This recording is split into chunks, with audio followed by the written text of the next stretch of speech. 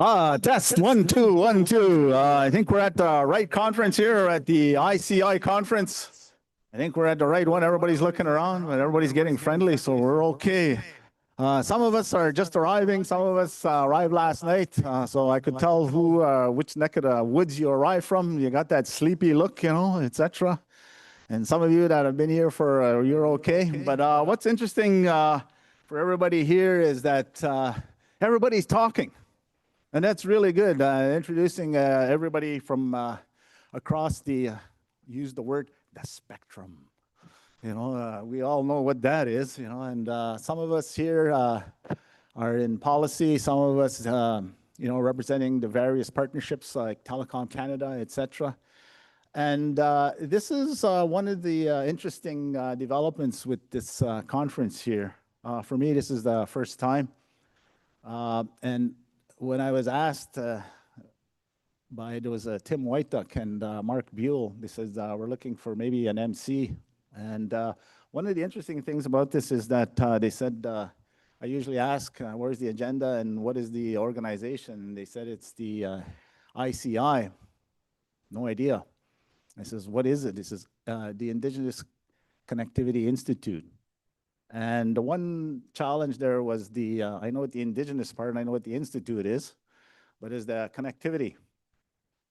And so I asked, okay, what is the connectivity part? And Tim Whiteduck explained it to me. He says, it's like what you see me doing at the community level. And Tim was our first connectivity person within our community of Gitaganzibi, which is an hour and a half north of here. And he started out in the technical aspect, technical field, working here in Ottawa. And one of the things he did was he connected the school. We have a school in the community on reserve at community run, but we didn't have internet. So looking around the band office and said, and the teacher said, we have the internet. We need the internet. So guess what? Everybody looked at Tim. He knows some of that. So it fell on his duties and responsibilities.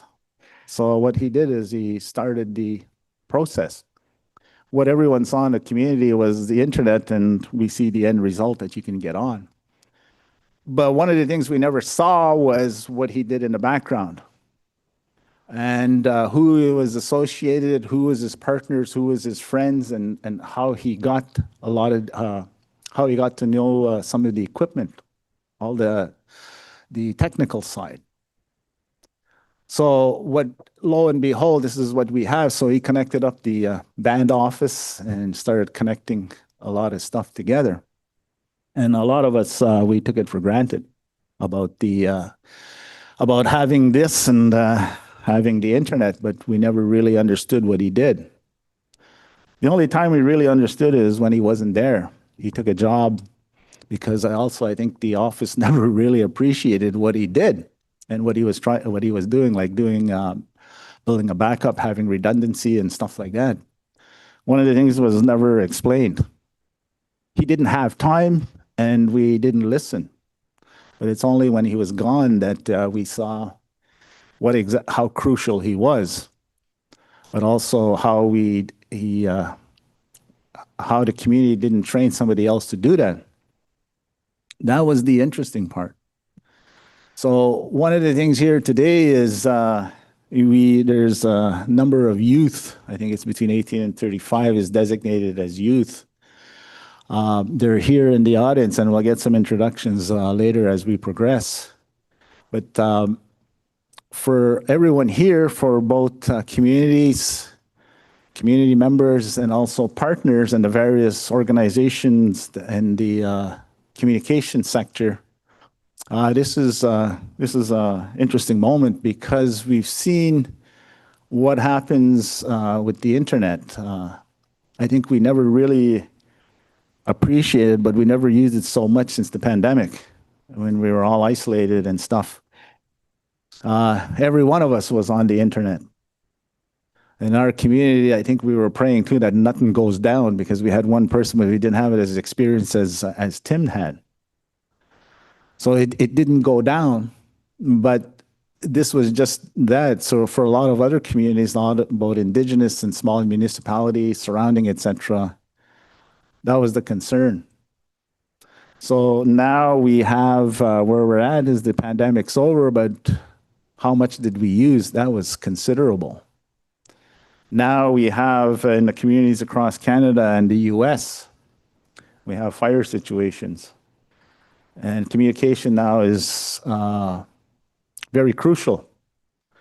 Crucial internally to the community, but exterior to all the support people that come into the community, like firefighters and all the rescue and all of those. So we don't see that. And what do we have that exists and how do we protect it or how do we safeguard it? Those are the things that kind of need to be examined.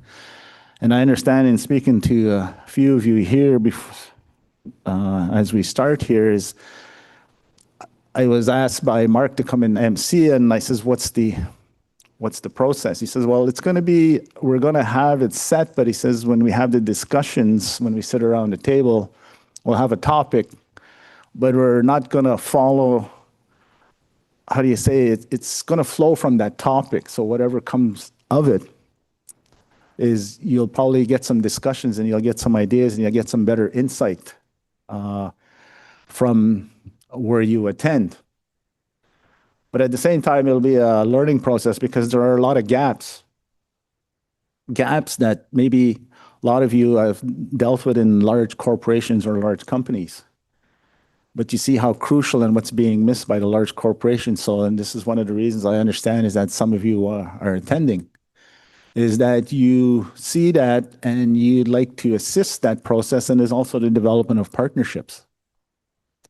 And it's important because now it's like when we look at systems, they're almost independent by themselves, and it's almost of the situations that we deal with.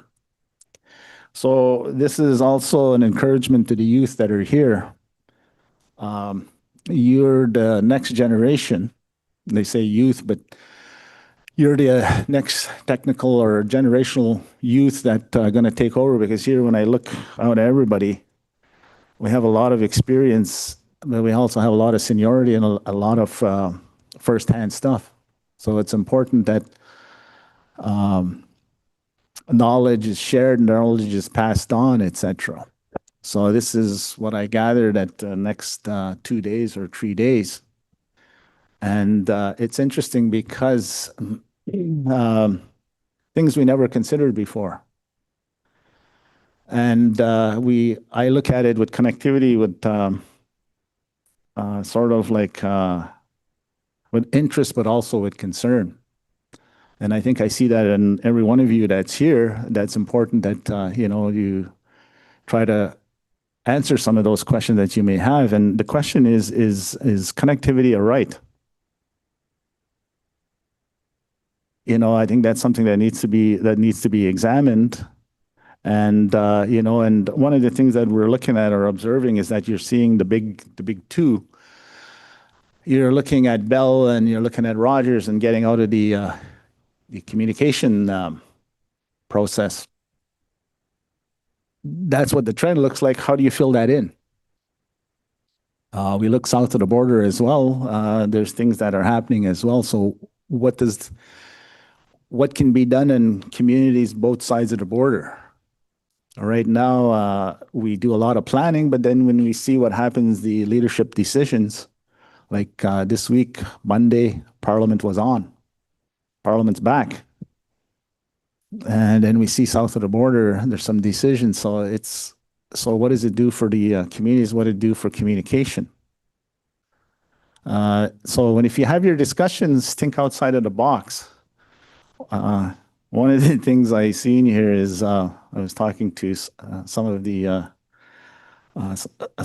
here, and for the youth, there's a lot of creativity, and one of the things I see is like commercials, Indigenous commercials or Indigenous community-related commercials from people around the world. For that, we're here with ICI and ICS, is that I could see two Indigenous youth sitting at a table. One is having a bowl of cereal.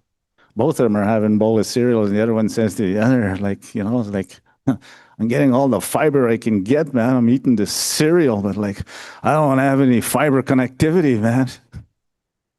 It's like, so what do we do about it, man? And the other one says, I heard about this so-and-so, you better go and check. Maybe we'll get something, Heard something about Telecom Canada or etc.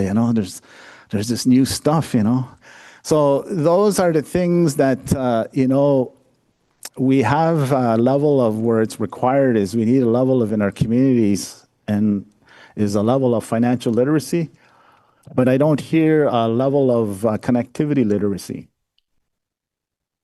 And that's the one that's crucial because they go hand in hand. And you are all the connectivity people. And I think this is what needs to be explained or needs to be shared, and it needs some kind of also for the youth. If you're looking at, there's aspects of, you're looking at, you have a particularly aspect, a particular interest, look at it as a broader parameter as well. And that's important because this is how you move it forward. And I understand this is the third meeting, the third conference that everyone was member to. So these are the things that you hopefully we can get across, or you'll get across amongst the tables and the things that you go to. So with that, my name is Fred McGregor. I'm the Indigenous Connectivity Fred McGregor. Omamune ni aki ni ndonda na ki aingi taganzi being nonjaba. And I'll also give you greetings. I give you greetings in Kwe, Sego, Tanse, Wache, and Nani Wujo. And people ask me, what is the translation? Well, first of all, it's Fred McGregor is the one who lands. Every Indigenous person has a name, is given a name or a family name. And it's usually land or celestial or related. At the same time, you always say the land of origin. Omaumuniniaki, if you look at the Ottawa River and Gatineau, the perpendicular, I'm on either side of the Gatineau, which runs north-south, and also between a little bit north of the Ottawa River and a little bit south. And also they're saying this is unceded Algonquin territory. I'm a non-treaty person. For members around here in our audience here, for the original people, First Nations and First Nations in the US and First Nations in Canada, a lot of, some of us have treaties. I'm not a treaty member. There are peace and friendship treaties, and then there are numbered treaties. Because of part of history, and I think it's the Quebec Act, there was two things or three things that was provided. One was religious freedom, civil law, everywhere else it's common, and the other one was couldn't make treaties because they're under British rule. So there's a section here that it's why it's unceded. In Quebec, there's the JBNQA, which they call a modern day treaty. It's more like a service agreement for the dams, etc. But the Crees have entered partnerships or forced the province in order to do some of this stuff, and one of them is the connectivity issue. So those are the things, and the other one is the greetings. One of them is Mohawk, because I have Mohawk relatives. If you go to Montreal, on the left side, you'll see the Lake of Two Mountains. This is why I say the greetings. It's neighbors, and it's also relatives, and that's important. Because why? You know the land, you know the areas, and a lot of Indigenous communities across Canada and the US, you know your backyards, you know what's there. But I think what it is there is this is where we need the partnerships to be able to do what we want to do and safeguard in our communities. But also to see what we have that can be shared and vice versa. So it's not an easy thing, but we're in a state of flux. So it's kind of a little bit of a challenge. So with that, this is where I'll do the I guess the introduction part. I'm not sure how else for some that are smudged, you smudge with our elder, but maybe we'll get Karen. Karen will get you to come up.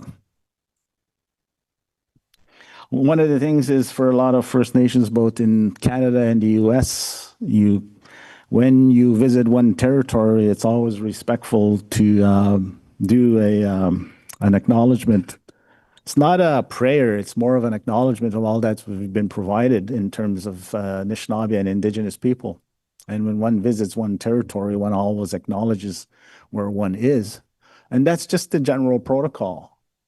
One of the things is we're all human beings. We're the four colors, and when I look out in the audience, I see all the four colors.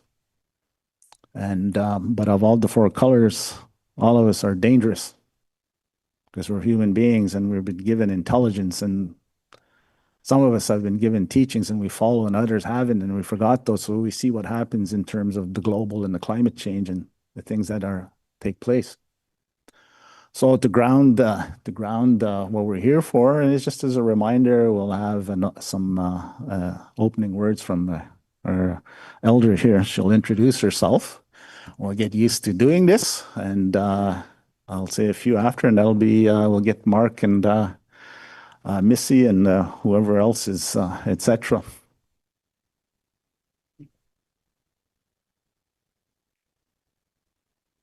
I'm short.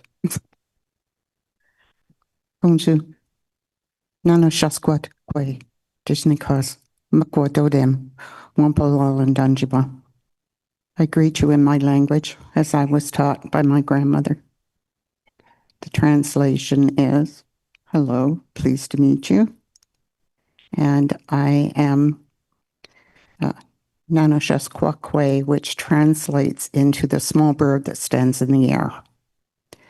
I am from Wampul Island, or Benjuanigan, which is translated into Three Fires.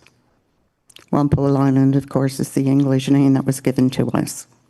And we're located in Lake St. Clair on the Great Lakes. I am Chippewa, originally from the United States. And I am from the Bear Clan. I am honored to be here on the unceded territory of the Algonquin people, in which I've been living here now for 30 years and feel blessed that I am able to do that. And yes, I have been to Kittiganzibi because I have friends that live there. It's very special to be asked to be at this convention.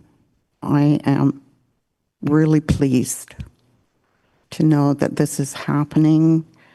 I had to look it up too because I had never heard of this particular group. That's not your fault, that's mine. At my age, I'm 80.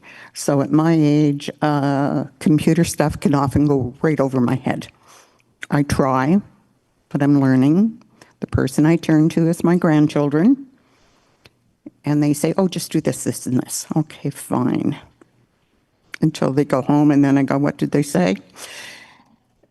Anyway, it's good to be here because I have been to a number of different conventions. The last few that I've been to was around AI. As I say that with a trepidation. So one of the things that I think this group, that I'm really happy to know about you guys, and that you can develop these network systems and be able to communicate, because I'm one of the survivors who lost their language, which means we didn't have a way to communicate with my own people. Still have trouble because my eardrums were damaged as a child, and so pronunciations become very hard for me. I learned to speak English well, though, and I got a very good English education because my parents decided to send me to live with an English aunt As you can tell, there's English running in me. So they sent me to live with my English aunt so that I would be educated and not be sent back to residential schools. So I am really happy to know that you folks are out there, that you'll be able to connect with making these connections so that we can have a way of passing on to each other our knowledge. As was said, knowledge is one of the things that we've lost a lot of, and we need to be able to give that to our children. I'm going to be honored tomorrow by spending the whole day in a school, going from class to class, giving teachings, our traditional knowledge. And that's a blessing. And when my grandchildren, you know, I'm not there all the time, they don't live in Ottawa, I'll say, go on the internet. My grandson gets on the internet. And a lot of times they can look up things, but we have to make sure they're correct. You know, that the knowledge they're getting is good knowledge. And I'm sure that's what you folks are all for, because you're leaders. Do any of you know the goose teaching? Mm-hmm. Know when to lead and when to follow? Very important teaching. If you don't know it, look it up. It teaches us how to lead, the importance of being a leader, but also being important to know when you need to follow the people that are out there. What is it the people want? We are very bright, and sometimes we think we're the only ones that know. But in reality, we are taught that we need to lead and when we follow. And as was mentioned, 4 directions teaches us about leading and following because it's a way of life. So all of those teachings will help you in your job, believe it or not, to move forward. And I'm grateful for that. And I'm grateful to be here to share with you. Oh, and by the way, if you didn't smudge, I'm sorry, the smudge had to be shut down because we're only allowed to run the smudge for an hour because of the smoke detectors. So at this point, the smudge has been turned off for us. I let it burn out. So and the reason, does everybody know why the smudge was running? Or the fact that I smudged the room? How many were born or raised in the Catholic or Anglican Church? Well, as you know, they use incense in the church. And I was really curious as a child to find out why. And then which I never found out, by the way, as a child, but as an adult, one of my brother's friends went in to become a priest. I cornered him one day and I said, why do you use smoke in the church? And he said, it's frankincense and myrrh, and it's to remove the negative energy from the room, from the church. And guess what? That's what we do with sage, sweetgrass, cedar. Tobacco is an offering. So this is similar. Creator made it so beautiful because we're all connected. It's only when we force our beliefs on others that it becomes wrong. Everybody has their own belief system out there, and that's all okay. But that was why I smudged in here today, was to make sure that you had good energy in this room to perform all the wonderful tasks that you need to perform. So I'm going to take a moment now to give thanks. We give thanks to Grandfather Sun, who rose in the sky this morning, who brings us warmth and brings us healing. We give thanks to the rain people that we hope will come in, the cloud people, to bring the rain, because we need it. And we need it particularly in the forest fire areas. We give thanks to the four-leggeds, who are our relations, because we're all equal. And they feed us, they make us laugh, they bring us such joy. All we have to do is take the time to look and to learn.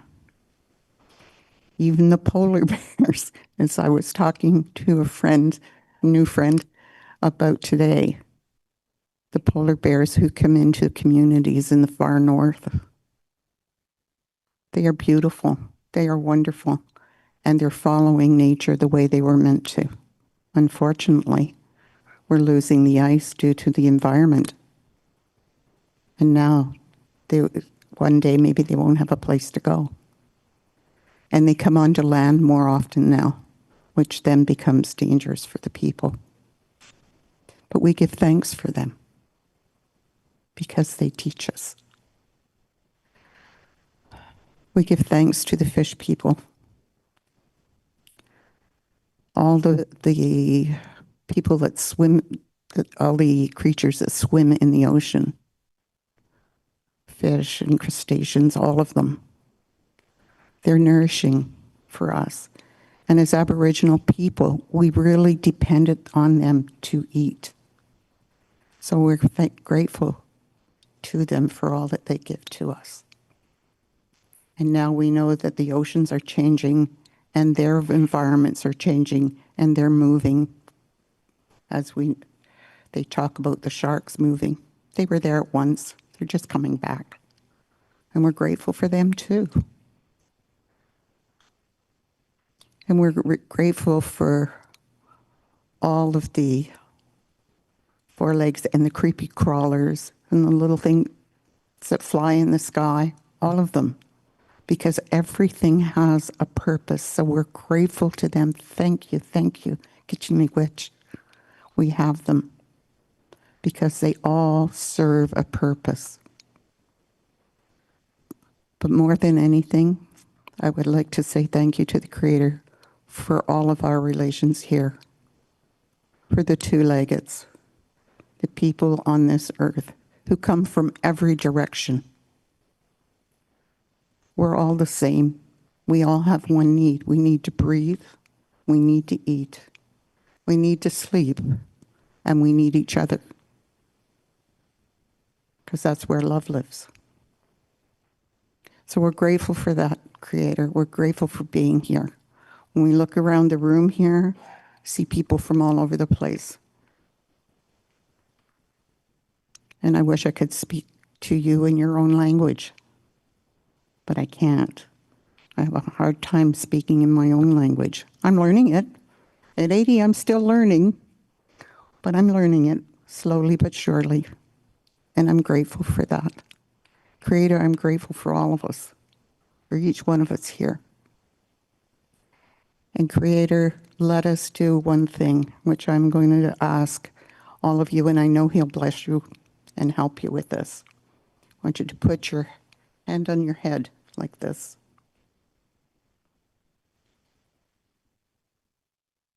And this is where all your thoughts and your creativity lives. And I want you to put your hand on your heart. And over the next 3 days that you're here, I want you to be able to remember to take what's in your head into your heart, and your heart won't lie to you. It will always tell you the truth. Is your idea a good one? Will it help the people? Will it help you develop this great thing that you're working on, the internet? Will the things that you learn be able to be taken in a good way?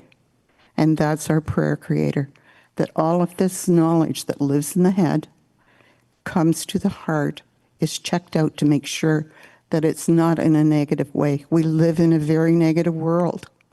We live in a very frightening world today. I know too much history, I'm sorry. History was my escape. When I was a child, I read history till it came out my ears. And I see things happening now that scares me. And I wish those people would take the things out of their head and into their heart, that their heart belong to the people. And that's my prayer for here today and for the rest of the week, that all of you remember head, heart, that belongs to the people. So I say, Kitchi Miigwech, and all my relations.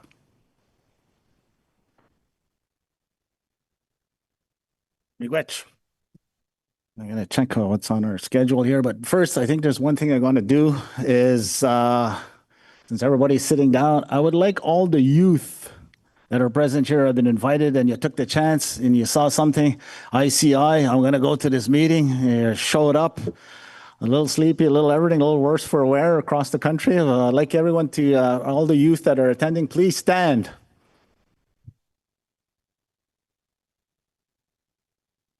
Let's give them a hand out there.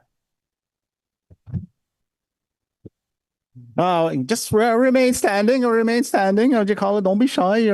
So you're the next generation, but also first timers for ICI that you've attended. First timers. Ooh. Woo! See, youth, you're not alone. They decided to come by. Okay, for all the organizations that run telecom or anything, remain standing. And for anybody else that these partners or organizations like Telecom, Telesat, any of those organizations, please stand as well. Okay. Also, for all the First Nation representatives from the communities, you remain standing. First Nation community reps. Okay, stand up. Okay, raise your hands for all the First Nation communities. Okay, I want to see where you are. Okay. Now, for the others, I'm not sure. Visitors, any visitors from across the world? Oh, we don't forget, we also have our visitors, our American relatives, all American relatives. Woohoo, okay. Anybody else that I'm forgetting, shout out there. I see a gentleman over here, he's smiling, he's got a Tim Hortons cup in front of him there. Which organization do you represent?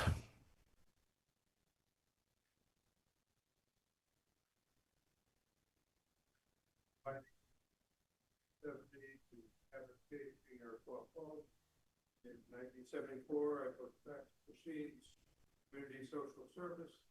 For the last 45 years, I've been connecting throughout the world and consulting with OEMs, communities, and bringing together people of like mind to connect. So I'm very much pulling the flag for you. All right, we got support. Now, anyone from the various government departments? Various government departments. Okay, I see some sitting. The gentleman behind you, he has, yeah. Where you, what organization you represent or? All right, okay. So I'll get everybody to stand real quick. We're gonna get everybody to stand. I'm gonna give you what Karen says, missing the language, give you a quick one.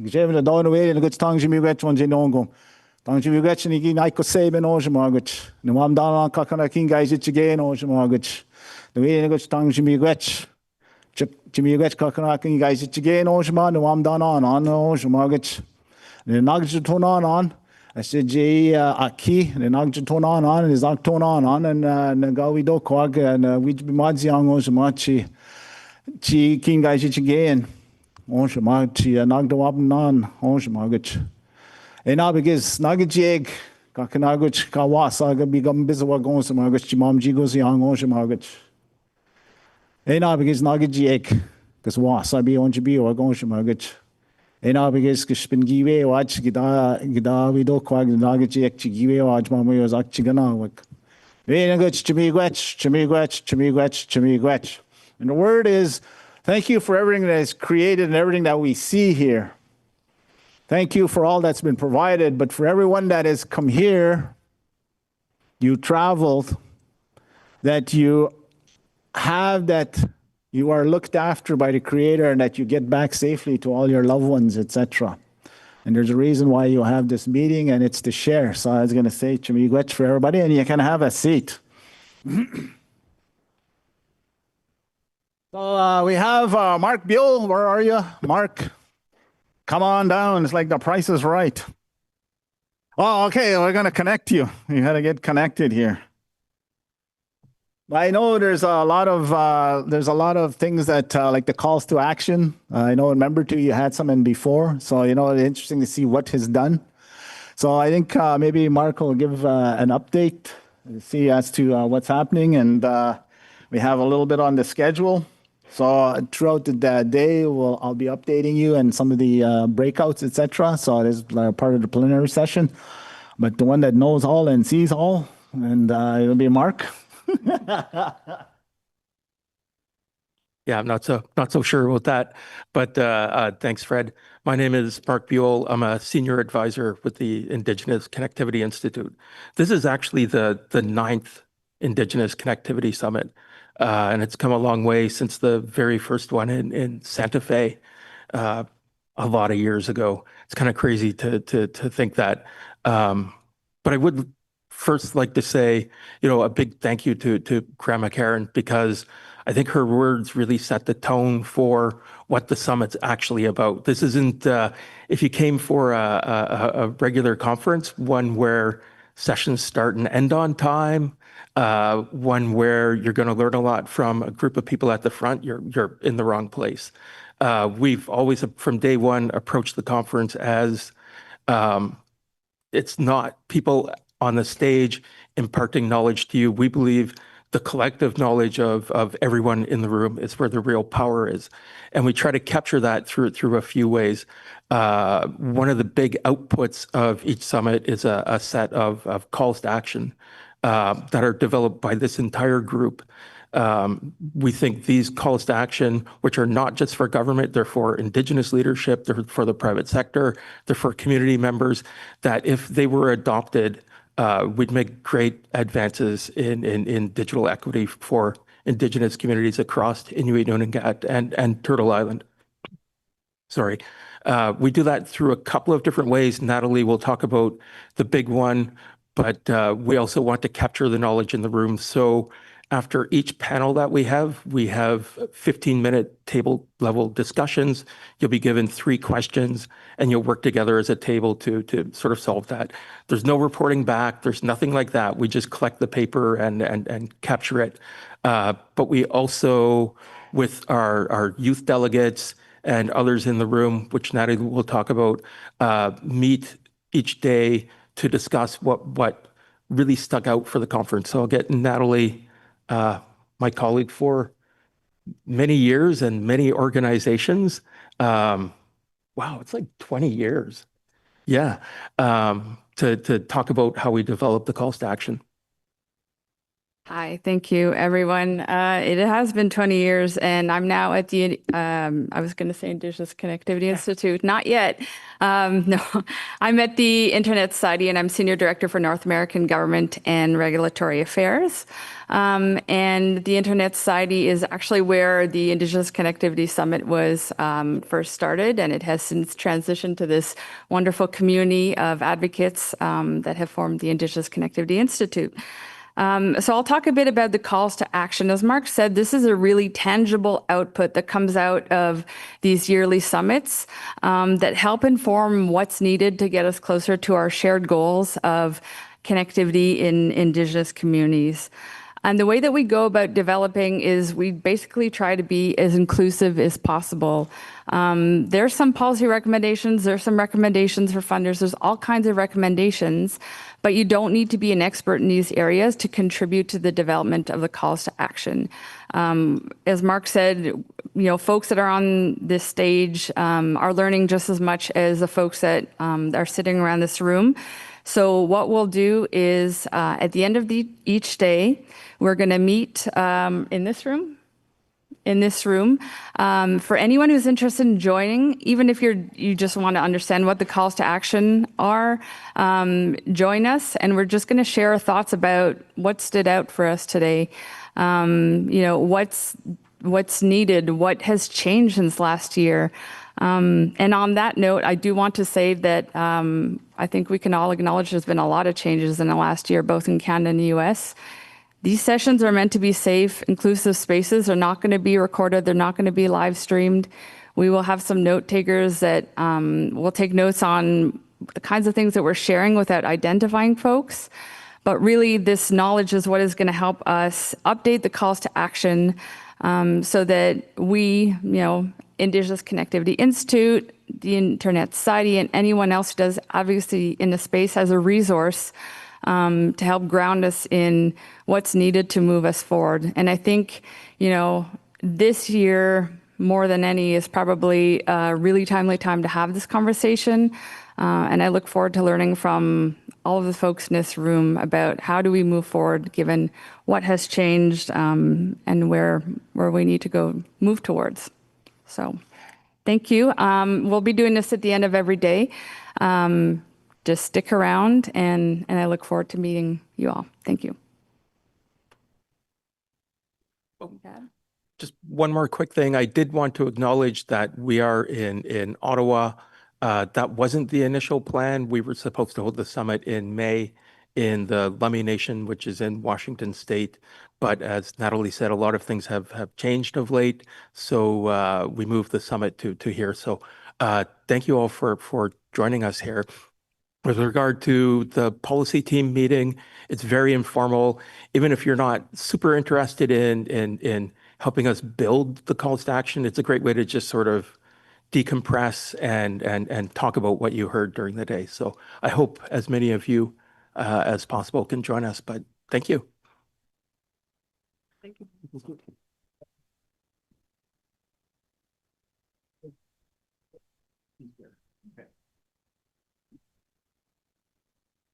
All right, and just like Matthew McConaughey, all right. Just like I remember that one. He came on the stage, and it was interesting.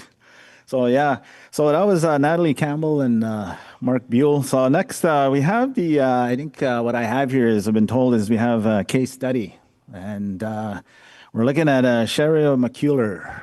Sherry, are you around? Whoa, okay, North Carolina, all the way. How'd you call it? Sherry, did the border guards give you a hard time? Not this time. Okay. Yeah, I think one of the concerns and one of the things that everybody's experiencing is depends who you are and where you cross some of those border challenges. And those are the things, and that's why I was teasing Sherry, like, she says, not this time. So we know there's some kind of little friction at times. So, like we said, here's Sherry. Well, first I want to get this mic down to my my level. Can you all hear me now? So, oh, good. My slide presentation is up there. So there are two things we want to do today.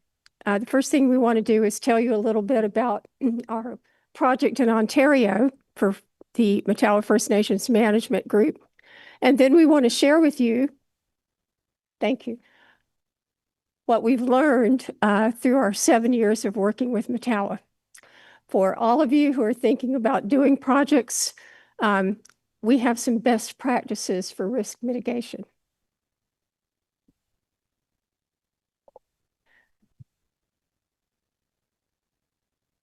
Is it working? I don't think so.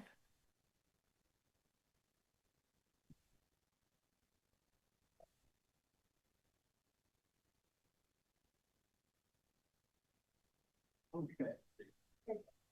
I'll just use my computer.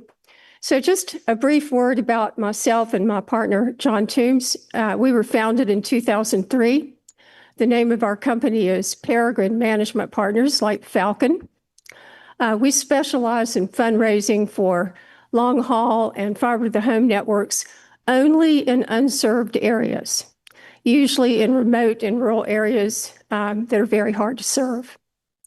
We've raised over $500 million for our clients to date with public, private, and nonprofit funding.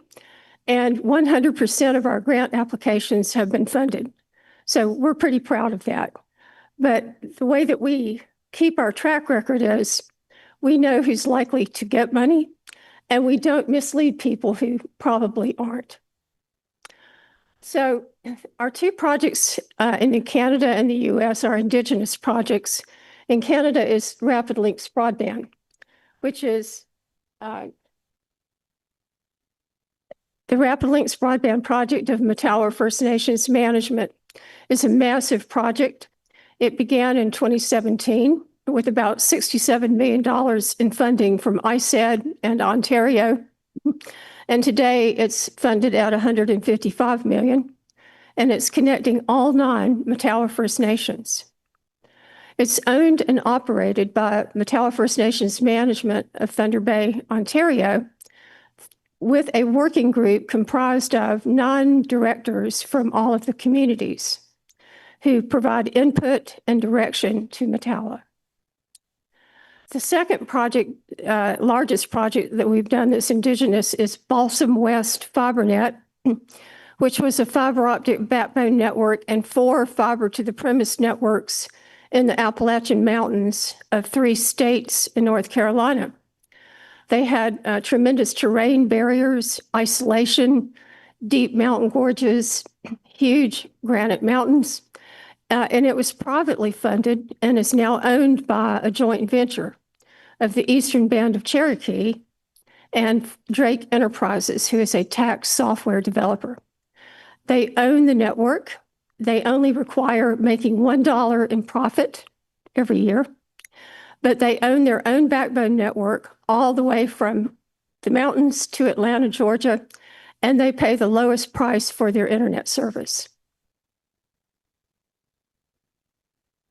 So a little bit about the McCuller project. It's actually 2 projects. It started in 2017 with a grant for the 5 remote communities, beginning in Araland and going through Martin Falls, Yamaton, Niskanega, Webequie, and Nebanamic. That was a $67 million project covering 726 kilometers of backbone fiber and connecting 5 of the communities on fiber to the home. All of the engineering was funded by Indigenous Services Canada. All of the construction was funded by ISAID and Ontario Mines in 2018.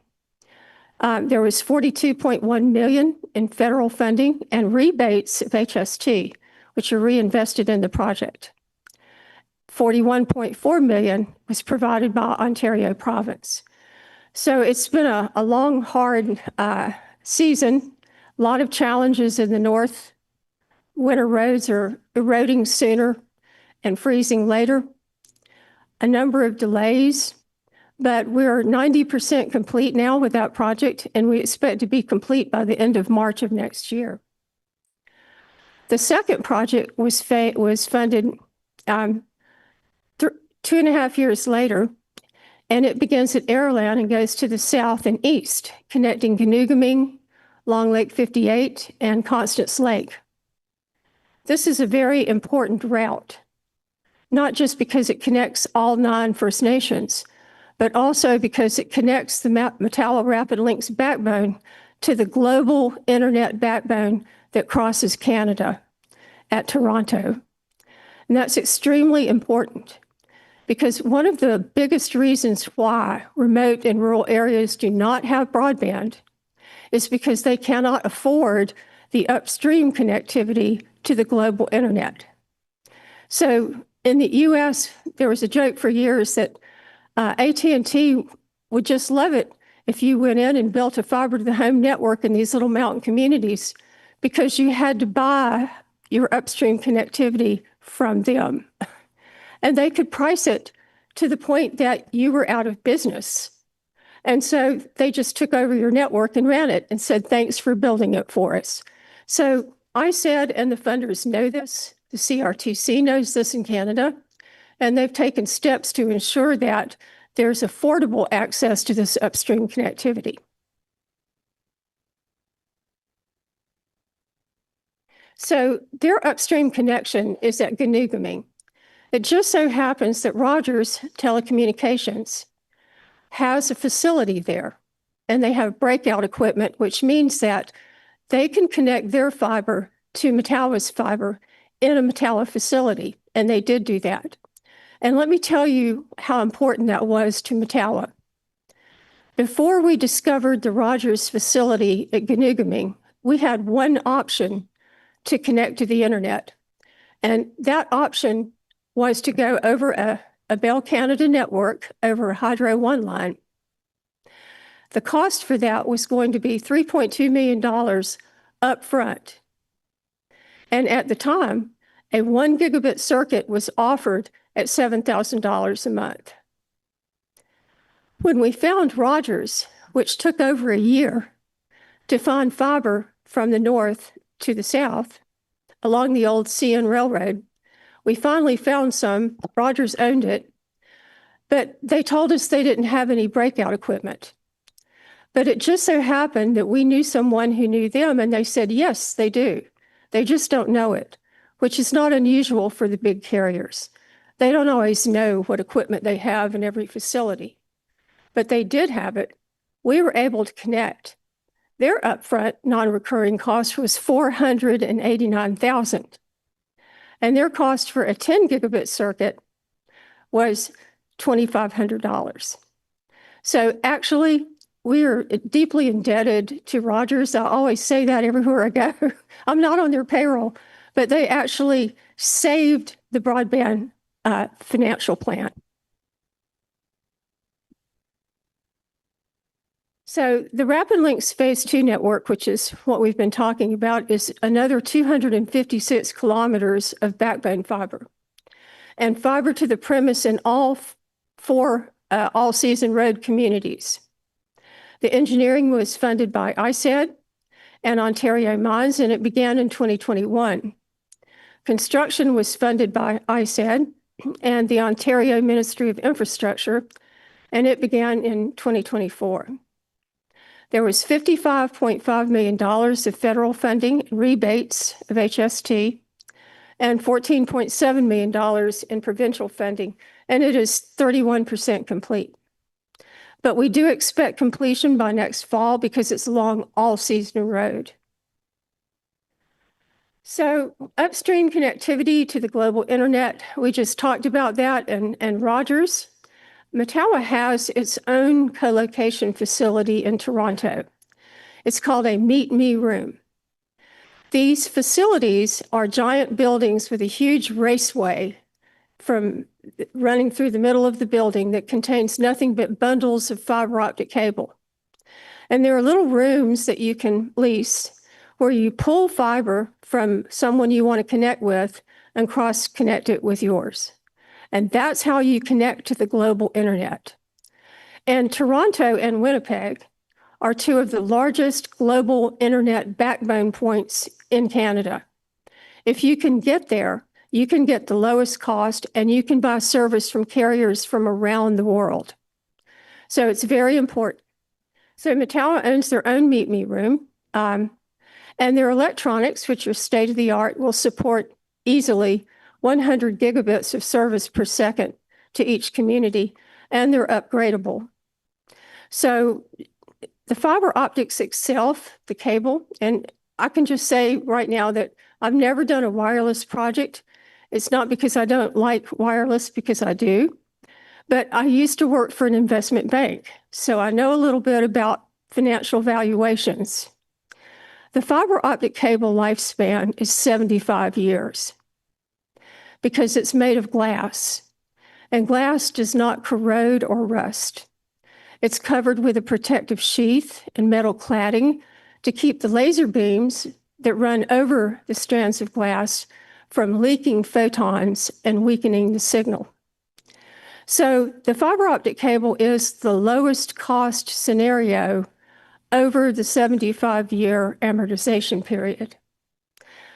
Wireless doesn't contain media. It's all about the electronics. Electronics have to be replaced every 7 to 15 years. So when you look at it on an amortization basis of 40 years, fiber is actually the least cost alternative. It's also the fastest and most secure form of communications in the world. So risk mitigation strategies. We think we can best help other communities that are planning to build networks by telling you what can go wrong, not what can go right, because these are things that are deal stoppers. They can just stop a project in their tracks because they cost money, you can't get a permit, or you've got defects. And so, especially in rural and remote areas of Canada where you've got very unique risk, superficial bedrock, boulder fields as big as a truck, wetlands, severe winter weather, and eroding winter roads. The winter roads are a big problem in the north now because they're freezing later and thawing earlier. So, and wildfires, which have become more frequent and hotter than at any time in the past, which is why we no longer recommend aerial for backbone fiber. It should be buried. But in the interest of time today, we're just going to run through these really fast. I'm not going to read my slides. I'll just tell you, but risk mitigation strategy number one, this is the thing that most people do wrong. Fail to include overhead in your project and fail to include inflation. Inflation in 2 years in Canada was about 4.3%. And so on a $60 million project, that was $2.85 million, just because of the time factor. You should also make sure that you include a contingency, and you can't call it a contingency because that is not an eligible award expenditure. So what you have to do is raise your pricing for your construction, labor, and materials. And we recommend 15% at minimum for projects in the Canadian Shield because you are going to hit rock and you will be drilling. Risk strategy number two, there are some people in this audience who probably won't agree with us, or they will, but they won't like it, which is to separate your engineer and your construction contractor. Design build projects are great for things like roads where you're going to do it the same way every time and you can see what you're doing. They're not really so great for underground networks. Once that network is under the ground, you can't see it.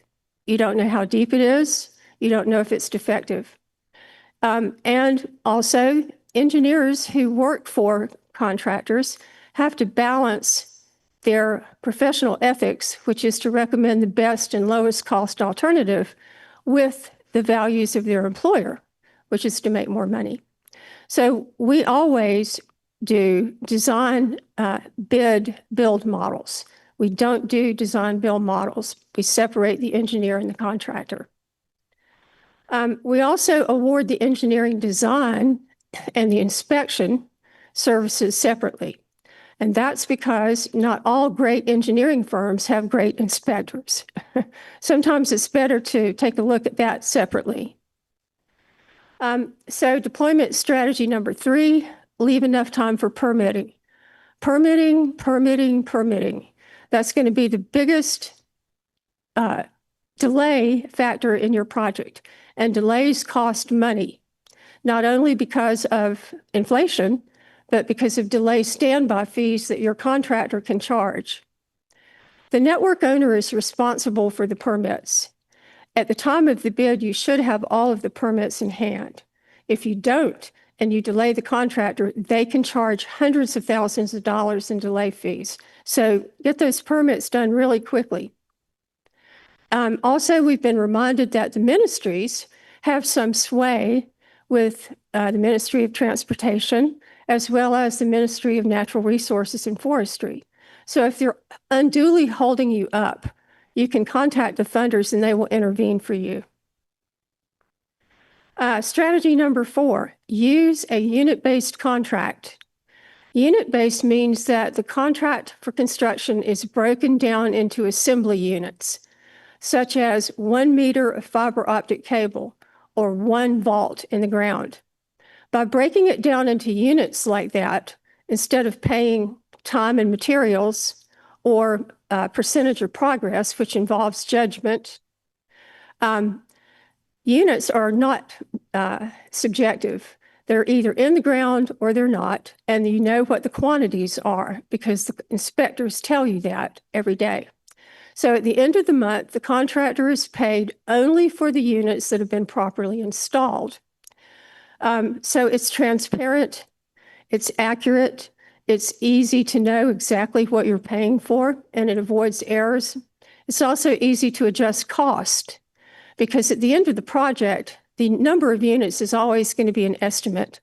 The contractor will be paid for what's actually placed, not what you told them that it would be placed. So it's good for the contractor as well. Risk strategy number 5 is the contract, obviously. The contract that we use is a U.S. federal government contract. It's probably one of the best things the U.S. federal government has ever done because they've been funding projects like this from the Agriculture Department for about 85 years. So the funders know every trick in the book, and they know how to forestall them when you're in construction. So the whole idea is to keep the number of change requests and overruns down.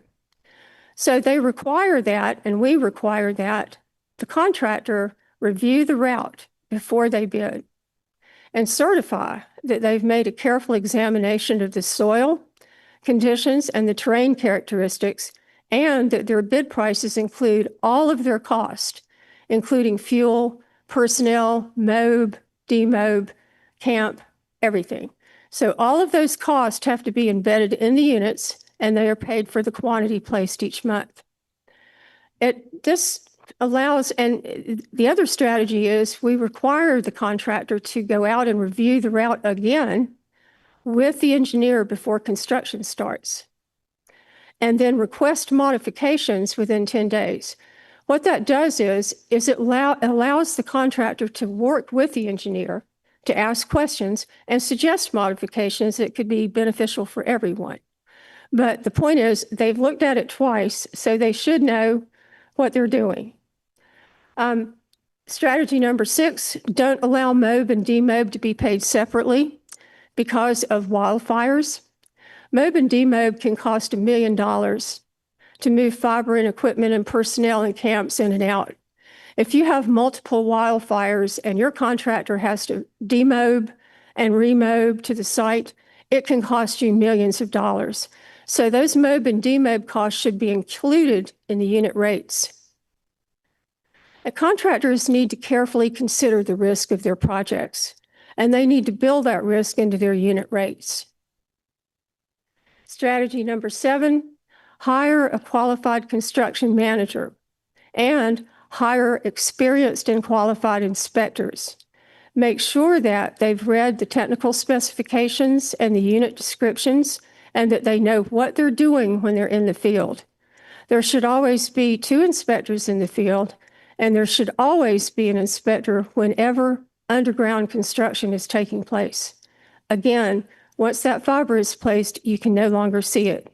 You don't know if it's 4 inches or 4 feet.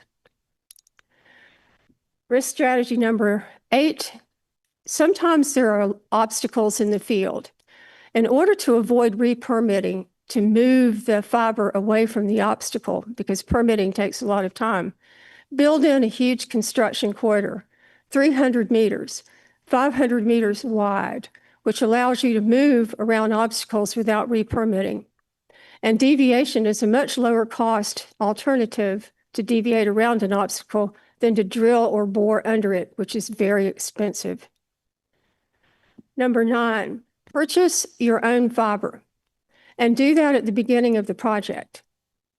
Contractors like to mark up materials because they can control their profit margin, unlike personnel and labor. So they mark up fiber optic cable a good bit. By buying your own fiber, you can save $1 million or more, and then you advance that to the contractor for use in the project.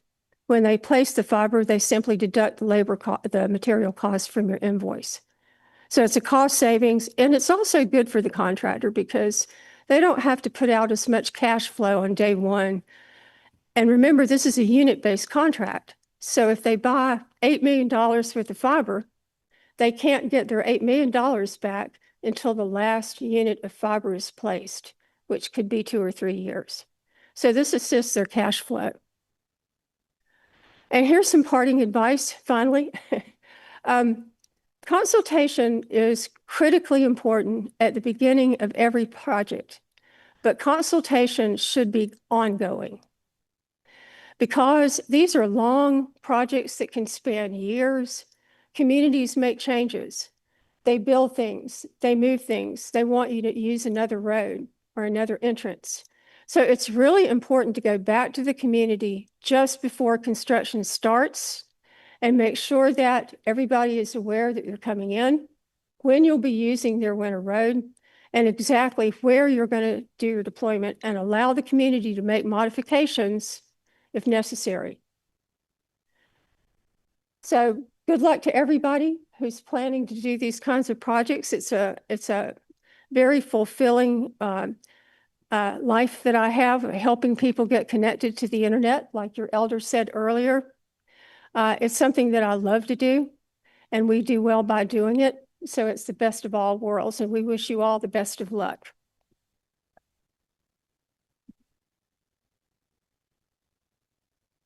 I'm gonna say, thank you very much, Sherry. You know, I think when they see Sherry coming, or when she comes at the foreground, anybody in a project on a government or whoever, they have second thoughts about dealing with Sherry. Sherry, miigwech, definitely that's a lot of information. And I think those are the considerations, especially now in terms of what's happening in to weigh the volatility of the interest rate and stuff. And I think one of the things for the youth, there's an aspect in there of like project management, et cetera. And those are the things that we need to see and to understand that any delays or anything like this, it costs, but I think it's that kind of thinking and foresight that's required. And this is not just a simple undertaking. And I think this is where I mentioned earlier, we have financial literacy and we need connectivity literacy. And I think what I got from Sherry, thank you very much, Sherry. I think what it is this connectivity literacy. There are things that she explains and pointed out very quickly as to when you're dealing with a project, especially like fiber optic. And it's a project that has a serious commitment, but also it takes a lot of planning. So if everybody is okay, we're going to move along. But before I go, is Sherry, you're from where did you say you were from? North Carolina?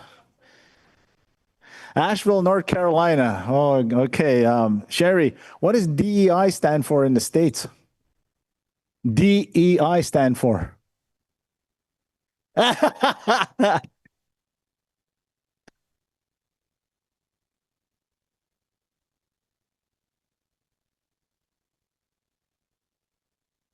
Okay, so and what's happening with that? Is it done away with?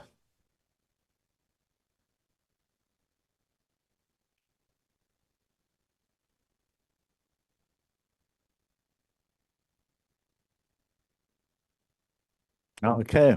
Well, so we heard it from Sherry. I think we ought to do one. We'll get out T-shirts for this one for ICI.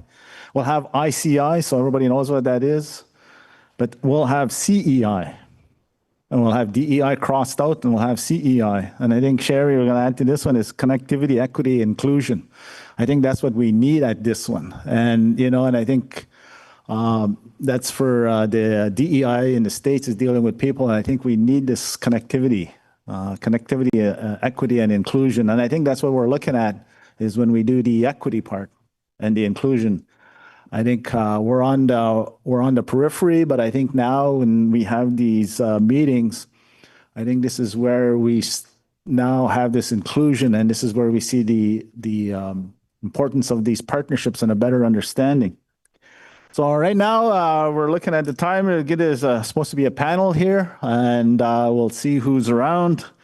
There's Kathleen Lafferty, if you're around.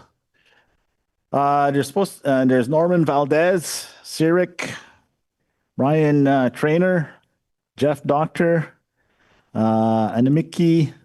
We have Dan Clouston. Yes. First Nations Technology Council. We'll have Olivia Cragg. We have FNIGC. And our moderator here will be Catilia Lafferty. And there's also a Dan Clouston is going to be a virtual. Oh, okay. Jerry says he's pressed into service.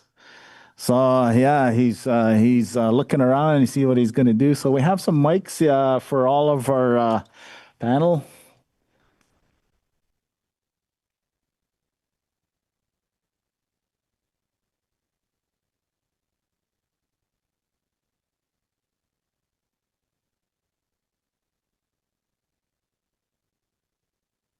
Okay, so on the wait a minute, Jerry, you're not going away yet, though, right? On the for our guests here, I think they have cordless mics. If you just look at them, there's an on and off button. So whenever you want to speak, yep, you can just share, etc. So and here we'll take you to your moderator. Here's Jerry. This is the ICI show. Well, this guy, Asika. My name is Jerry Lawson. My Helchik name is Malagus. I'm from Bella Bella, BC, about 500 kilometers north of Vancouver. But I live and work in the unceded ancestral territory of the Hunkaminam-speaking Musqueam people. I manage something called the Oral History and Language Lab at the University of British Columbia Museum of Anthropology. I'm really pleased to be moderating this amazing panel and wanted to start off with just a quick note on digital equity. It's the notion that people should have the equal access to the ability to use digital technologies and resources to participate fully in society. And think about what society is and what society means. Generally, as Indigenous people, we get the tools to participate in an assimilated way into mainstream Western society. And when we look at digital equity and the need for affordable connectivity, the appropriate devices, affordable or appropriate digital literacy and applications, those should serve us within our Indigenous communities. And I'm really excited to hear from this group. I want to start by saying we know AI is transformational. We know AI is dangerous. We must engage in major emerging technologies, Indigenous people, or else we're going to be left behind or run over by it. So with that, I'm going to let the panelists introduce themselves and carry on with the discussion. So thank you. And we can start with Olivia. Hello, everybody. My name is Olivia.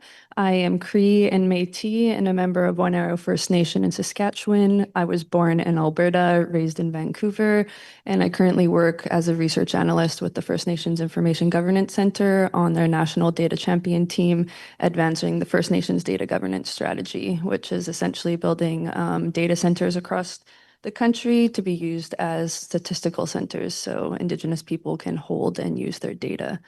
I previously worked in Indigenous cancer research, and I participated in the MILA program called Indigenous Pathfinders. That was Quebec's AI Institute. And as part of that program, I developed a project that aimed to address the gaps that inhibit Indigenous people from adopting AI. So one being the connectivity piece, the second being the governance piece, and the third being the workforce pipeline. So, yeah.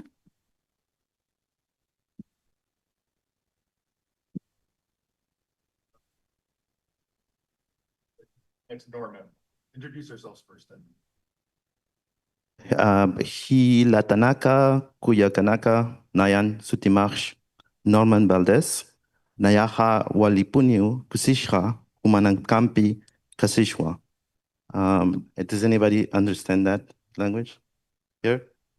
So that language I spoke is Aymara. And what I said was, hello, brothers and sisters. My name is Norman Valdez, and I'm happy to be here with you.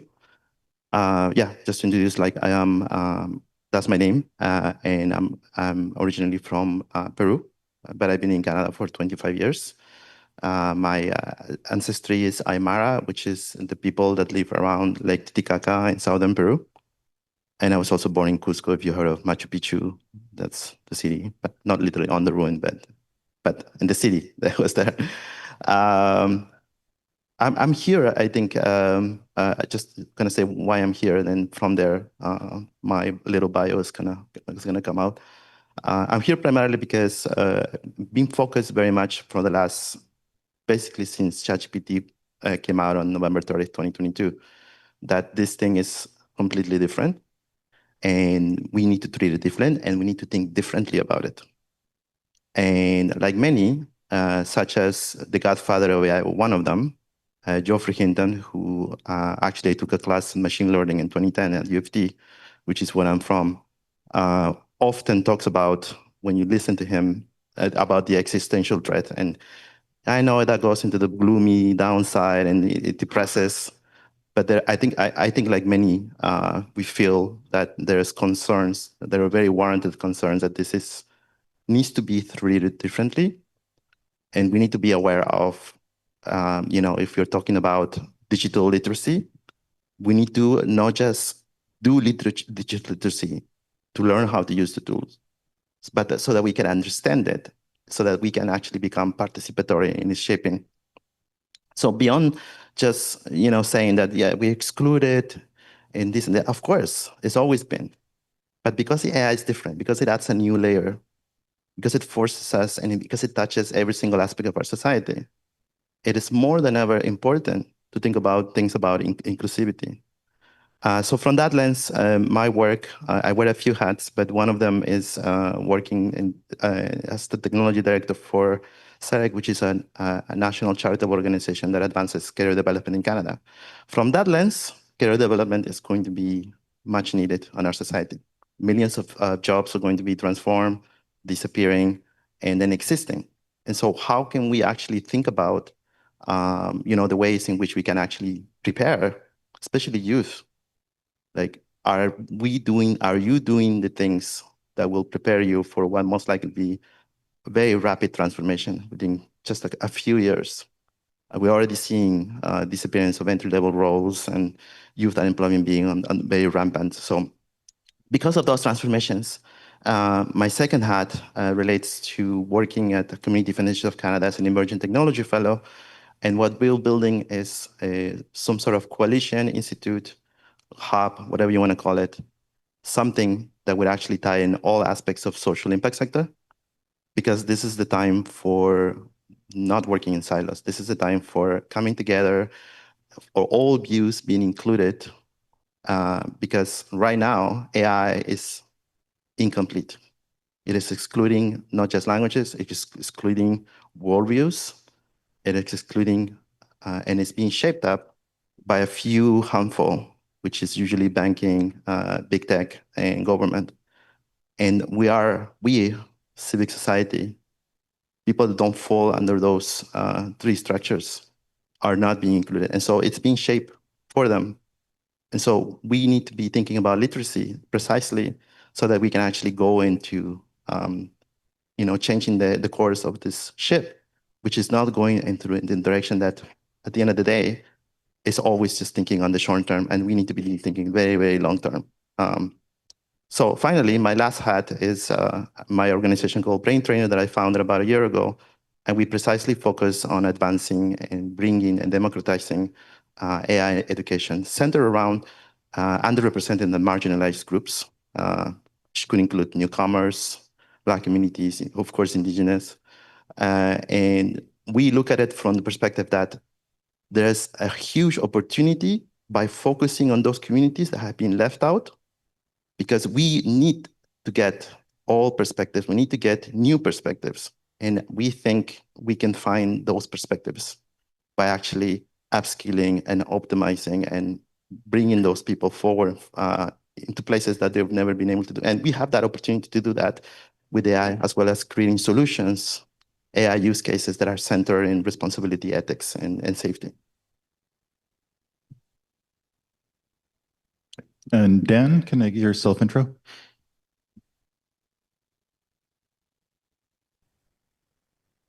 Yes. Good morning. Is the microphone working okay? Yes. Okay, great. Hello, everyone. So glad to be here virtually with you all this morning. My name is Dan Clouston. I'm joining today from traditional ancestral Clouston Nation territory on the West Coast.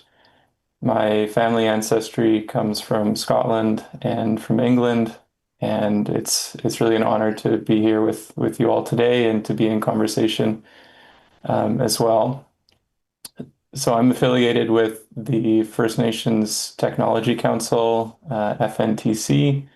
We are an Indigenous-led nonprofit mandated by First Nations leadership in British Columbia, and we work to advance digital literacy, improve internet connectivity, and provide guidance on data and digital technologies for all of the 204 First Nations across the province. And I've been with the FNTC since 2019 in roles as both an instructor and now manager of digital skills and career development, through which I'm focusing on developing and delivering digital skills training to post-secondary Indigenous learners. These are from introductory to more advanced specialized programs, very much within FNTC's digital skills mandate.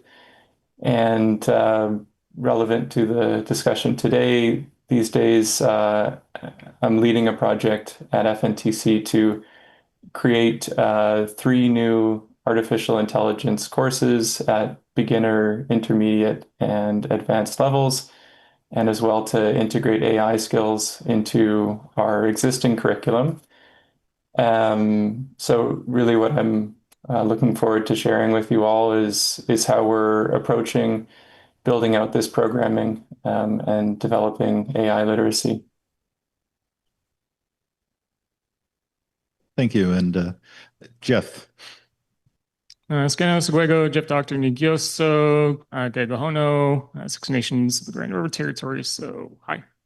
I'm Jeff. I am Cayuga from Six Nations. We're located just southwest of Toronto, about an hour by car. Originally, our home territories are upstate New York, but we've been dispossessed for a long time by the Americans after the American Revolution. Long story. And so I come from Haudenosaunee folks who went to Grand River. It's a bit about me and where I'm coming from. Professionally speaking, I work for a company called Animikii.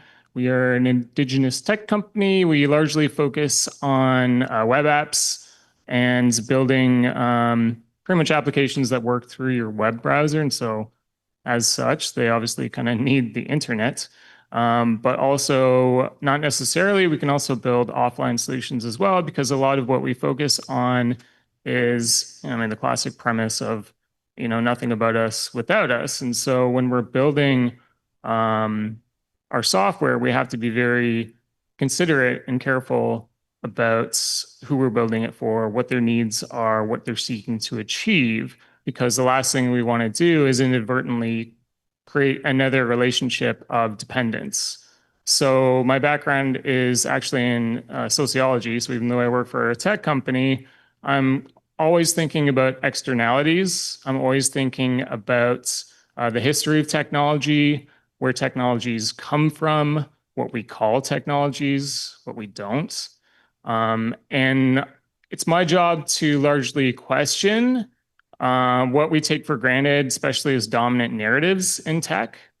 And so when folks come to us asking about something like so-called AI, because they heard about it on TV or on the news, the radio, or can't go anywhere these days without hearing that particular term, folks often think, oh, I need this. And it's my job to sit there and look at them like, do you though? So that's where I'm coming from, I guess, in this particular discussion. So I guess I'll leave it at that. Thank you. As I've said, an amazing panel. At times I couldn't quite tell if we were in the presentation or still in the, they're so experienced and amazing at what we're about to talk about. So if Olivia, would you like to come to the podium and give your talk, or did you do it already?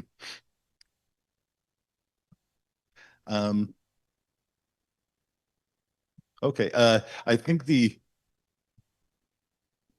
oh, okay. I just making this up as I go along to your presentation. Okay, so we're clearly figuring this out as we go. So let's excellent. So I'm going to start off with a question, and how can communities assert and maintain sovereignty over their own data in the age of AI? And I think I'll start with Olivia, directed that one. Okay. Yeah, I guess I'm always thinking about the communities that aren't connected and are dealing with real world issues on the ground and may not even know about AI or care about it. And so I think that it's the responsibility of us who are pushing this forward to really think about those communities in every step of whatever process we're doing. That can look like Indigenous data impact assessments for when tools are being developed and deployed, as well as benefit sharing clauses or OCAP anchored contracts for when models are creating value. I think for communities also really focusing on building the local economy, and so fostering community-owned ISPs for those communities that aren't connected so that money and data can stay in the nation, as well as working for like pathways for people to work from home. So I think that Indigenous people in tech are a hot commodity and often are ripped away far from their home communities. So really creating opportunities for them to stay in nation and stay close to their families. And then as well I think digital tools are really beneficial when they're used properly. And so if we can help communities to cut out the middleman for a lot of admin processes, those funds can be redirected elsewhere. And lastly, allowing these communities to decide when to opt in. So to build on what you were saying, I don't think that, yes, AI is a big word right now, but a lot of communities might not necessarily need that right now. So not forcing them to enter an environment that they may not be ready for, but working to have all the supports available for them to really adopt it in a ethical way when they are ready. So. Thank you so much. And I started with Olivia because the First Nations Indigenous Information Governance Center is a world leader in Indigenous data sovereignty. And things like OCAP have been used for well over a decade now, maybe 2 decades, by information professionals, by nations in standardizing the practices around how we keep our information safe. And with that, I'd like to open it up to the panel for the same question. And that is, how do communities assert and maintain sovereignty over their own data in the age of AI? Yeah, so I find this a interesting question, especially now in the larger Canadian context, where this notion of digital sovereignty is suddenly like, now Canadians are all like, oh no, our sovereignty is being threatened. And I'm sure like I'm sitting here, like a lot of folks in this room that's like, first time? Like, it's just like, and so where I'm coming from in that sense is like so-called AI, and I use that preface a lot because I think it's very important to be very clear at all times when, like, what the heck are we actually talking about? AI as a term or a moniker or whatever, like I've been in tech long enough to know that like there's always some fad. There's always some like thing that's just like always got to be the thing. And it's very funny how quickly the last silly things were in like, do you remember like NFTs? Remember blockchain? Remember how like all that was going to change our lives and revolutionize everything? It's always the same narrative. It's always the same narrative. And AI as a term, as a concept, as a brand or whatever has been around a long time. And it cycles through certain kind of trends. And we're not really that different than where we've been before in terms of these hype cycles. The difference is that we're really allowing a lot of our data, of our intellectual property, the things we take for granted about the internet itself being taken advantage of and exploited. So I think that's a serious problem given the very nature of particularly large language model generative AI. Particularly that created by large tech companies who like are obviously the baddies. I mean, like come on, like it's pretty obvious given what they care about, what they're up to. I mean, so do you really want to trust major corporations who are now like the largest and most powerful and have the biggest market cap, even more than oil companies now, are now technology companies? And do you really trust them to have your best interests at heart? Do you really trust that they are creating things that are for your benefit? Or are they creating things that are meant to continue relations of exploitation, are meant to generate capital for them, are meant to really continue these long-standing relations of colonial exploitation under the guise of benefiting you? So I'm not going to tell you like whether or not you should or shouldn't use whatever. Like I don't like that framing of like everything being binary of like, oh, what's the pros or cons? Or like, it depends, totally depends. But I think when it comes to where we're at now, a lot has changed in terms of as we're putting things on the internet, it's this really nasty contradiction where the internet itself has been amazing in terms of distributing our knowledge, especially to members of our communities and our nations who have been dispossessed, disconnected, removed from our homes and our people, and have used the internet as a tool to learn things, to reach out, to quote unquote reconnect. And to do that, we've had to put a lot of information on the internet. We've had to leave it open because like that's how people can find us, our own people. But the problem is now we're at a point where it is now considered profitable for tech companies, like all these tech companies that basically take all this data, compile it, spit it out again back to us in this garbled mess that's just slop. It's slop, and it will always be slop because it's just a statistical probability engine. So do we really think that our knowledge, our wisdom, like the deeply embedded, like even spirituality of the way that we as Indigenous peoples have been around for a very long time can be truly replicated by a statistical probability machine that just extrudes like things that look convincing? Like, is that where we're at now? So I really worry, and I cautioned everyone at the last ICS a year ago that we're in this horrible contradictory space where if we contribute things on the open internet, and what I mean by that is if you put anything on a website that doesn't have a login wall, there's going to be a bot that's just going to scrape it, and who knows what's happening to that data. And then it gets replicated, it gets thrown up on a YouTube channel or on TikTok or whatever, and then the next generation of disconnected people see that as truth. They see that as reliable. They see that as an accurate manifestation of all of the depth and complexity of our cultures. They create their own content, and then that content gets ingested and spit out again. So it's like the era of salvage anthropology, but like 1,000 times worse.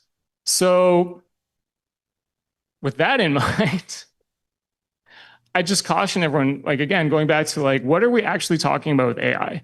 Because there's like that side of things, but there's a lot of like very useful things under the umbrella of AI that can be useful when it comes to transcription, when it comes to things like optical character recognition that allows us to go through a lot of records relatively quickly because there's so much information that we have to get back from archives, that we have to take back from the government, that we have to assess and organize, and then get back to our own people. And things under the umbrella of AI are part of those technologies. So I don't want to just sit here and be like, oh, all AI is bad. Like, which AI? So I'll stop there. Fantastic. And your description of putting things on the internet and public-facing data reminds me of when students started to study AI and tech bros would get so excited about finding public-facing data. They would discover It was the brand new colonialism where everything that was on the internet was terra nullius and available for scraping and taking and using in any way people wanted. So it's a dangerous space, but it's so amazingly beautiful for especially people who live away from our communities to be able to learn our language by public-facing data. So I want to give Dan a chance to hop in. It can be really difficult online to assert in a panel. So. Thanks, Jerry. And I guess to respond to the question and also listening to Jeff and Olivia's comments. So I'm coming very much from the perspective of creating programming and supporting literacy around AI through FNTC's work. And I guess to share about our overarching goal and philosophy guiding this work would be to present the landscape of AI in a balanced way, to address the aspects for optimism and also to address many concerns, and provide Indigenous people and communities that we serve the opportunity to and explore, to engage or possibly not to engage by choice with AI technologies in a way that aligns with their unique needs and priorities. And very much the starting place for us in developing courses and really everything that we're doing as an organization is engagement with the people that we serve. And currently at FNTC, we have a handful of engagement-oriented research projects underway. In relation to AI, the most notable is our digital transformation project. And we're seeking to understand what are the barriers to AI adoption, what are the opportunities of AI from the perspective of individuals and communities.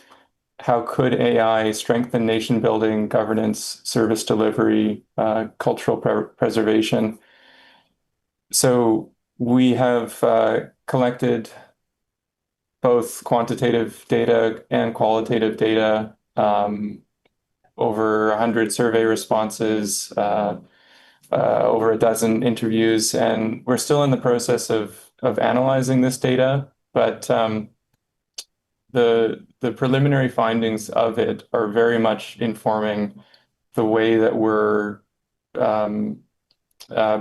approaching course development and AI literacy.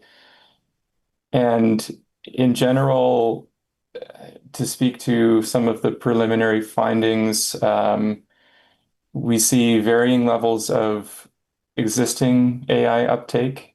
I should mention that our survey respondents are individuals who work at band councils, governments, and ECDEV corporations.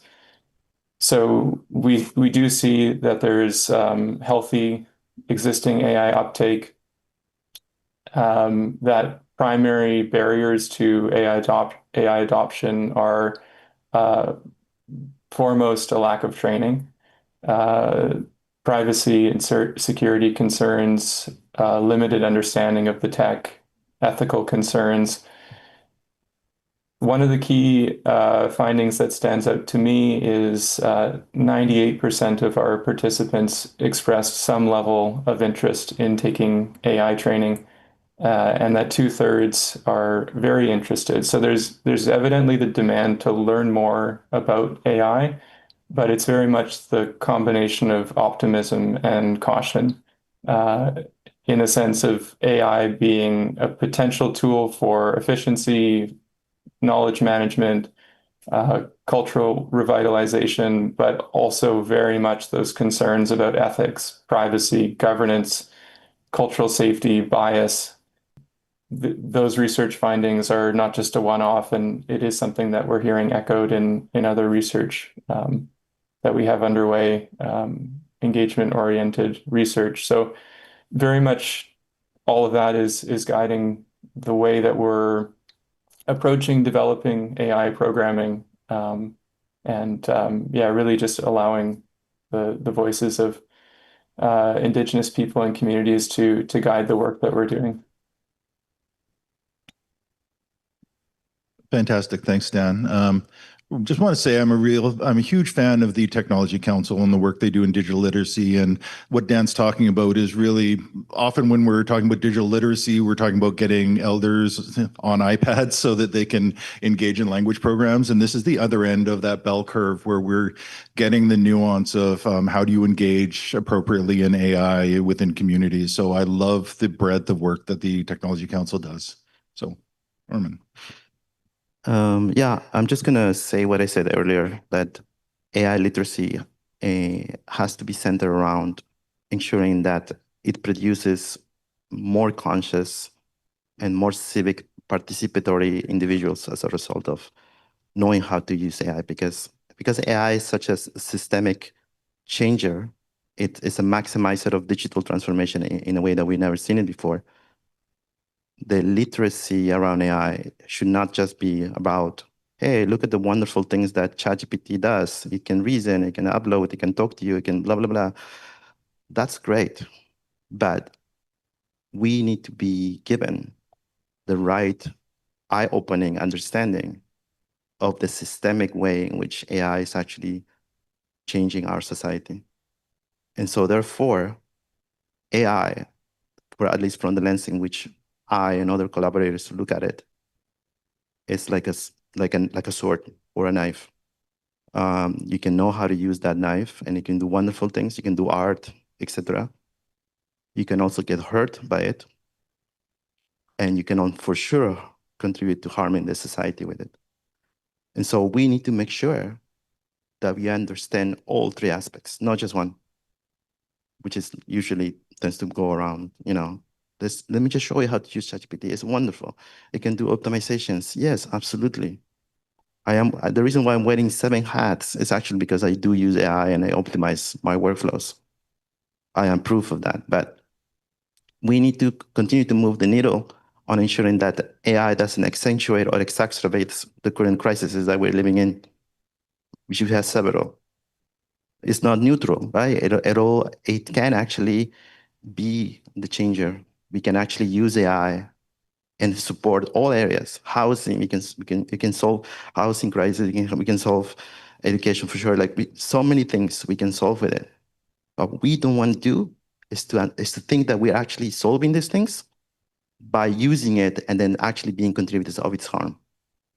How many people know, for example, that in one prompt, ChatGPT burns 4 times fossil fuels that Grok, which is another model, does on a single prompt?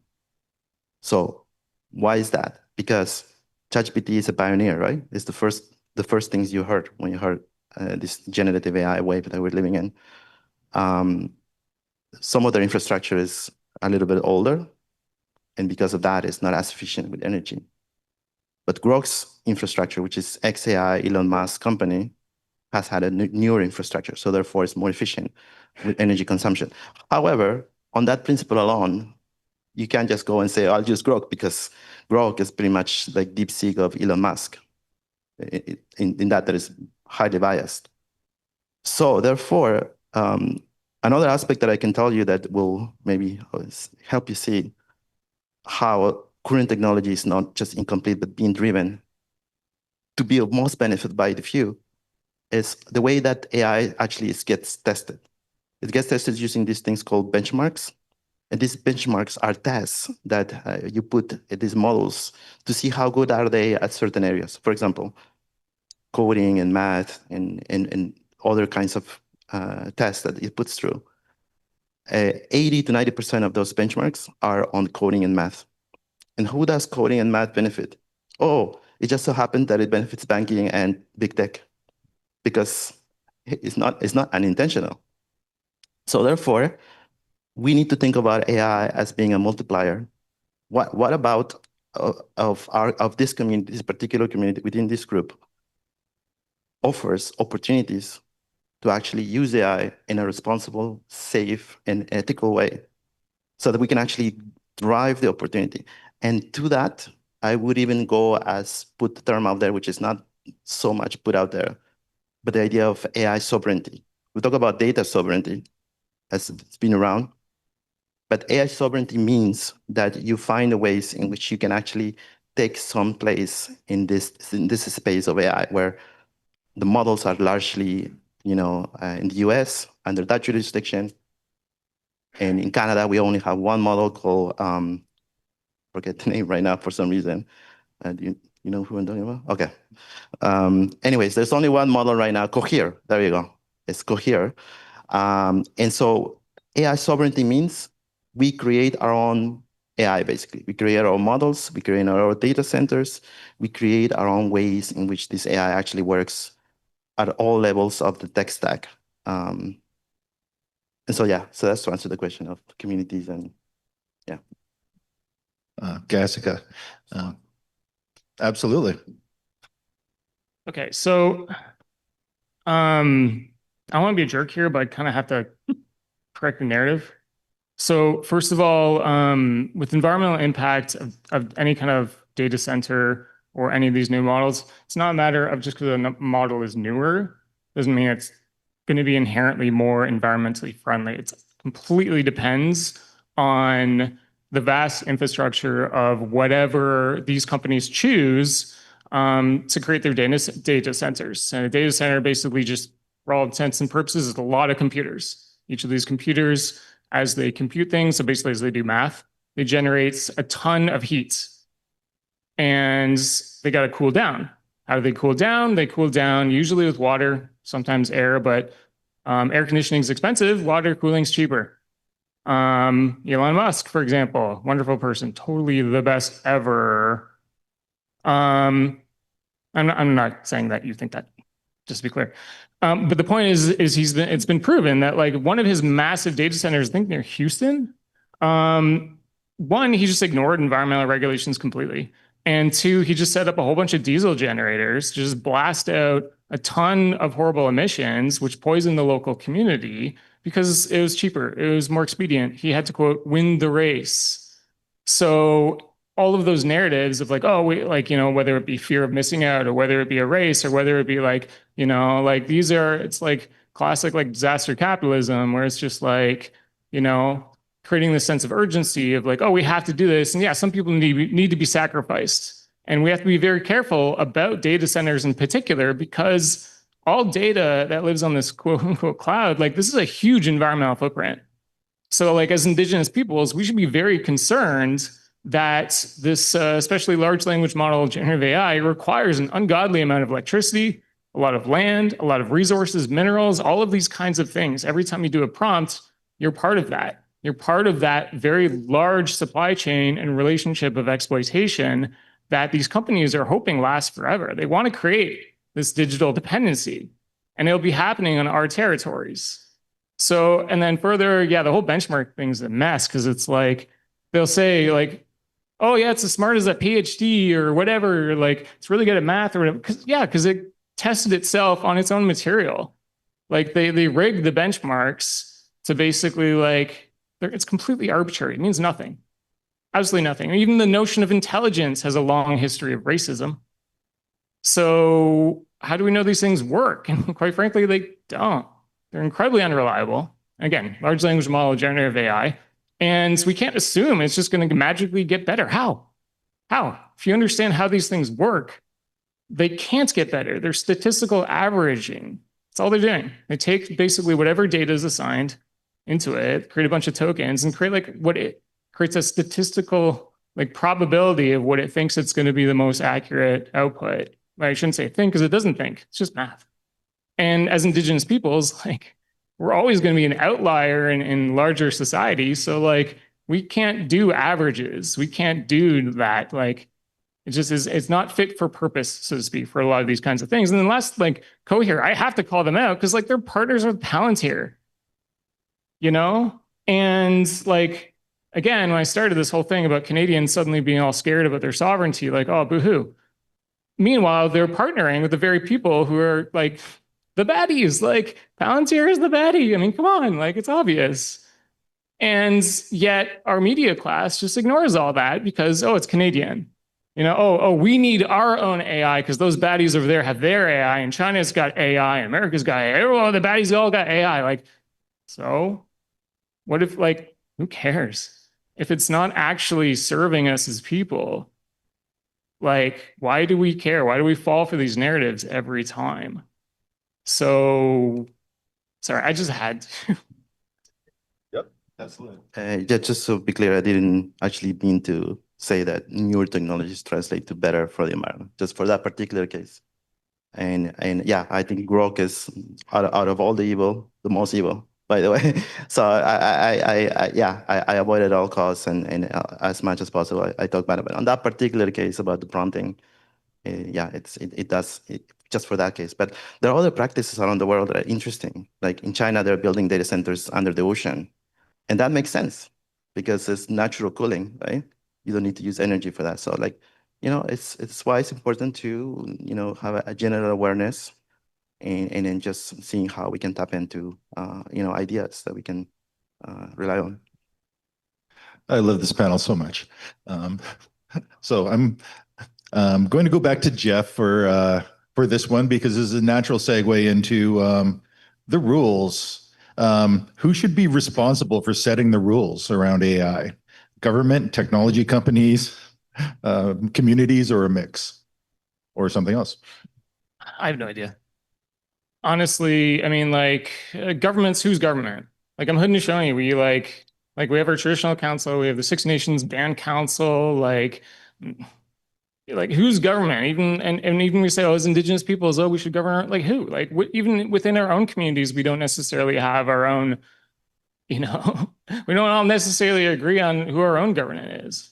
And then again, Haudenosaunee, I'm not Canadian, so I don't care what Canada does. Like that's a them problem, right? Like, and so for them to just like assume they can regulate everything on our behalf, like, oh, like what? No. So and technology doesn't care about borders, like especially internet-based technologies. Like, so this notion again of like digital sovereignty, like, and then tech companies, like they've captured government. Like, look at what Carney's doing. He's just like, oh yeah, we're gonna tax like big tech now. We're not. Why? Like he literally just like took Canadians' money and threw it out the window because like America said boo. And he's like, oh, I mean, quite frankly, like, that's a discussion for tomorrow. But yeah, he serves the interests of capital, and capital says, yeah, we don't want to lose money. And Carney's like, okay, cool.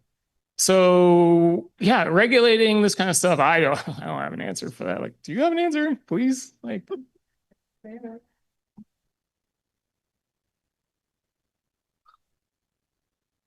see, Norman, do you have an answer for that? Sorry, set me up again. Who should be responsible for setting the rules? Us. And that's basically because it's not right now. And that is that when I say us, I mean civic society. Let me frame it from this perspective, right? The three main groups that are leading AI right now have a conflict of interest. Governments have a conflict of interest because they usually have agendas, and some of these agendas lead to wars and things like that. Companies have an agenda of making more money and being profitable and beating each other because there's AI race happening within the global space, within countries like US versus China, ChatGPT versus DeepSeek, but there's also going on between companies. They're trying to outdo each other. And soon we will have, in a couple of years, maybe about a year, we'll have the first $1 trillion company, which is higher than GDPs, right? So what happens with that concentration of power?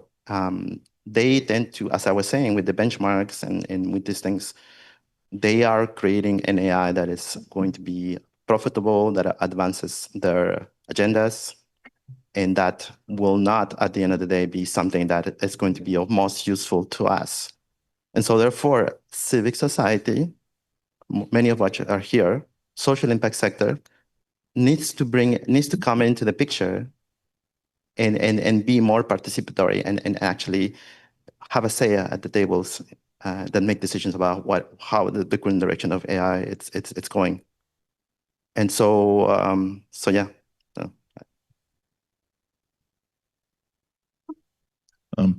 And I don't know if Dan has any answers, or we can just go to the next question that's kind of aimed at Dan. Yep, absolutely. Just one more second. I forgot to say there are existing things, especially for indigenous communities. There's something called abundant intelligences. If you will look at it, abundant intelligence is a research program. It's an indigenous-led initiative that focuses on conceptualizing, designing, and developing AI based on indigenous knowledge systems. And so it's a collaborative that has 48 co-investigators, 13 universities, 8 community-based organizations across Canada, the US, and New Zealand. So this is the kind of collaboration that we actually need to have and strengthen so that we can go down the path of actually being at the forefront of, AI. Thanks. The last question was, beyond infrastructure, what skills or training are most critical so communities can benefit from AI, not just consume it? And as Dan and Olivia. Sounds good. I will touch on the last question around policy and hopefully kind of lead into the question there, Jerry. I guess to say in terms of who would be setting policy and taking the lead, the work that FNTC is doing is very much investing in Indigenous people and empowering people and individuals, communities to help shape the future of these technologies. Very like leading into providing training, addressing the education gap, and sort of seeing this wave of the technology that there's an expressed interest to ride the wave or to have an understanding of it, and presenting skills training that covers the different aspects of AI, from the opportunities to the concerns.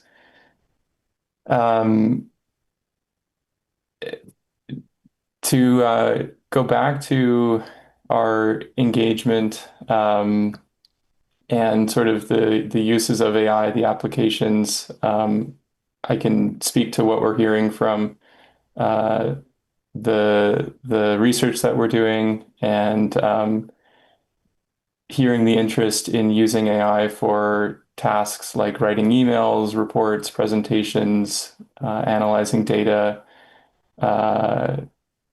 HR, inventory management, customer service. So the potential for AI to reduce heavy workloads and assist with administrative operational tasks. I guess those are some of the like specifics of what we've heard in terms of how Indigenous people are looking to use AI. And if I can kind of speak a bit to how FNTC is approaching or looking to approach creating our programming and digital literacy. There's a recognition that within the AI landscape, there's no shortage of training options that cover technical content. Topics like prompt engineering, neural networks, natural language processing. Many of the technical topics are already being addressed, in some cases by world experts and institutions who are updating their curriculum as this technology continues to grow and evolve. So an example of one of these training providers is Deep Learning AI, founded by Andrew Ng, and they offer a variety of courses and specializations. There's also tech giants like the Google and Microsoft are playing in this space, and they're making investments in AI training and upskilling. And at First Nations Technology Council, we're a relatively small nonprofit. We have a limited capacity for curriculum development, and we have to really be intentional with how and where we're directing our time and our energy. And if we were to develop AI courses completely from scratch, we would spend a lot of resources trying to recreate what others have done in terms of guiding learners through technical content, and very much wanting to address those pieces informed by the research and the interests that individuals and communities have. So instead, our current approach, more of a hybrid kind of way to develop courses, is to use industry recognized third-party certifications. Currently, we're exploring partnership with Coursera, who's one of the large educational content providers, and much of the deep learning catalog is available through that platform, in addition to courses from Google and Microsoft. And I will say it is completely with eyes open that we engage with that content, in understanding that the tech giants are creating AI training in their own best interest. It's not a philanthropic. They're not just doing it out of goodwill. It's very much serving their bottom line. But I guess seeing it in a way of there is benefit to our learners. There's a recognition that comes with these certifications for some individuals who might be looking to continue and follow pathways into the technology sector. And as well, the benefit very much being that we get access to this content, not in a way that it's to endorse or promote a specific provider. And I think that in the way that we present content, being explicit and critical of some of the creators. That was a bit of an aside, but I guess to come back to our approach, which is to have this backbone of technical content, and alongside this and woven into it is in-house custom AI related material that is culturally grounded, that is reflective of Indigenous worldviews, histories, lived realities. And that's where we're putting our time and our energy. And so this includes presenting case studies, presenting key considerations, ethical concerns, reflection prompts, how-to guides, data sets, and generating this indigenized AI-related content that can situate technical contexts, technical concepts into context, and really with that goal coming back to our overarching philosophy of presenting the landscape of AI as it currently stands. I guess to say the good and the bad, and hopefully making courses that are relevant, that resonate, that are balanced.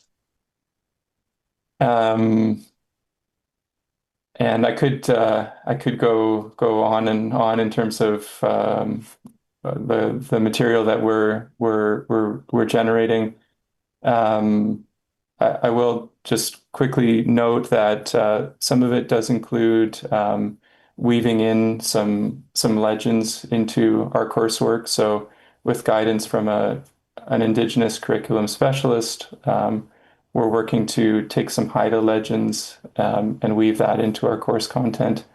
In our introductory material, for instance, we're looking to orient learners to AI technologies by highlighting connections to the Raven and the Clamshell Haida legend.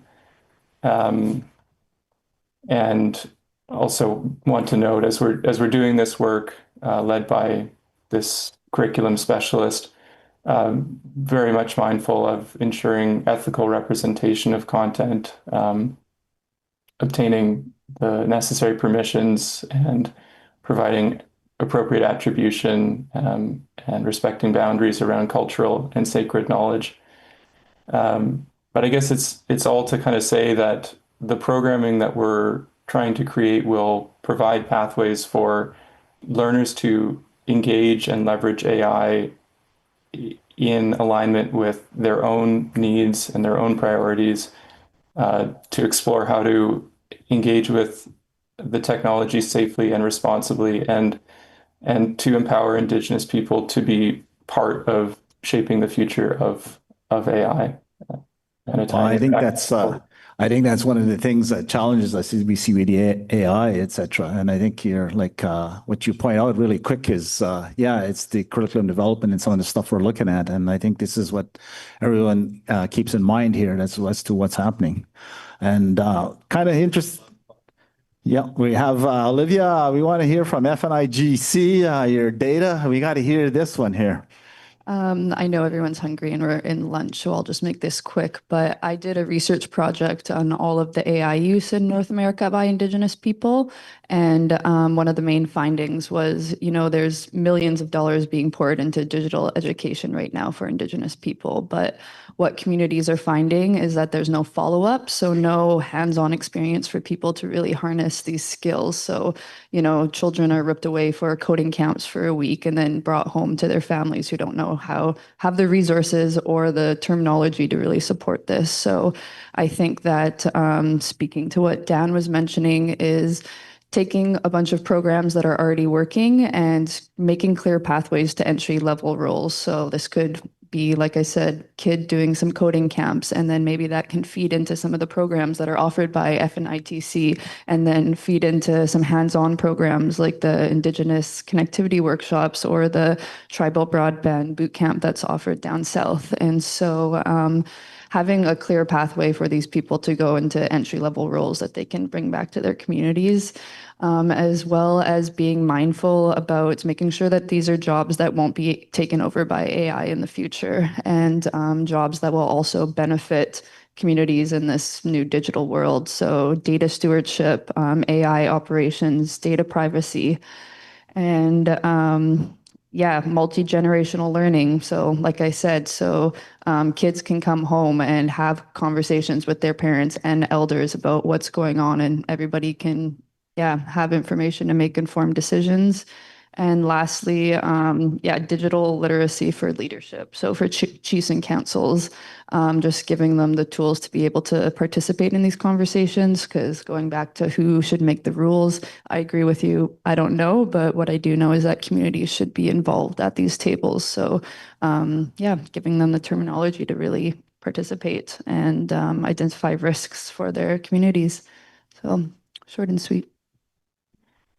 Wallace Gaska, thank you so much to the panel. This was an amazing discussion, and I was a little bit afraid because I'm such a skeptic and such a person who really looks at the dangers of AI around Indigenous data and sovereignty. And I was a little bit afraid that I would be the one left out of this panel in the risks with a bunch of gung-ho AI people. But it is something that is coming, and it's something that we can't avoid. But it is something that that we have to educate ourselves about and train. And I thank Dan for reminding us that 204 communities in British Columbia have to punch above their weight in very mainstream things like HR and payroll, and AI can help a very small staff to do things that take a long time. And yes, it's a so. Sorry. I back on this assumption that this technology is just. Okay, we're going to push back at lunchtime on the assumption. So again, if we can show some appreciation to the panel, and please, if you do want more discussion, you can approach at lunchtime, and we're happy to talk. Yeah, so I think thanks for all the panel members and Jerry, and we know about artificial intelligence or Anishinaabe intelligence. We had that way before this stuff that happened, etc. There's one thing, Felici, can you put it up just before we go?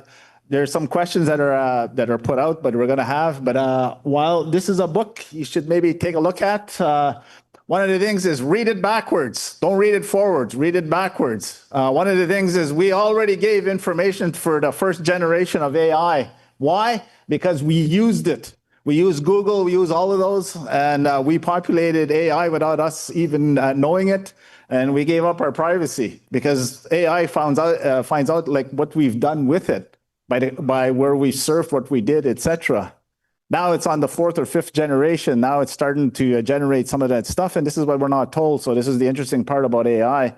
There's that thing. Maybe before we leave, how many here use ChatGTP? All the time. Okay, how many don't use it? How many are going to use it? Okay, and how many want to go to lunch? Let's go to lunch. Or grab lunch and we'll come back and we have some questions here. And the next one is going to be the Leos. All right.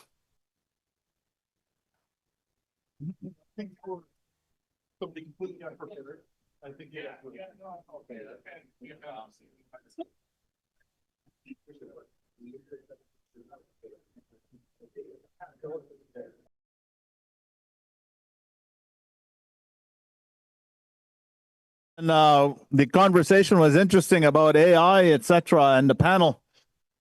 So we went a little bit over, but we're okay. So what we're going to do is give you about 5 minutes. I think I see all the conversation. I see all the hand gestures and everything, and I see some laughs, etc. And for some of our delegates, they've come up to me personally and said, "Yeah, this is interesting." Well, I think this is what happens when we get everybody that's quite passionate in the areas that they work in and how they feel about technology. And I think for some of the conversations I've had is for people in technology now seeing at the community level or hearing stuff at community level and vice versa, community level seeing what technology is required and how it does. And I think, for example, when we were looking at with how to do the internet and stuff, Sherry was mentioning, the imaginations that go into doing such a project. So that's the interesting part. And I think that's the kind of insight that we get. And for the first time visitors and the first time attendees to ICI, there's quite a few. And I think that's what I'm gathering from in talking to each and every one of you, is that kind of information that's shared and stuff that you never considered or never looked at, and it's outside the box. And those were some of the questions, and I think you've seen the questions before you. I think before we broke for lunch, it's entitled "What Safeguards and Protocols, etc." Given many Indigenous communities, those were the questions. Discussion over the lunch. So those were some of the things that just food for thought and things that you have in mind.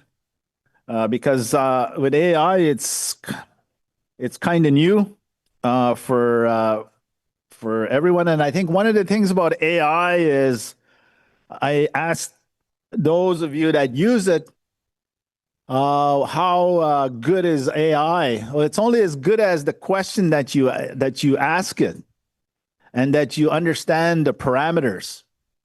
And this is the challenge with it. If you ask it anything, it's going to give you an answer like a politician, which is no answer at all. Just kidding. But if you answer specifically, it'll give you a little more, give you a specific some of the details that you're looking for, provided that you know what information is there. And one of the things about it now is like I mentioned earlier, you're like the 4th and 5th generation of AI. AI is already sorted this stuff out. And for some of us out there, when you use any of these search engines or other stuff, we've already given it information, we've populated it. And the interesting thing about that is when you read the book that was just put up earlier, that was up there, if you read it backwards, what we come to realize now is that we've given it all that information, we've populated that. And when AI goes back now, it goes back, it knows exactly what where you searched and what you did, so it's already profiled you. That's the thing, it already profiled you. You like to Trivago and all these things, you know, you like to look at Lamborghinis, you like to look at bologna sandwiches, you know, and stuff like this. It's already, it's figured you out. So all of a sudden you get these things that are inundated. You just like, I like bologna, but I'm getting these bologna advertisements and stuff. Well, somewhere in there, this is search engine, but this is also AI, and these are the ones that control AI, and this is one of the things that's happening. It profiles us. And what about our privacy? I think by just virtue of utilizing, we've already given that up. So I think these are the things that come about, and these are the challenges with AI, and these are things that everybody's now is just grappling with. But it was an open source thing, and it's gone out there. And I think what people are looking at is some have taken us real gladly. We've accepted it, and others have so-so, and others have said the cautionary tale. It depends what you use it for, what you need it. Some of it, if you know how to use it, it'll save you the time. But it's anything. It's like, I remember when everybody started off the cell phone. Oh, it's a great thing. But there's no safeguards. There was no safeguards, you know. We were driving with everything, you know, we're texting while we're driving and all this stuff, and then rules and regulations had to be put in effect. Too many accidents and stuff like that. I think this is one of the things with AI. I think, for example, a lot of archives, for example, like museums. I'll give you an example. Museums have an inventory of artifacts within their vaults. And one of the things with that archive, they don't even know what they have. Very few museums know what they have in their archives. But with AI, depending on the question you ask, it could sort that. But you have to know specifically how to ask that. And this is where the crux of the challenge for with AI. But it'll search for what you don't know what you have, but it'll give you, that's the first generation. So it's how you use it. One of the things here is, how many here have no Siri? Okay, how many use Siri? Yeah, okay. One of the things I found with Siri, but this is going to change. Sometimes I'm traveling and my wife's driving, and we ask, we don't have time to look. So, Siri, how do you get there? Or what is this? And it gives you. I found this out. I asked Siri. I ask it in Algonquin, the original language. Or, when you dictate to it, you dictate it in original language. Siri doesn't know how to deal with it yet. But it's coming where it's going to use AI. Siri's going to go to AI, and it's going to interpret, and it's going to translate. Go ahead, try some of the languages on Siri. Siri is just a standalone. It does, it repeats, but something similar. But that's my fun. I get a laugh. I ask Siri, on the shape deck, it goes like that. It comes back and it doesn't know what it's saying, or it doesn't comprehend, And I'm asking it, how is it going? And I get this funny response from it, So I get a laugh, and I show the kids, some of the little kids. I says, ask it in Anishinaabe language or something, and they just laugh. But this is where AI is going to come in, and it is there. And we were told this by, right now, I'll give you an example. We had our elder here, and she mentioned she doesn't have language. We know the history. But one of the things that was a cautionary note that was provided by the elders to the youth, because now the reclamation of language one of the things that happened is the elders told the young ones, you know, you're really glad you got your language and you want to share it and you're putting it on the net and you're saying these words, but the words are not conjugated properly, etc. But you're putting it out there and you're helping, you think you're helping. The cautionary note was this: it says, be careful what you put, because how it comes back. And sure enough, this is what's happening with AI. Everyone that puts stuff out there, even if it's not proper, it's being sorted back by AI. And it doesn't know which dialect of, say, like, for example, the Anishinaabe language. For myself, there's Ojibwe, there's all of those, Potawatomi, Menominee, same language, dialect around the Great Lakes. But there is a difference. The word they use in the ethnography is dialect. So there's a word in the Anishinaabe called nabagoyege. It's like it sews it together. So this is what AI does. It goes and sews it together, pulls it all together, and it pulls this. But I don't know how good the pronunciation is, or if it differentiates between the difference in dialects and the differences in sayings, etc. So those are the things with AI, and those are the challenges. And thinking about that, what was said, it's true. And this was just like 3-4 years ago. And how fast it's done and how fast it's changed. So there's a cautionary note, is like for everyone that uses it, it's how you use it and what you tell it, what specifically, etc. And how does it go into your systems? That's the other side of cybersecurity, is ChatGTP goes around looking. I can go to every table and find out without knowing. And this is one of the things that goes into the systems. So what are those safeguards in cybersecurity as well? And how do you safeguard that? And this is some of the things for at the community level.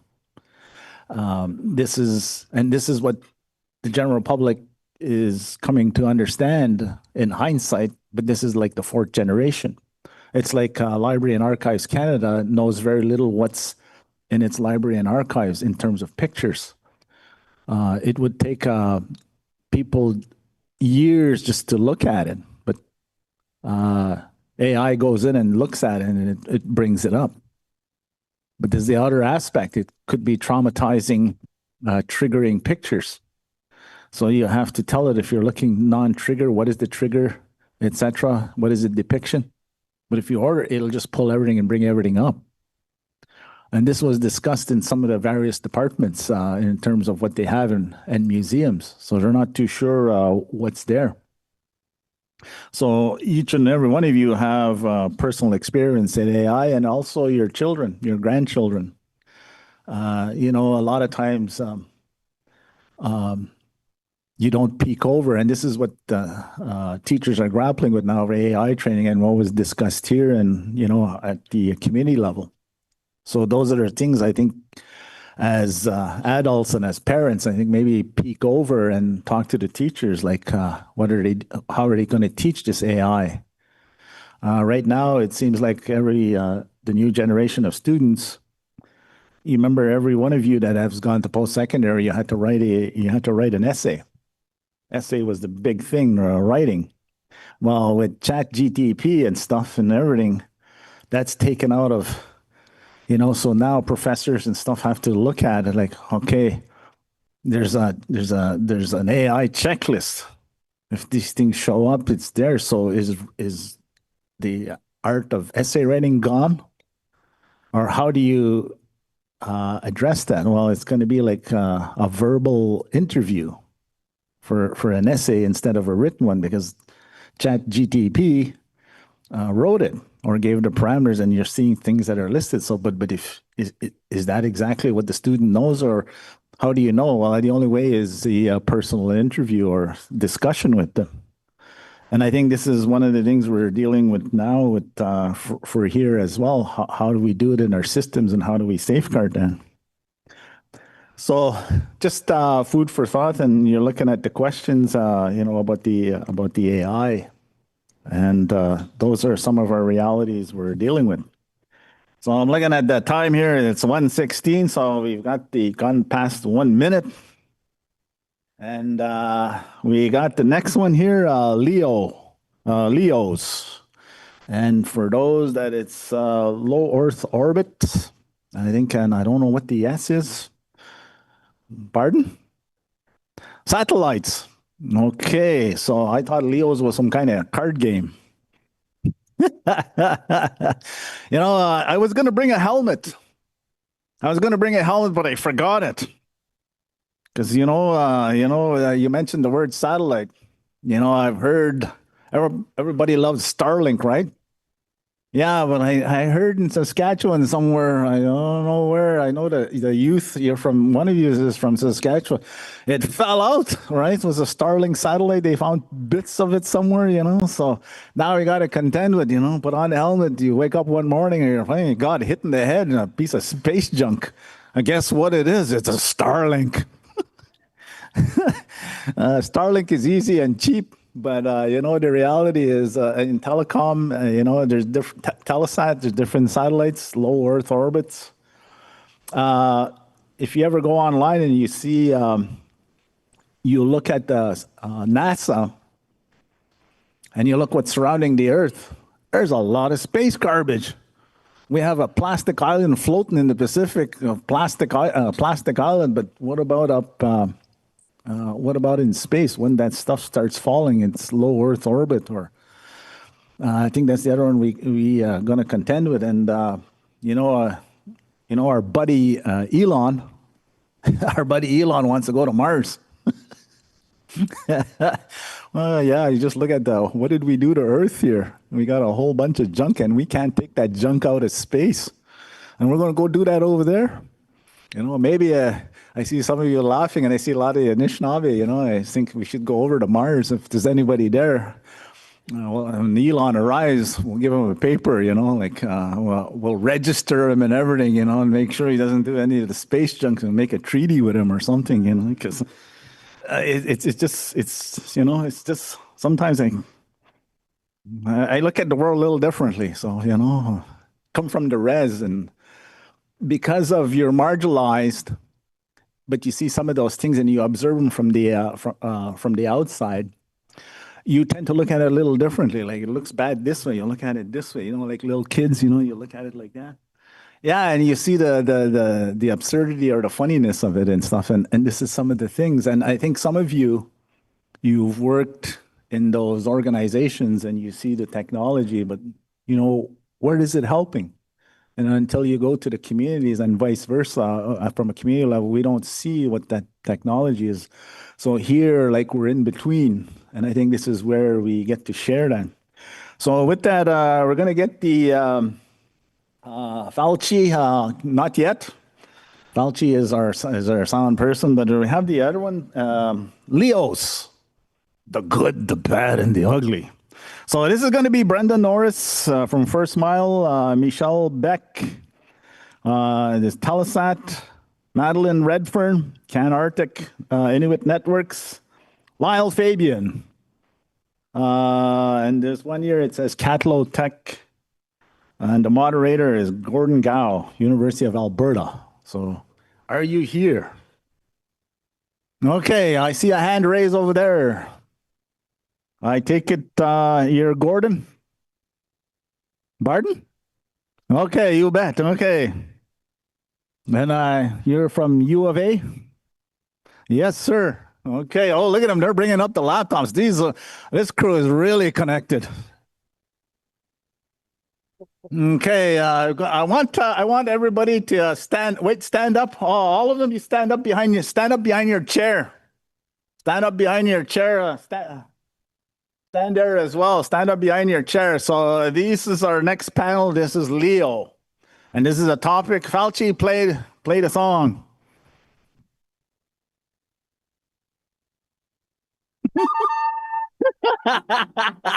This is the good, the bad, and the ugly. And they deal with Leos.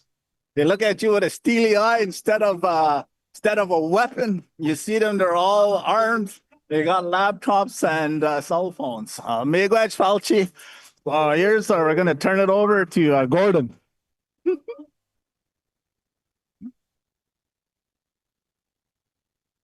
Thank you. Good afternoon, everybody. Pleasure to be here.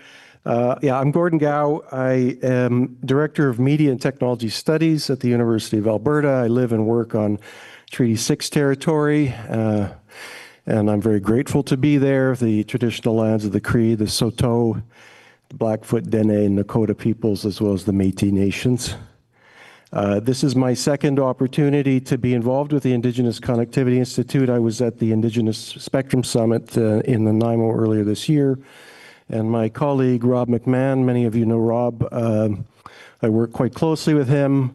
And I'll just tell you a very brief story about LEOs, low Earth orbiting satellites. In the summer of 2023, I had a chance to travel up to KatloTech, the very north of the Northwest Territories. It's a little hamlet up there in the Nunavut region. And as we were flying in on this small aircraft, I looked beside me on these empty seats where they put cargo, where nobody's sitting. And there's a Starlink box sitting there going up to KatloTech. And we get up into the community, and Rob and I start looking at the rooftops, and we start to see these Starlink dishes around the community, and then we look over at the center of town, and there's this big C-band dish operated by Northwestel, and then the big new satellite ground station operated by OneWeb.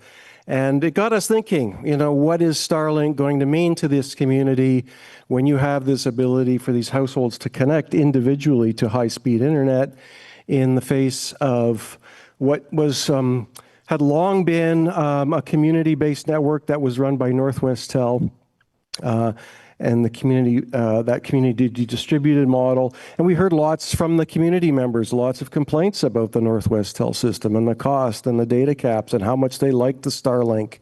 We heard about how they would put the Starlink satellites on their back of their ATVs and go off hunting and have Facebook out in the bush.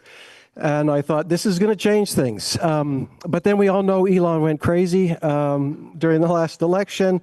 And that got us thinking, okay, what are we signing up for here when we sign up for these LEOs? And we also know that Canada has a Made in Canada solution as well that we need to factor into. So today, I think that's going to be setting the stage for the good, the bad, and the ugly. These LEOs present us with amazing opportunities to connect rural and remote communities, but they do come at a cost, and there are alternatives available. So I'm going to open it up to let our panel introduce themselves and make a brief opening statements, if you wouldn't mind. I do have some questions to prompt the panel if you want to go that route, and then we can take it wherever it goes from there. And with that, why don't we start to my immediate right?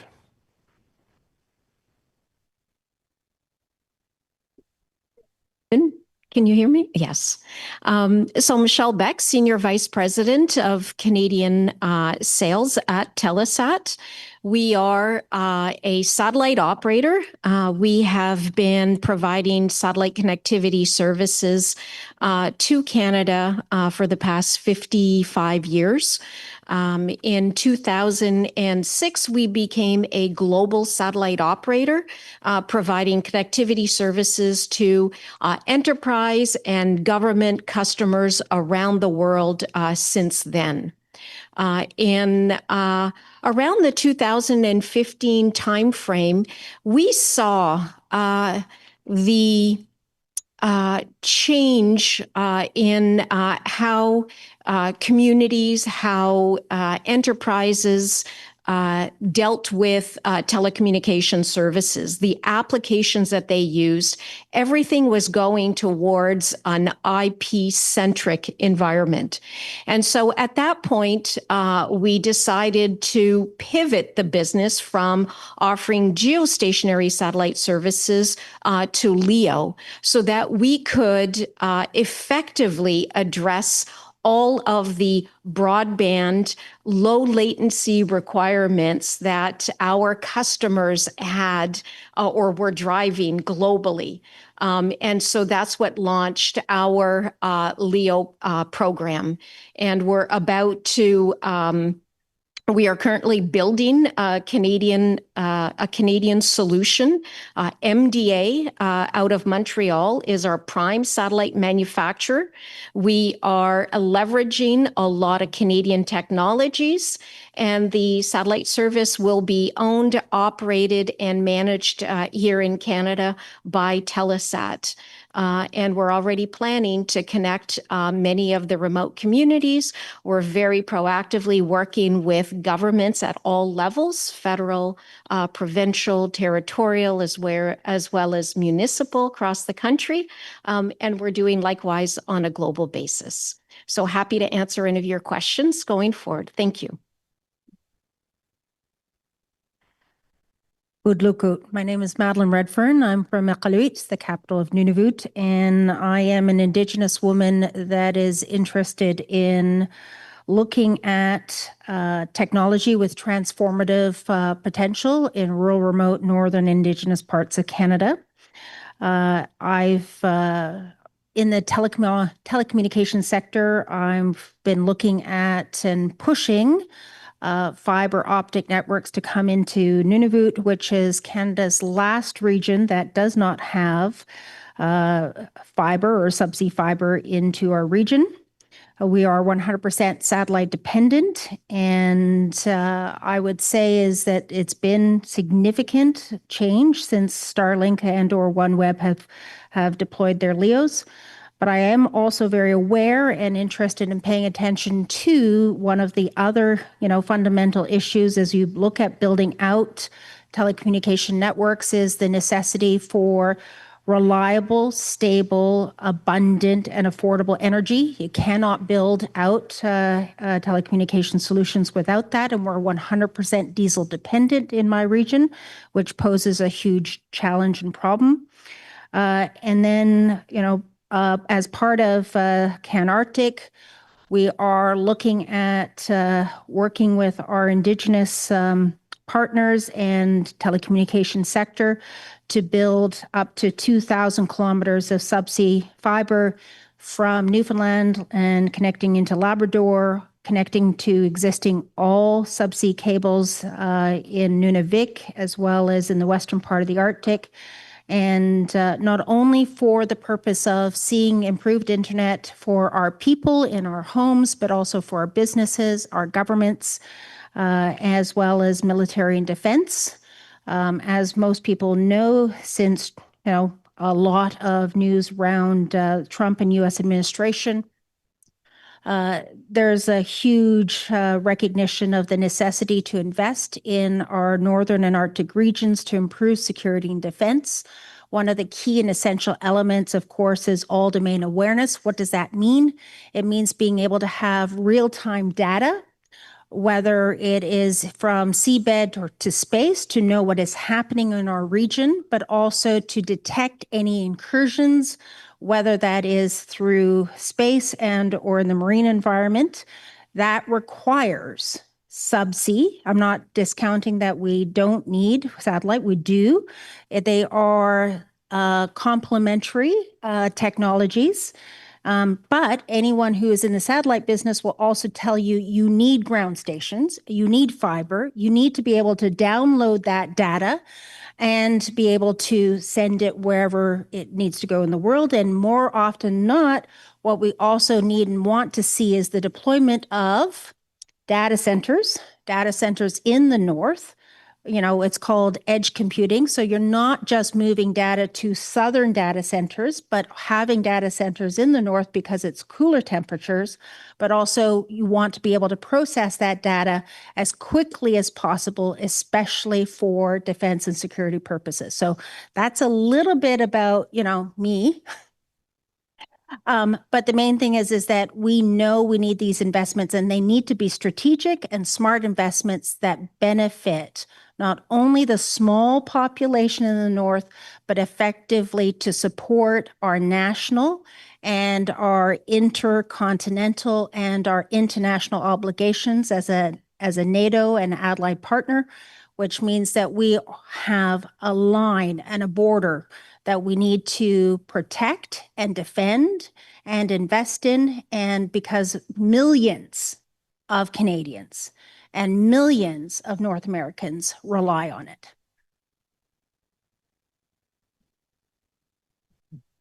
Thank you. I'm Lyle Fabian. I'm from Yellowknife, Northwest Territories. A member of KatloTech First Nation near the town of Hay River, a small community of 600 Indigenous citizens, 300 on, 300 off. I'm the part of the 300 off. And one of the things that, I concentrate on, with for the Northwest Territories has always been about broadband innovation and the lowering the cost and increasing competition in the Northwest Territories. And LEO, technology does play a huge goal in the Northwest Territories for Indigenous communities. And it all stems around two things. One, affordability, and the other one is the most key important thing for youth nowadays in the Northwest Territories is gaming and streaming.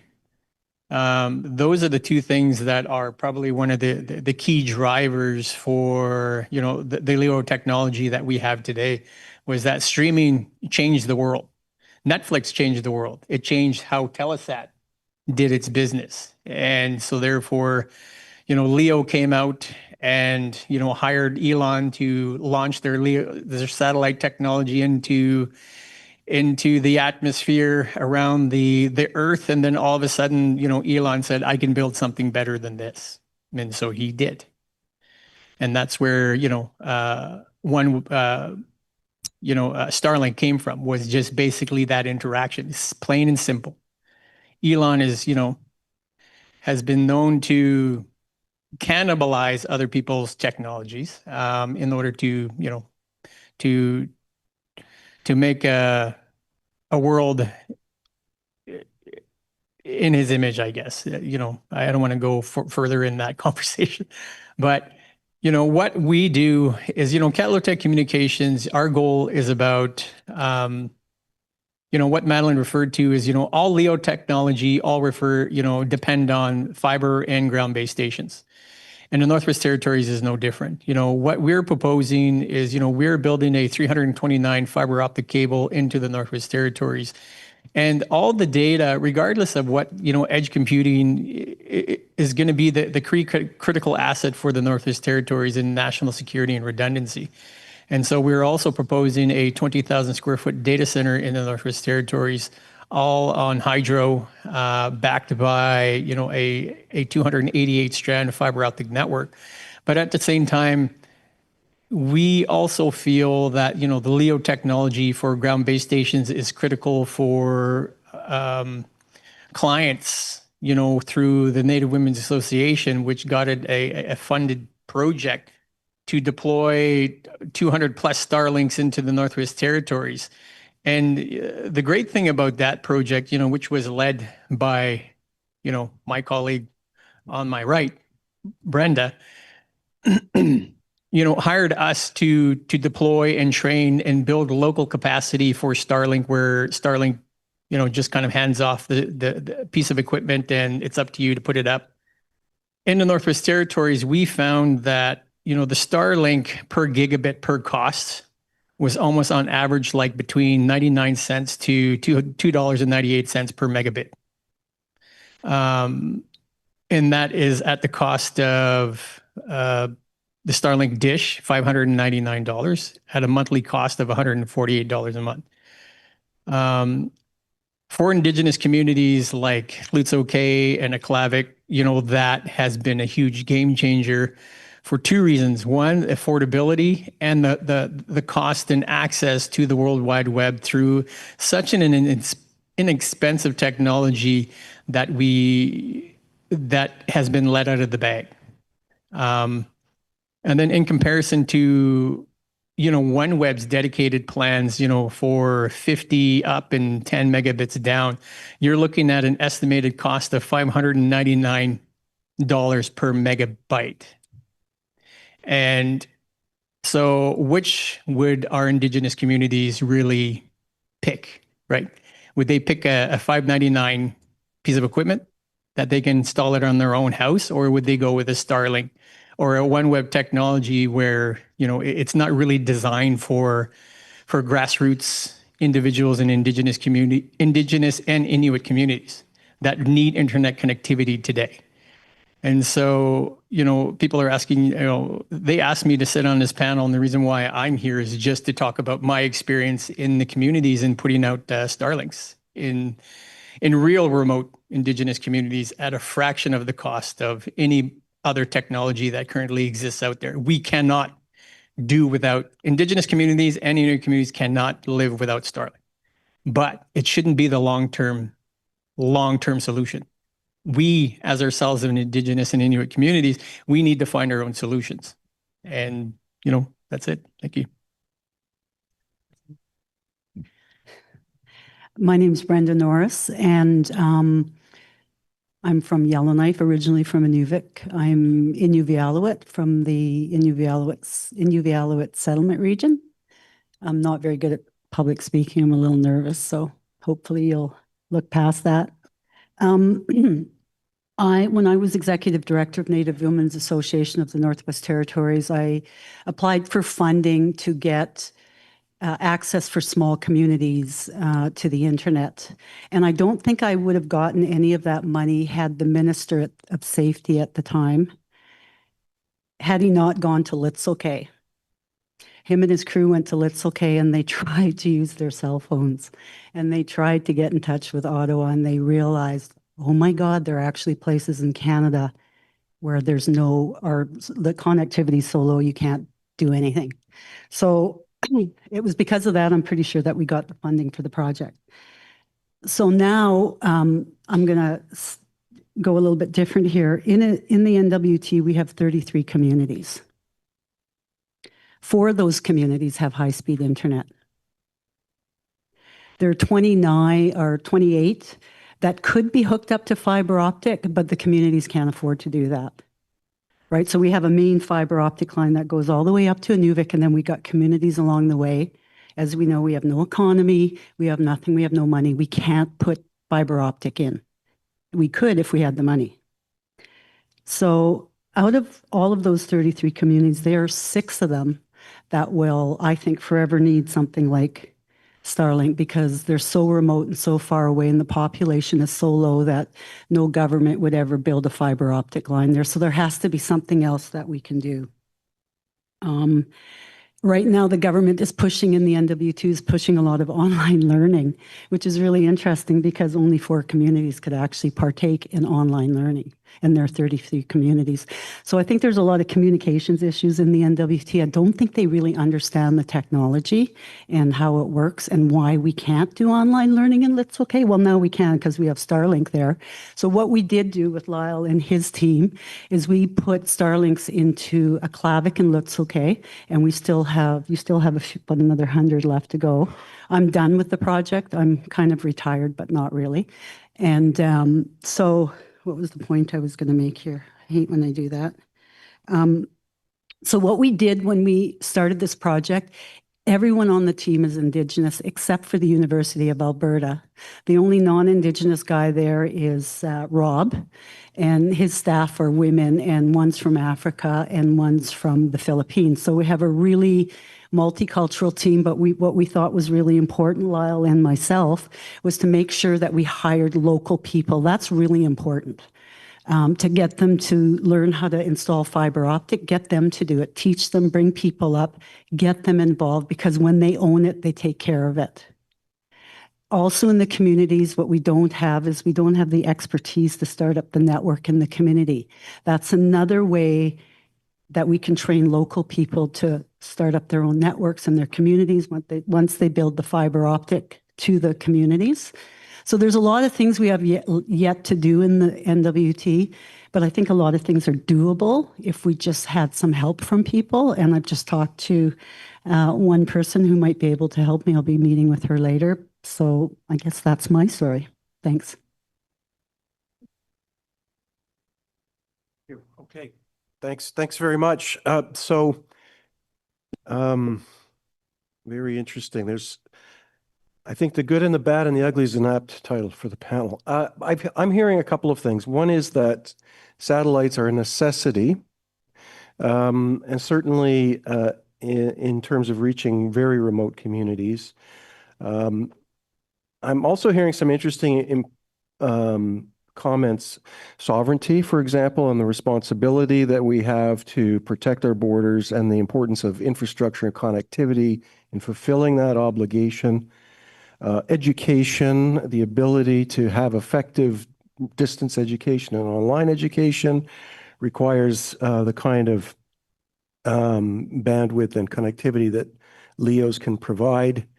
But I'm hearing also a tension there because there are some challenges that LEOs present.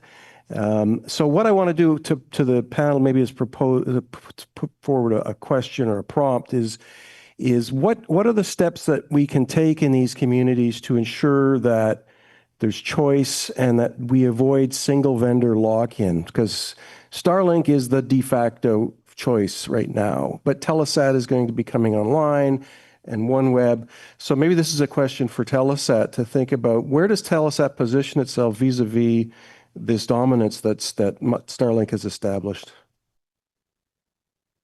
We think the model, the appropriate model for communities is community aggregation. It's where communities have their own local network, and you're building out that infrastructure and you're controlling it. What Telesat is a wholesaler of satellite connectivity services. So we work with Indigenous ISPs, we work with carriers, we work with integrators, and they build out the local networks and help the communities either run it. They also ensure that there is open access. And so there are multiple ISPs that can effectively have access to that network and offer the services to the communities. It's important to have that local infrastructure. Otherwise, all of the communication is going back to some sort of hub, and that hub location or that ground station, and many of them are located not in Canada, but outside. So when we talk about protecting sovereignty, protecting data, it's important that those hubs, that the ground station, that the infrastructure be in Canada. And that's what we bring to the table. We worked hand in glove with ISPs, with the carriers. They build out that infrastructure. We connect them. And it enables broad connectivity and efficient sharing of that bandwidth within the community, serving households, businesses, governments, enterprise, as well as mobility towers. And so you're connecting wireless towers as well. So with our satellite connectivity all throughout Nunavut, we were the first ones to help connect and bring LTE connectivity into the community. And with that advanced connectivity through our T19V satellite, we enabled that. And low latency connectivity into the communities will continue to support all of that infrastructure that is in fact required. And it's not just serving the communities, it's having capacity and that ability to serve traffic that is operating between communities or on the water or in the air, aircraft overflying the territory. That's what satellite connectivity delivers. And it provides a layer of resiliency as well when there is fiber. But in many of the instances, fiber is not diverse. We haven't deployed fiber rings. That's an additional cost. And so to help ensure that level of resiliency and availability of the services, satellite can act as the backup to all of these terrestrial services as well. So it plays a very key role. Again, ours is our mandate, our objective is empowering the communities so that they can build, own, operate their own infrastructure. And we help to facilitate that by bringing that long haul connectivity. But it enables the connectivity of all kinds of infrastructure within those communities. So I would say a couple things. One is that there's been a ton of money that the Canadian government has subsidized the sort of incumbents, whether that is Telesat and or Northwest Tel. And historically, you know, it's good to be connected, but it was at an outrageously unaffordable price. And so we were paying the highest rates of connectivity in the world for the very worst service.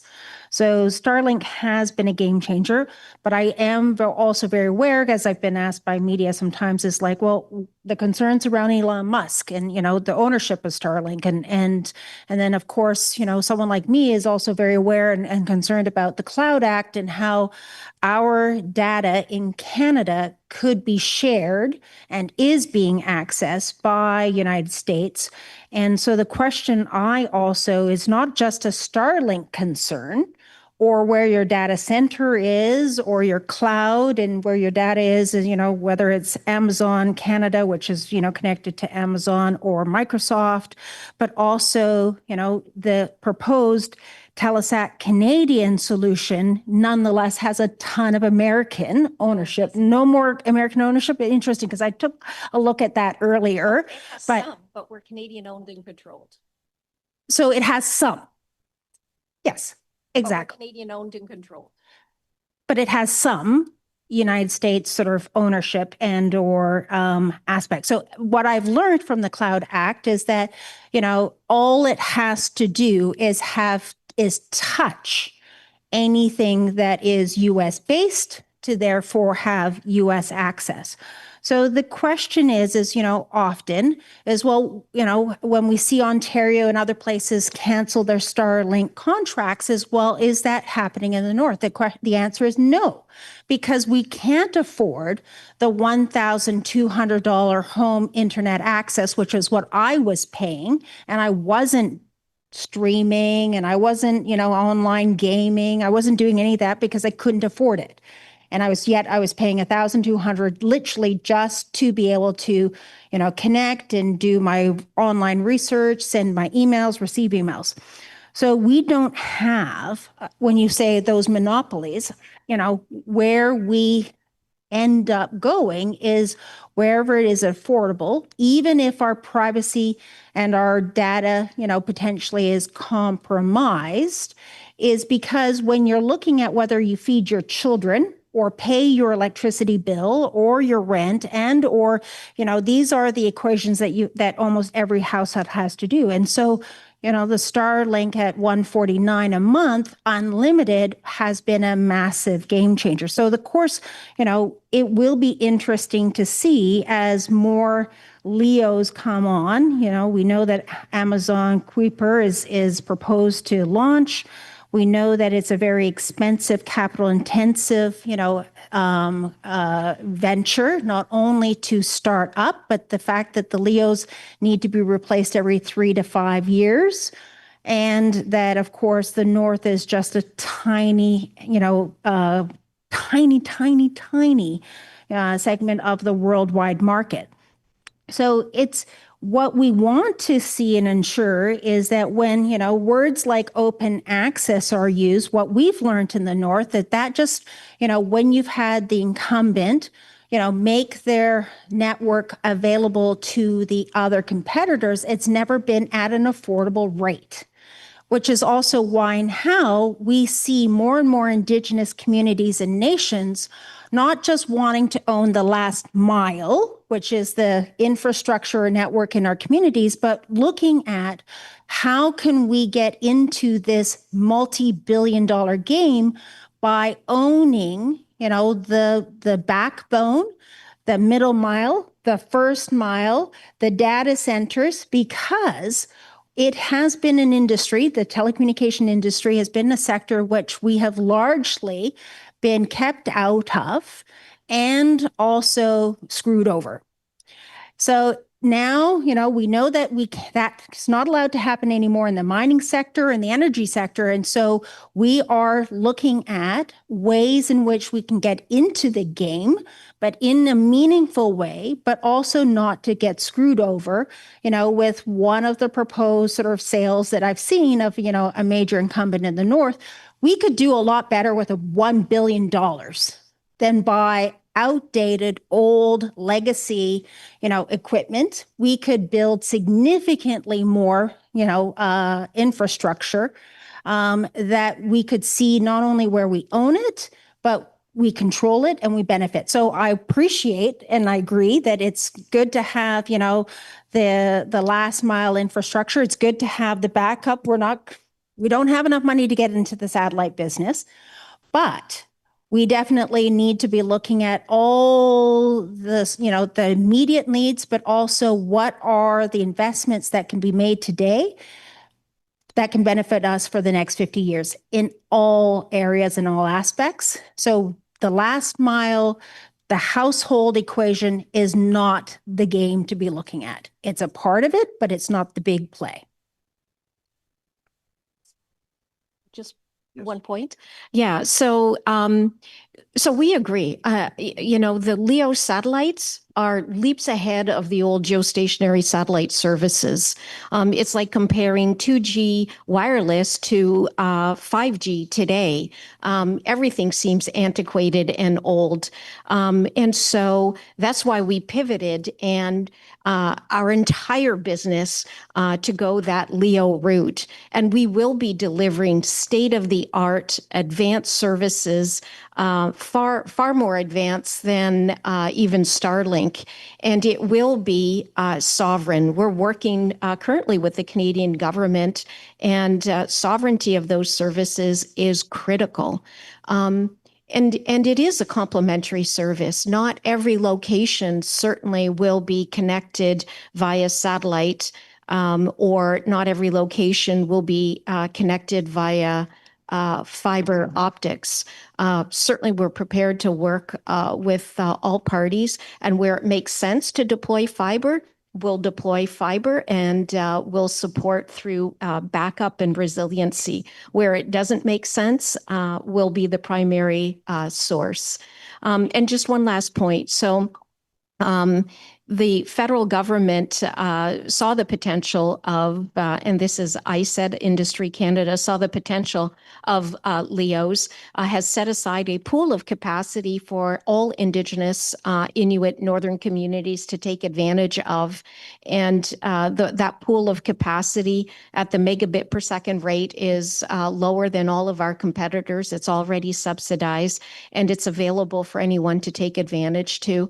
And any ISP that connects to it for open access actually has to flow that subsidized rate through to other ISPs accessing that capacity on the network. So just an important point. They recognize that you need to be competitive and that it needs to be a flow through. Thank you.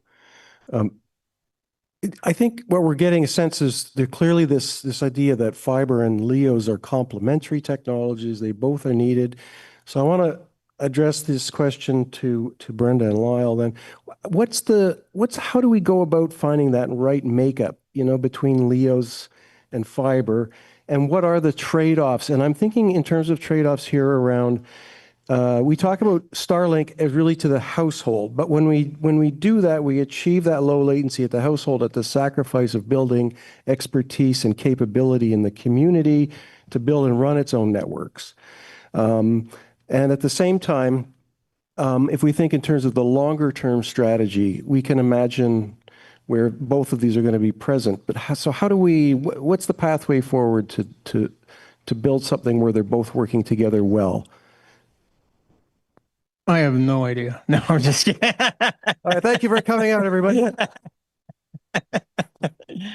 I guess, the true remote accessibility is basically what you're talking about in regards to, no dependencies on fiber or fixed wireless or, which satellite technology and so on and so forth. But for Indigenous communities and for, let's say, community-based networks, you can't really go without, a LEO technology without it being backed up by some sort of fiber optic network or cable, because fiber is, the capacity of fiber, completely outweighs the capacity of a satellite link, per gigabit per cost. It's almost, surpasses any kind of satellite technology, even today. And, a lot of fiber optic experts in, industry, they always say, fiber optic backhauls, will always surpass, LEO technology, no matter how great they are. There is still latency within, the technology, and that latency, is the key killer to any kind of satellite rollout. Right now, the need for, affordable internet is always what Indigenous communities and Inuit communities need in the North. It is always about accessibility and affordability. And again, Madeline touched on, in the North, it's either you want internet or do you want groceries, right? And I think, groceries would always outwin, internet access in the North. But now with the technology and, the whole Telesat and, the investments that are currently there by the federal government of Canada, I believe is short-sighted. Giving away another $1 billion to a company that already had $300 million and hadn't paid 1 cent back yet, and was supposed to deliver LEO technology by 2024. We're in 2025 now, and we're no near satellite technology from Telesat. And now Mr. Carney throws another $1 billion at the problem. And, Telesat can say, we're going to bring, the satellite solutions. Well, how about Mr. Carney invest in real, tangible, Indigenous-led fiber optic projects that can bring changes today and not rely on, this Oliver Twist, scenario where, please, government of Canada, can I have some more, right? It doesn't work for us. That solution does not work for Indigenous communities, and it never will. It's almost kind of like, Indigenous peoples need to learn how to be farmers, right? It was just kind of, this whole, how the Indian Act made Indian Acts act like Indian Act Indians scenario. It keeps us on the continuous gobs of federal government requirements and needs and always continuously going back. When are we going to start enacting our own, we call ourselves sovereign, and I grew up in a community of KatloTech First Nation, and the elders always said, are you Dene? Are you an Indian Act Indian? Which one are you? And we're always told we are Dene. You do what needs to be done and you ask for forgiveness later. And that's the way that we were always brought up, is that we do what we have to do in order for us to hunt and trap and protect our own children and our own livelihood. And if that interferes with the government of Canada, oh well, we'll continue doing what we're doing, which is we're Indigenous, we're sovereign, and we'll take care of our own people. But what has transpired, over 100 years is that we become more dependent on federal government grants, federal government initiatives, and always at the last bit of this kind of reactionary, now the U.S. is going completely I believe in the wrong direction, and so therefore we all jumped off the Elon Musk bandwagon because he's out at left field, and so and then all of a sudden Indigenous communities are all told to cancel Starlink. It never gonna happen. And so therefore we we do and require the technologies today in order for us to become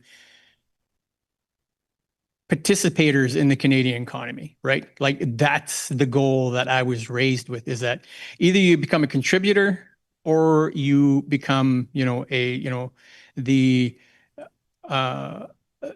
non-contributor to your community. And that's always my goal is, what we're doing is that either we continuously be at the forefront of technology and innovation, snowshoes, the kayak, the jolly jumper, all these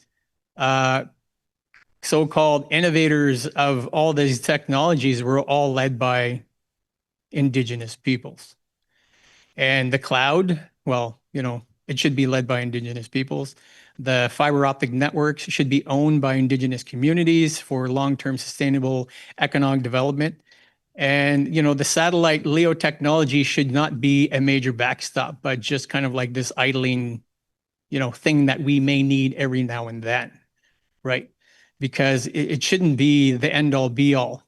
At some point, we will kick the Elon Musk satellite technology out of our communities, but we're no near that today. In order for us to do that today, we need Mr. Carney to invest in Indigenous communities and not invest in, another so-called knee-jerk reaction kickback scheme, for, the higher ups, because they live in downtown Ontario. They don't live in our communities. We live in our communities. I'm going to live and die in the Northwest Territories. People who come north, there's a few great people in the Northwest Territories that are not Indigenous, will live and die with us. But a lot of them don't. They just leave once they are done, right? But we will always be here. We're Indigenous peoples and Inuit peoples, we're here. No matter what has transpired between us and the Canadian society, we're on speaking panels now. Thank you. I believe that we're always going to need LEOs, especially in some of our small communities. There's just no economical reason, and they'd agree with us, to build a fiber optic out there. So we're always going to be looking for new technologies for a handful of our communities. I think it's even more important now with what's going on in Russia and China and the Northwest Passage. I think the government's really paying attention to the North now, which is what we need. Let me tell you something. For the past 7 years, everybody in the South, families, were paying $20 a month for internet. They had this deal that families could pay $20 a month. We didn't have that deal in the NWT. We had to go to the CRTC and led them kicking and screaming to give us something similar. That's the challenge in the North. And I think the reason now why they're paying attention is because of sovereignty and because of security reasons. They're finally listening to us. The North has always sort of been a one-trick pony: take out the oil, take out the diamonds, take out the gold. It's always been resource extraction. What Lyle's suggesting and what Madeline is suggesting, we're on the Precambrian Shield. We're on solid rock. What a perfect place to put a data storage center. It's free. It's minus 40 in Yellowknife. It is cold. You'd probably have to spend some money to keep those things heated. I mean, they're always trying to cool them off, but in the North, it's pretty cold. It's the perfect spot for that. It's a perfect way to diversify the economy up north. And so I agree with Lyle, and I don't know what's going to go on with what you're talking about, but we've heard talk for years. Oh, you're going to get faster internet. You're going to get that. We never get anything.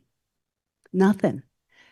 I think now, though, a lot of those small communities like Litzelkay and Aklavik and those places, they now have high-speed internet. They're now on Reddit. They're now on Facebook all the time. They're talking about what they don't have.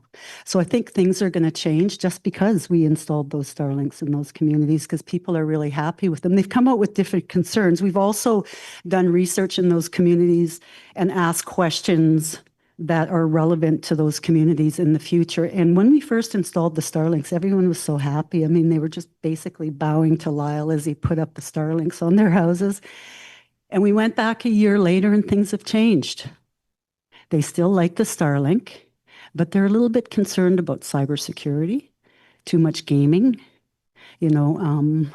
online gambling, the phishing, the romance scams. So their concerns are evolving the same as everywhere else, which is really a good thing, I think. So we can start addressing those. So one of the big things we want to do, and Lyle's working towards as well with his organization, is educating the people in their communities about all this stuff. So we could really use help in that. So this is, we don't have a lot of people up there that are doing this. Everybody seems to be still looking for gold, looking for diamonds, looking for oil and gas. Now we have challenges with water and stuff like that. So I don't know how much to add to this, except that I think we will always need LEOs, but we really need fiber optic hooked up to those other 29 communities. My only issue with LEOs are space junk. That's it. It concerns me that there's so much junk up there, but that's it. I mean, I don't care who Elon Musk is. I don't care how much he eats or how many kids he's got or who his friends are. All I know is that my people in the north, in the communities, are now connected. That's all I care about. I don't care about the politics. Thanks. Thank you very much. I think we're almost at time, and we've got a table discussion, I think, on the agenda next. So I'd like to thank our panelists. There's a couple of key themes maybe that I think will come up in the table discussion, though. I think affordability was really at the forefront of the discussion. Community ownership and control of the infrastructure. And I think related to that is capacity building in the community. We have our youth here, right? Building that capacity and expertise to build out these networks and operate them. And what role does, what role do LEOs and fiber play in that combination, right? To ensure that these opportunities are there. And I think the other theme around sovereignty, about data sovereignty, about sovereignty in the north, and the importance of that and maintaining our borders. And the other one, I think, reliability, right? So we don't care about Elon eats, but if Elon decided he wants to shut those satellites off, that's a problem, right? Not that is easier or would happen. And I think this idea that we need to find a pathway between LEOs and fiber and community ownership. And also, I think, Madeline, I think you raised the question of power, right? So, I mean, we always forget about this, but at the base, if there's no power, there's nothing. So we need electrical power to run all of this system. So with that, again, please join me in thanking our panelists, and we'll look forward to a table discussion.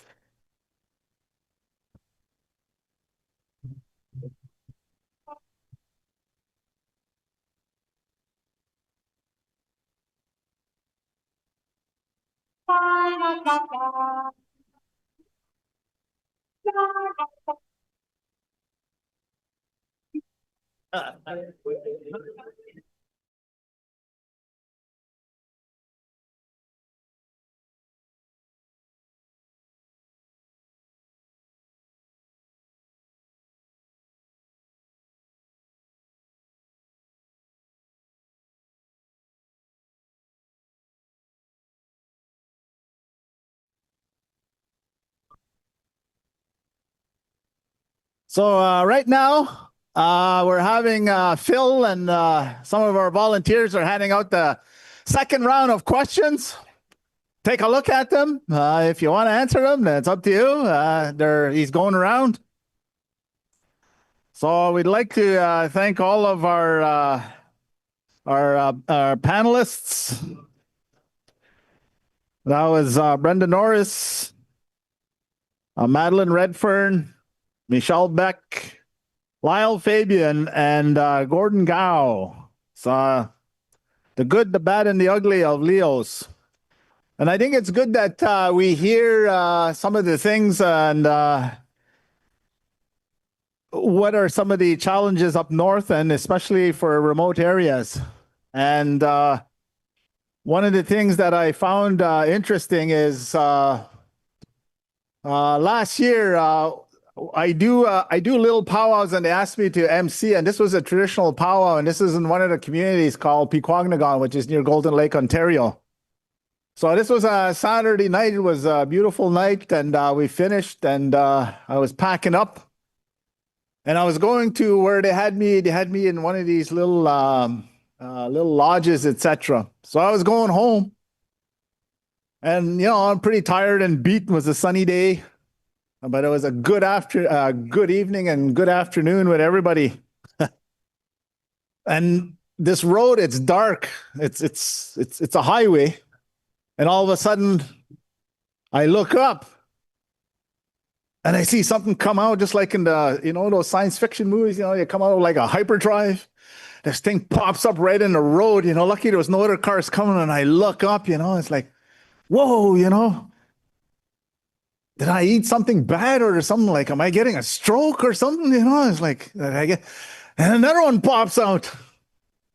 I said, holy jeez, it's like, whoa. It's like maybe like, am I having a vision? And another one pops out. And my wife is sitting beside me. She goes, no. She goes, that's just Starlink. Starlink. And one of the things is they line up at certain times and they pop out, like the way the moon or the way the sun, especially the moon, the way it shines on it. And I've never seen that before. I've and you see a line of like 6 or 7 satellites, and that's when first time I saw Starlink. So it was interesting. And I guess like anything, it serves a purpose, but what are you going to do when you don't have an alternative for the time being? So this is the reality in the northern community. So that was Leo. So the next one, you have the 3 guided questions. And I think one of our panelists here, she mentioned about data centers. Data centers is the next one here. So this is the data center opportunity for Indigenous communities.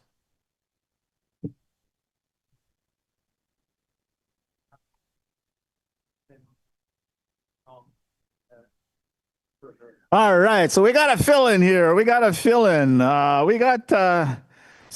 Lane, Internet Society. She's going to be virtual.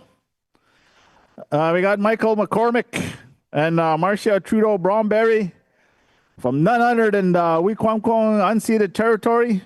I don't know. We have a replacement for her, but we're going to get the name. Skylie Storm Hogan, Stacy, and from FNIGC.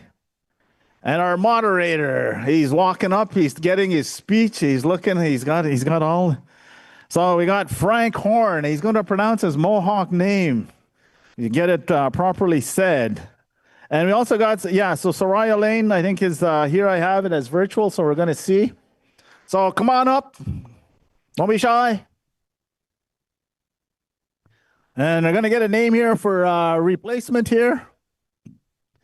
You got to hear these. You got to hear this story of some of the developments, and especially considering data centers. This is current. This is new, and we've heard some of the things about data centers. But this is the Anishinaabe version of some of the data centers. And for everybody, for the data centers, we know how much water and how much energy they use. You have in the Southwest United States where a lot of them are using water, and water is an issue right now because you got to cool these, and they're building them like crazy. So it's a challenge, especially this day and age. And here in the Ottawa area and places, you have water advisories in the sense that we'd really have a hot summer. So what is it going to do for those data centers? So what are some of the alternatives? There was some, I think, Bill Murdoch was mentioning one in one area in Manitoba where they use the heat blowing off these ventilators, etc., and directing it to other places. So those are some of the things that you don't hear as to what's happening in the communities.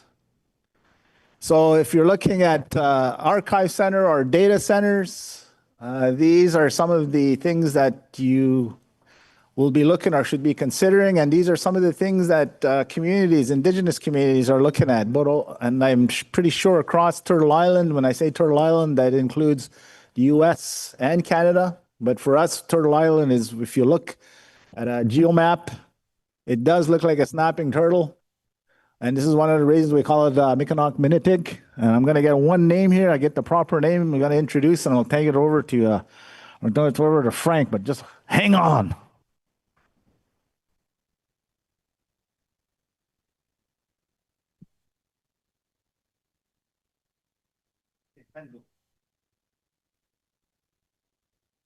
Yeah, so we got Sendel. He's filling in. So this is data centers. So take it away.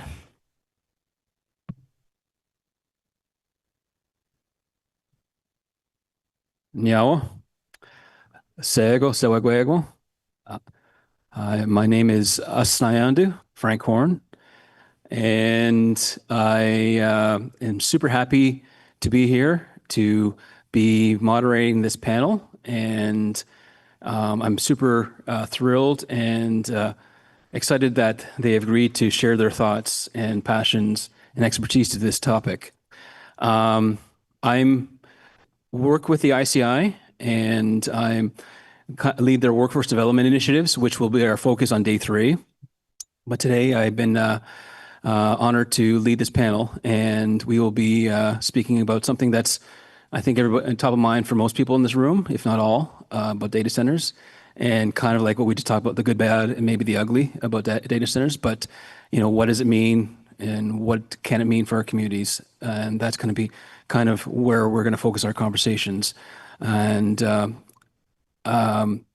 I kind of backed into this space. I was a government employee for a number of years, and then got recruited over to Rogers and realized all the issues that I was working with community.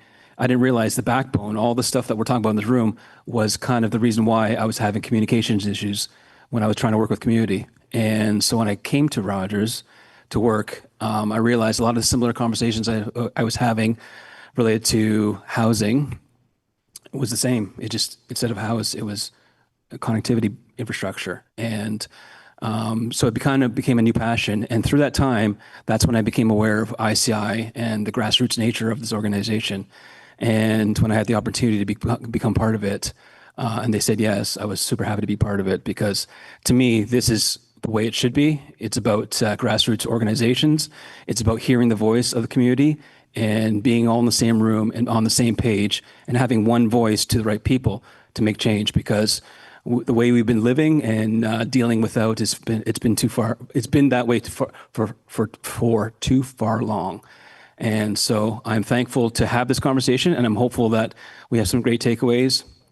And I come to you from 2 Mohawk communities of Ganawagi and Ganasdaga.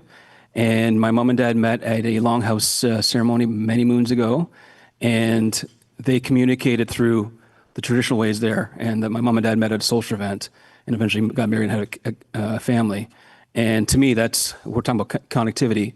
You know, even though my mom and dad are not from the same community, they connected through our traditional ways. And you know, what we're talking about, how does it develop or enhance what we already have in terms of our Indigenous communities? That to me is, can that be empowered? And can we answer that question?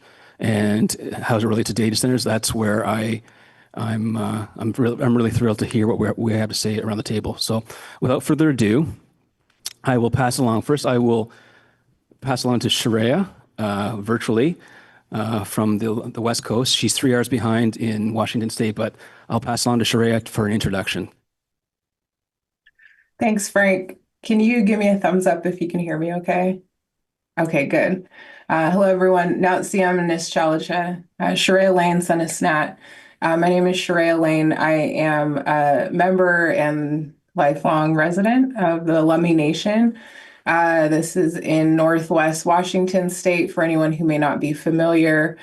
And I am a senior advisor for community connectivity with an emphasis on Indigenous community connectivity at the Internet Society. I'm based in the US and have been working on what we call in the States tribal broadband for many years, and have had the opportunity to learn from and work with First Nations in Canada, understanding our similarities, some of our differences, our shared challenges to connectivity, and really have spent recent years walking through these unprecedented times when it comes to connectivity, these rapid changes that we are facing in Indigenous communities, and navigating that alongside community, understanding that landscapes, visions, goals, values look different for each community, and each community has its own sort of priorities and roadmap forward. So we work at Internet Society to partner with those communities to work alongside them and to reach the goal of full connectivity for all of our Indigenous communities across North America. Thank you. Thank you, Shreya. So we'll pass it on to the gentleman on my far right. I forgot your name. I know we met virtually.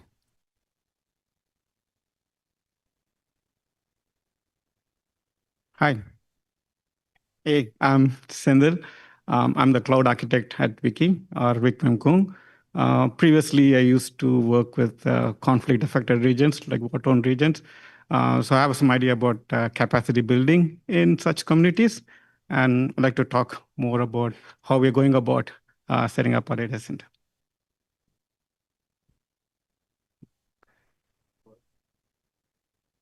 Hello, Ani Bojo. My name is Michael McCormick. I'm from Wikwemikong unceded territory. I'm the Chief Technology Officer for there. I wear a couple of hats in my community. One of them is the IT team and the data center, as well as the extensive drone and surveillance teams that we have in our community. We have about 20 drones in our community. About 10 of them are nesting stations, and about 700 Meraki cameras across the board for community safety.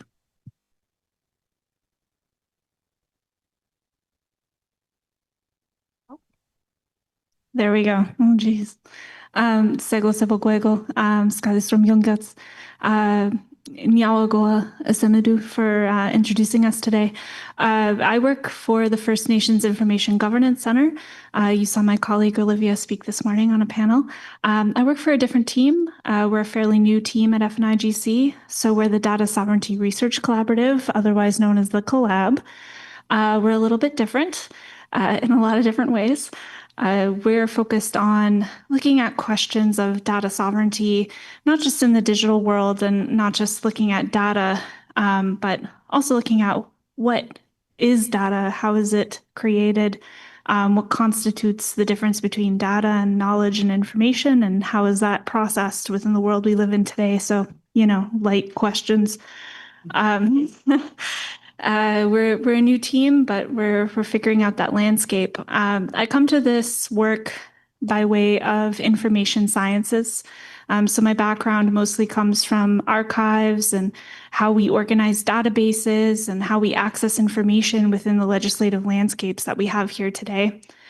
I'm fairly new to the data center AI conversation.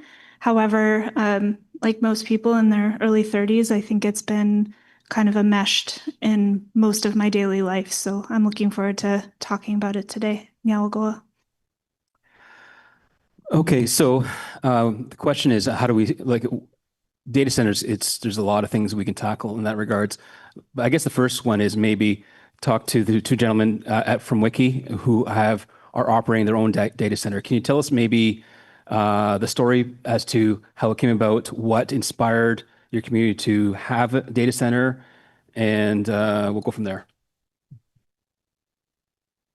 So Sendil and I, about 5 years ago, we used to work together. Well, he helped me build the cloud networks for a child family services network. And during that time, we'd often talk about data centers and the benefits of data centers and how Wikwemikong could benefit from having a data center in its territory.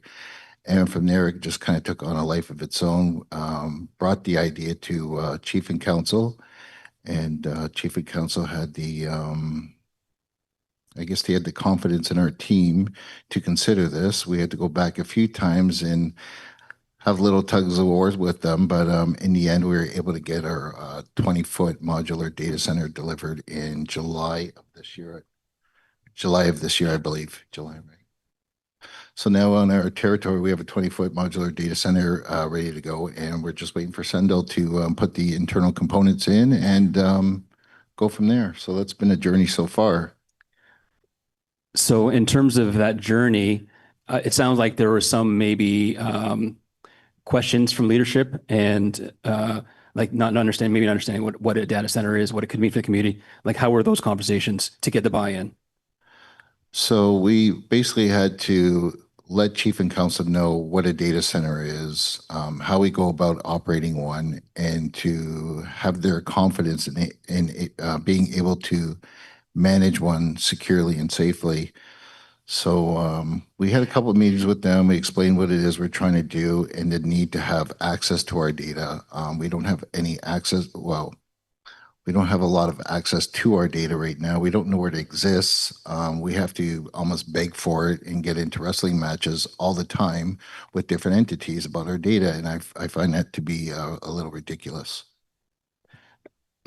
Yes. So I guess the ownership of data is probably the main driver of that conversation. The reason for the project, would that be the main one? Ownership and accessibility. Yes. Yes. Okay. So I think that kind of leads to Skyly in terms of where you come in and data that is, if it's outside the community versus what maybe a community like Wiki can control. Like, what would your comments be about that in terms of empowerment to the community? I think communities, especially from the lens of FNIGC, we feel that communities will decide what is best for them in their specific situations. So for some communities, like Wiki, that is very, very much like they've decided, they've formulated, they know what their needs are, they know how this is going to serve them. It's going to be completely different from another community that maybe doesn't have the electricity infrastructure or things that would support the use of a data center. And I mean, not everybody is going to have a massive building style data center. Some of these things are going to be a little bit more of a smaller scale. But when we're talking about ownership, access, possession, control, these principles of OCAP, they can look different depending on who's enacting them. And I think just because a community doesn't have a data center within their own territory doesn't necessarily mean that they don't have ownership and access and control. It really depends on what types of partnerships or what types of agreements are enacted, because you can have a data center within your own territory, as colleagues of mine have pointed out, but still not really have the safety or the infrastructure in place to protect that data.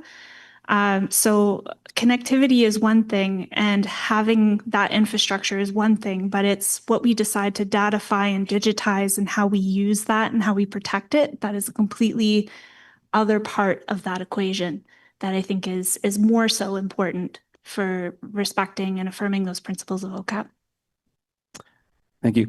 Sharia, from your perspective at ISOC, or the Internet Society, and data centers and data sovereignty, what are your comments, and what do you have? Like, is there anything that comes first to mind?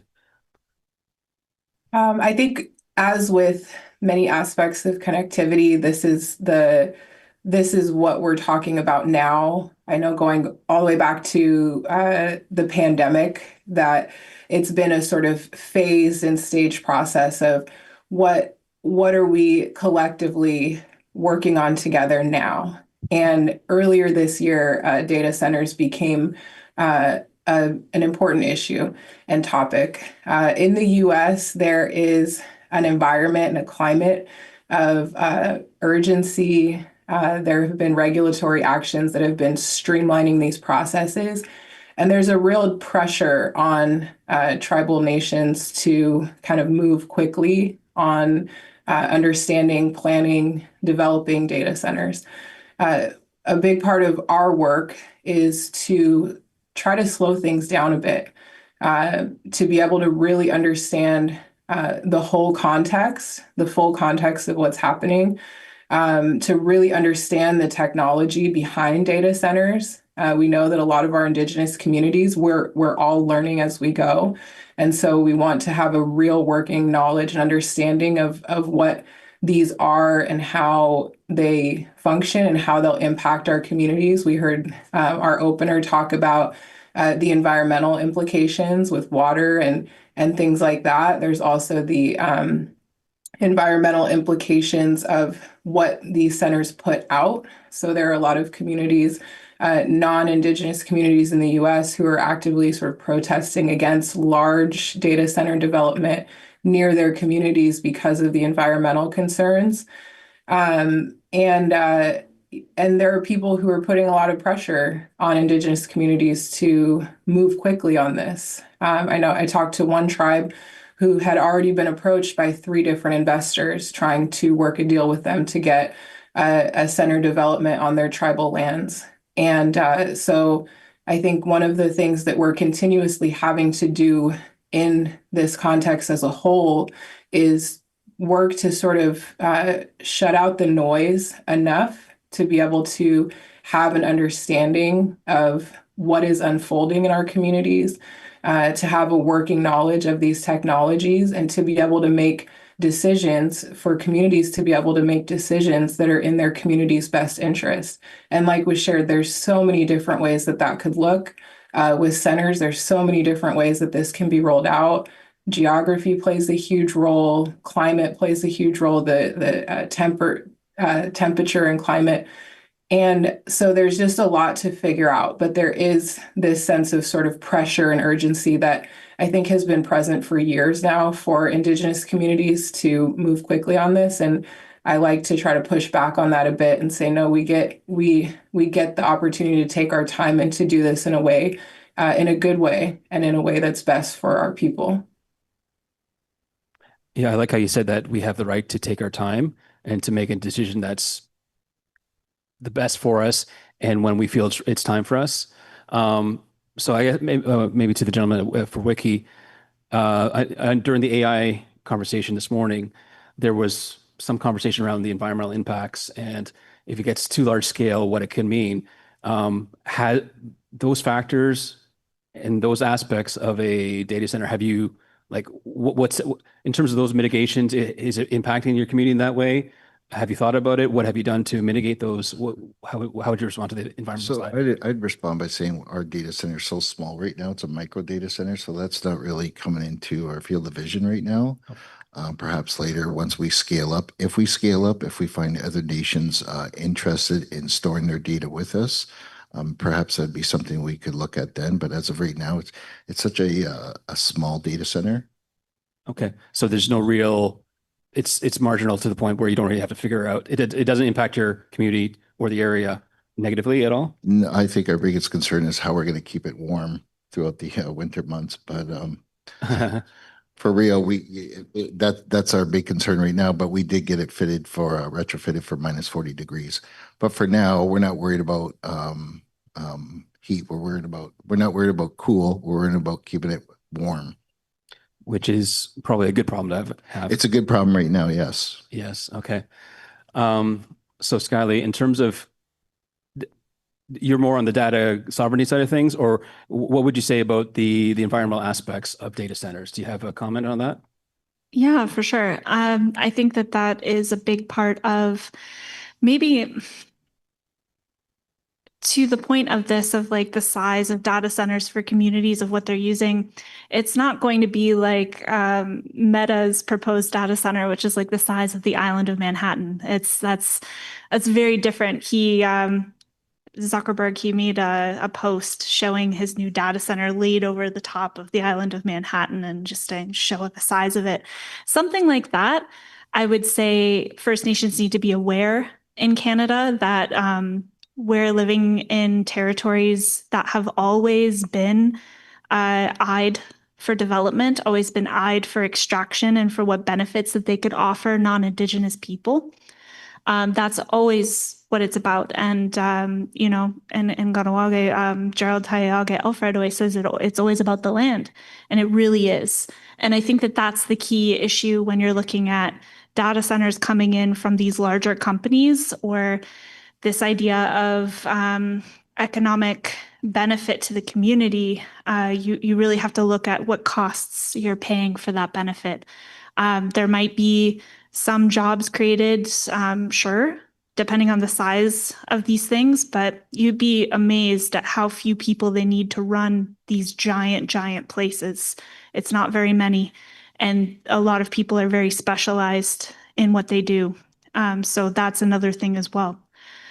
So a big thing is, of course, you know, Madeline brought up in the last presentation something that I was going to bring up in this panel, which is the Cloud Act with the United States, and the fact that we all use information that goes through channels through the United States for sure.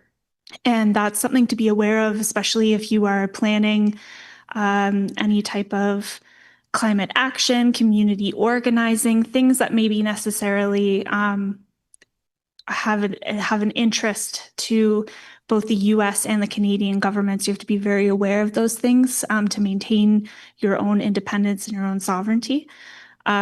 So for me, I think on the environmental issue is thinking about those scholars like Carolyn and Michael Runningwolf who say, you know, if you're using this to make cat memes and you're wasting like several bottles of water just to do this fun thing, that's one thing.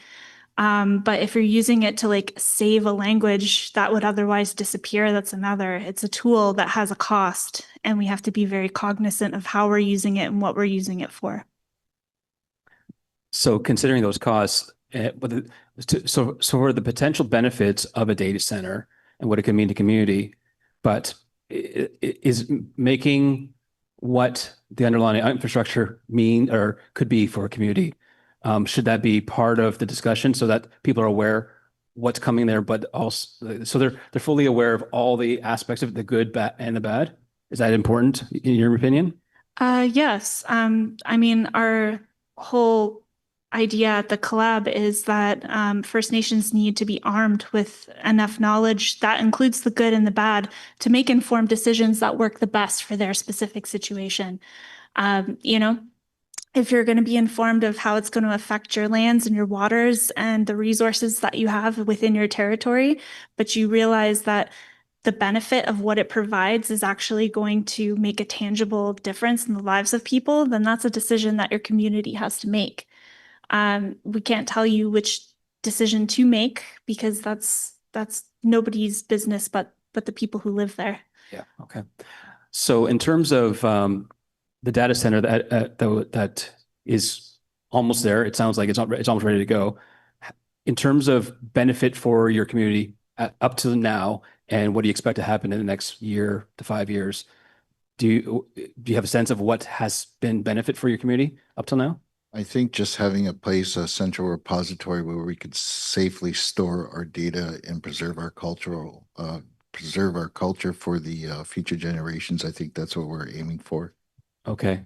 And is there any tangible economic benefit for your community so far with what happened? Other than developing a large IT team, building capacity for that team, I mean, that's about it right there. Really? Okay. Now that you're going to be operational in the very short note, will there be any benefit moving forward, or will it be the same moving forward? Looks like our IT team may get a little bit bigger, so we're actively recruiting all the time. We're putting our employees through rigorous training, putting them through their certification processes, get them on the job training, and yeah. Okay. So you mentioned in your introduction drones. Yes. The drones in your community, was that independent of the data center conversations, or were they one and the same? It was. So the drone conversation kind of came out of community safety. What Kwemekong, as I'm sure other communities out there, is dealing with the drug epidemic, sex trafficking, human trafficking.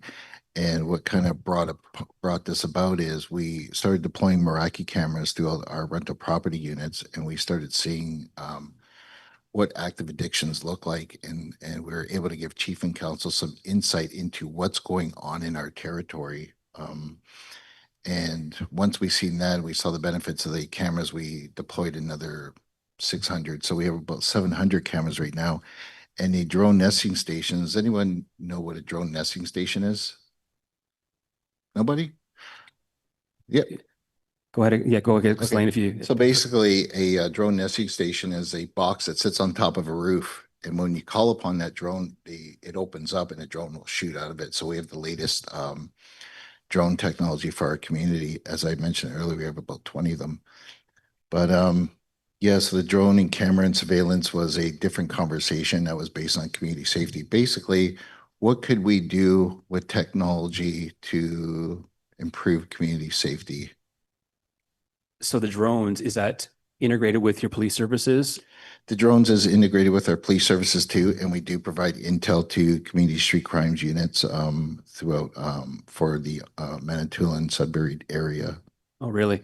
Yeah. And since now that you have the drone technology, is the community safer? Do the community members feel safe? More safe? So what's really funny is we went from one end of the spectrum to the other. We went from, we don't want these drones invading our private areas. We don't want them peeking in our windows to we're now at a point where the community is asking for more drone flights. So with comments such as we feel safer when the drones are in the air.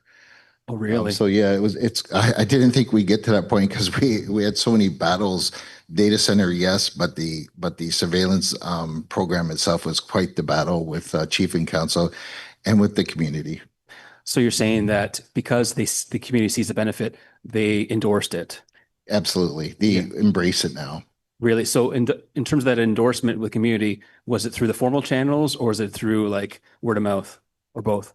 I think it was through both. We heard from community members calling the band office complaining almost daily to now complain that there's not enough drone flights. Our community, much like everyone's community, is quite vocal about their opinions. So yeah, we definitely heard from it on a daily basis. Okay, fair enough. We won't. Well, our panel's not about drones, so we'll go back to data. Oh no, that's fine. But blame that on me for asking that question. But it's really fascinating. But it's about security, right? And it's community safety, right? Yeah. And we even now we can deploy a full drone team at 1 o'clock in the morning anywhere between Manitoulin and Sudbury, and we have assisted OPP in search and rescues. Really? So when it would take their team 3 hours to respond, we can have a full advanced certified drone team on the ground within 30 minutes. Seriously? So do you have some sort of MOU with the OPP on this? We have an MOU with Quemacong Tribal Police, but not with the OPP. They'll just call us when needed. Oh, really? Yeah, Wow. we're quite happy to work with them. Well, congratulations. I think that's a congratulations story. Yeah, it's definitely saved a lot of lives.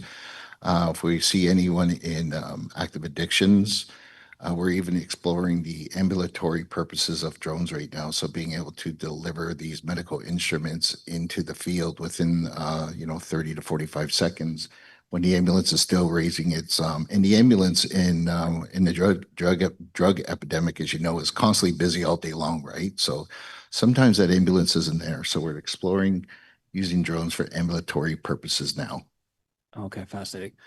Now, in terms of the infrastructure for the drones, is that separate than the data center, or is it one and the same? Because it's under your IT.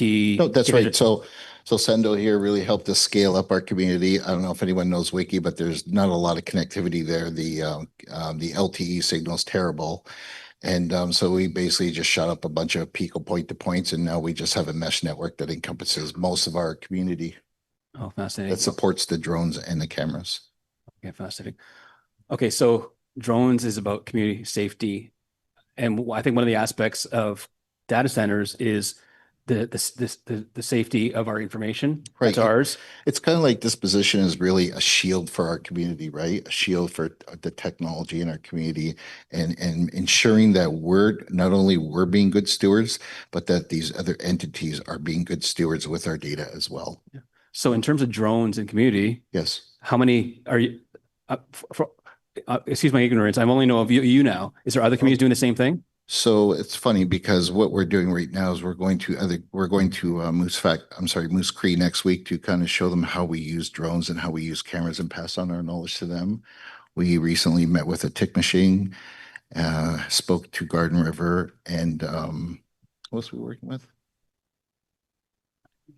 Yeah, I mentioned the a handful of other communities. They're starting to. So they're just getting out. That is. Well, it's funny because the OPP are actually telling these communities to reach out to Quemacong for drone and camera advice. Fascinating. It is. Wow. It's my favorite part of my job. The data center, not so much. I can leave that to Sendell. Okay, but I really enjoy making a difference when it comes to being able to use technology to save lives, right, and prevention. So now our community can get into a preventative stance when it comes to any crime in our community. If somebody's breaking into a house, our camera will see it. Our 24-hour surveillance room will see it. They'll deploy a drone. The drone will go out, and we have security 24/7 as well. So we have a three-pronged approach, and we call tribal. Wow. So usually by the time that person walks out of that house, there's a big drone hanging there with a spotlight. There's security guards, And there's camera footage already rolled up being sent to tribal, and the police are pulling up as well. You should have your own TV show now. Yeah. But that's the favorite part of my job, being able to make a difference with community safety. Okay. I'd like to make a point on how the data center ties into this, or Sure. what's the plan. Yes. Right. I know we've been talking about drone, right? So right now, most of our cameras, or almost all, has only 30 days of storage, right? So what we want to do is bring all the storage, right? Bring into a data center. Now that we have our own, and later on, I mean, so we have AI train on that, right? So that means, okay, so if there's a car, right, that came in, you know, and are suspicious. Okay, when did this come last? Like 6 months ago, a year ago? So what areas, right? So all this pointers can be built, but again, with only if you have the data, right? So with the data center, bring in all the data from all the cameras. Fascinating. Yeah, that makes sense. So, and in terms of the data center, that will be Wiki's information for you to hold, and you control that data. Yeah, for all of the entities in the community. Okay. And in terms of access to the data that is on the data center, who has access? So everyone will have access to their own areas, right? So it's an Azure architecture. So it'd be just like, you know, use your own cloud environment. Okay, fair enough. So in terms of FNIGC and what we just shared at Wiki, in terms of data sovereignty, what's your comment about all that stuff? And it seems like it came from the community. It's meeting their community needs. Like, they're doing it the right way, or is there gaps that they might see, or like, what's your take on that, FNIGC? As FNIGC, you know, we're supporting communities finding the ways that they feel uphold their own sovereignty.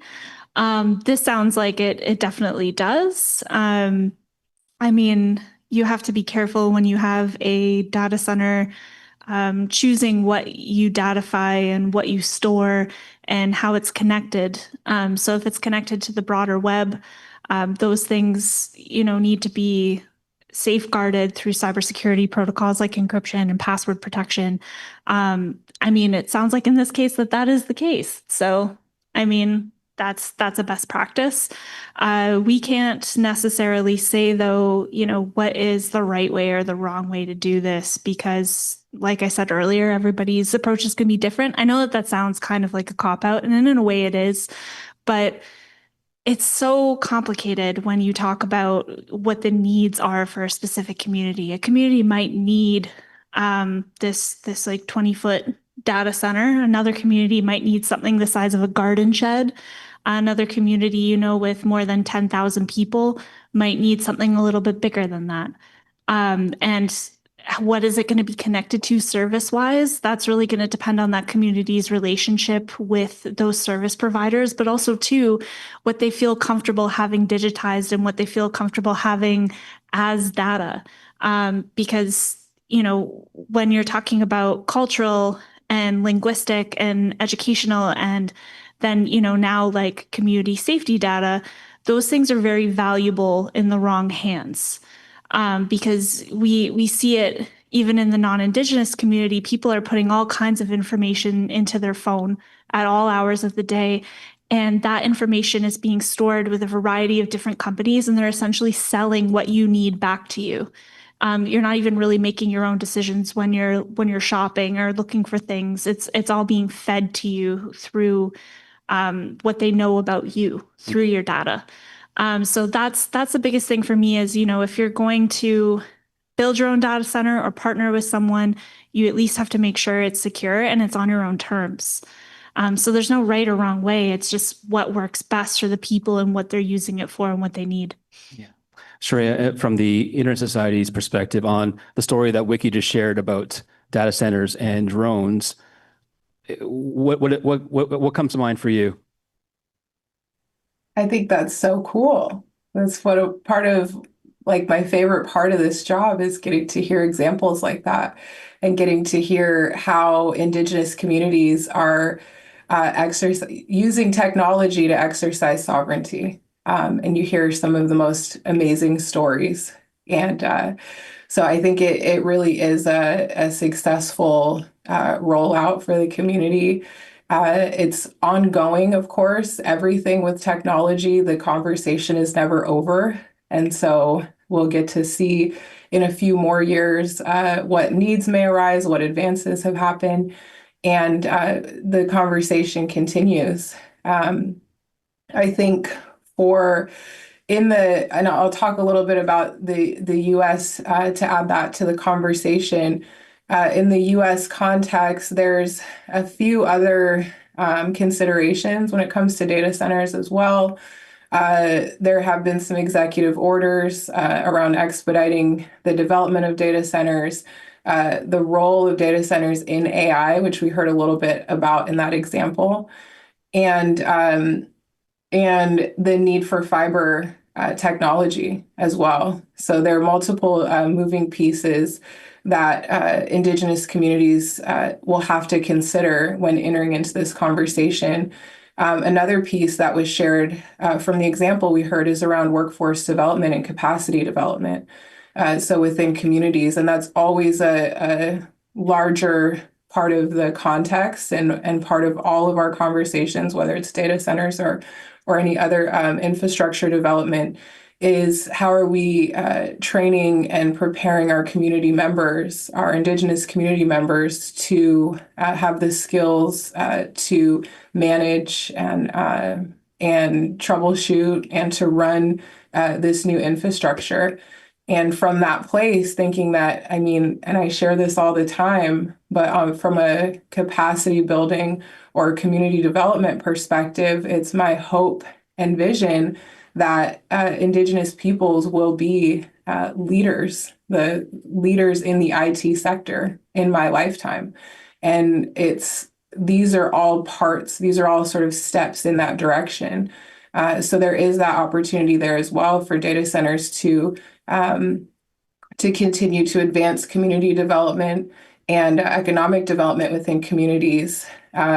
In the US, it is I think one of the differences, again, is that pressure that's sort of being put on people. There's this gold rush sort of feel right now around AI and the role of data centers in AI.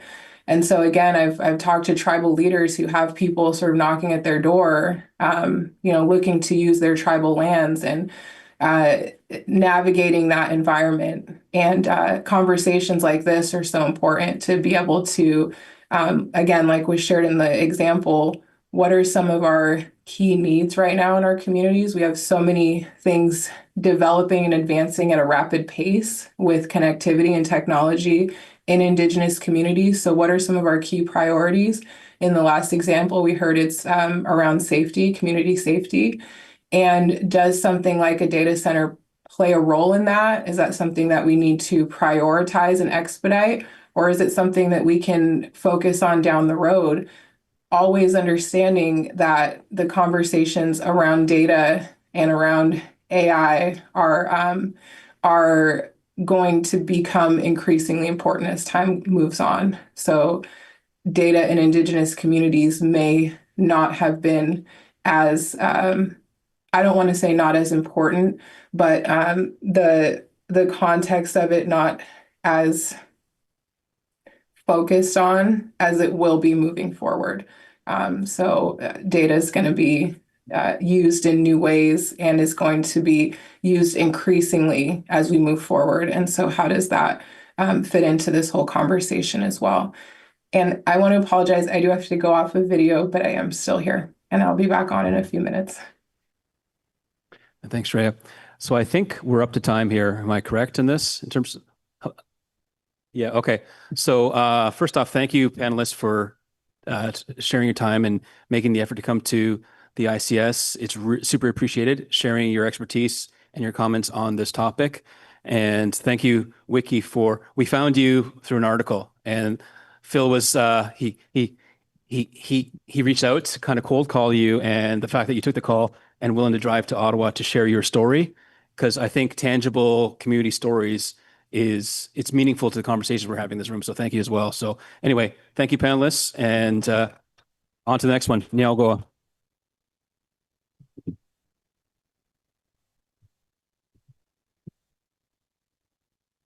just before we go for break, one of the things that I was this morning when he came in and I ran into Michael, he said this is his first time here and he wasn't sure what was happening with connectivity. Like a lot of first-time people visiting here and coming to the ICI. And he described his program in detail and what you heard some of it. But there's another factor that they use that Michael, I understand from him, is that also with the drone technology, it is also because of the fire concern.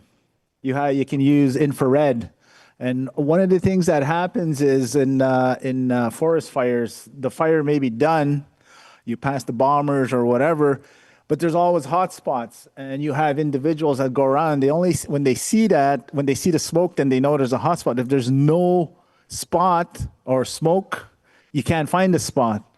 But stuff like what Michael was saying, there's utilization of a drone. It has infrared and it could spot, so you cut down the possibility of a fire reigniting. So those are the other things that now is for consideration when using drones and for community safety.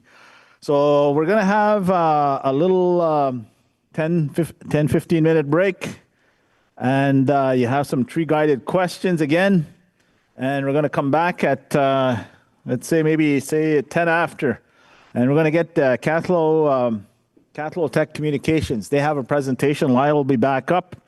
And right after that, we're giving them 15 minutes each. If not, we're going to cut you off. I'll just tackle you. I know Lyle is really good and he's to the point, but you know, he likes to tell stories about, well, we're gonna have to measure Mike and also Joaquin. Joaquin is gonna come right after Lyle. So stay tuned. Take a break. I know it's kind of cool in here. When I look outside, the sun's shining. It's pretty warm out there, so we're getting a little extreme. So take a quick break, and we're coming back. All right. Oh, and don't forget, after we have Joaquin, we're gonna have a picture. A picture after Joaquin. So go to the bathroom, fix your hair, fix all of this. So we want a group picture. Phil wants a picture.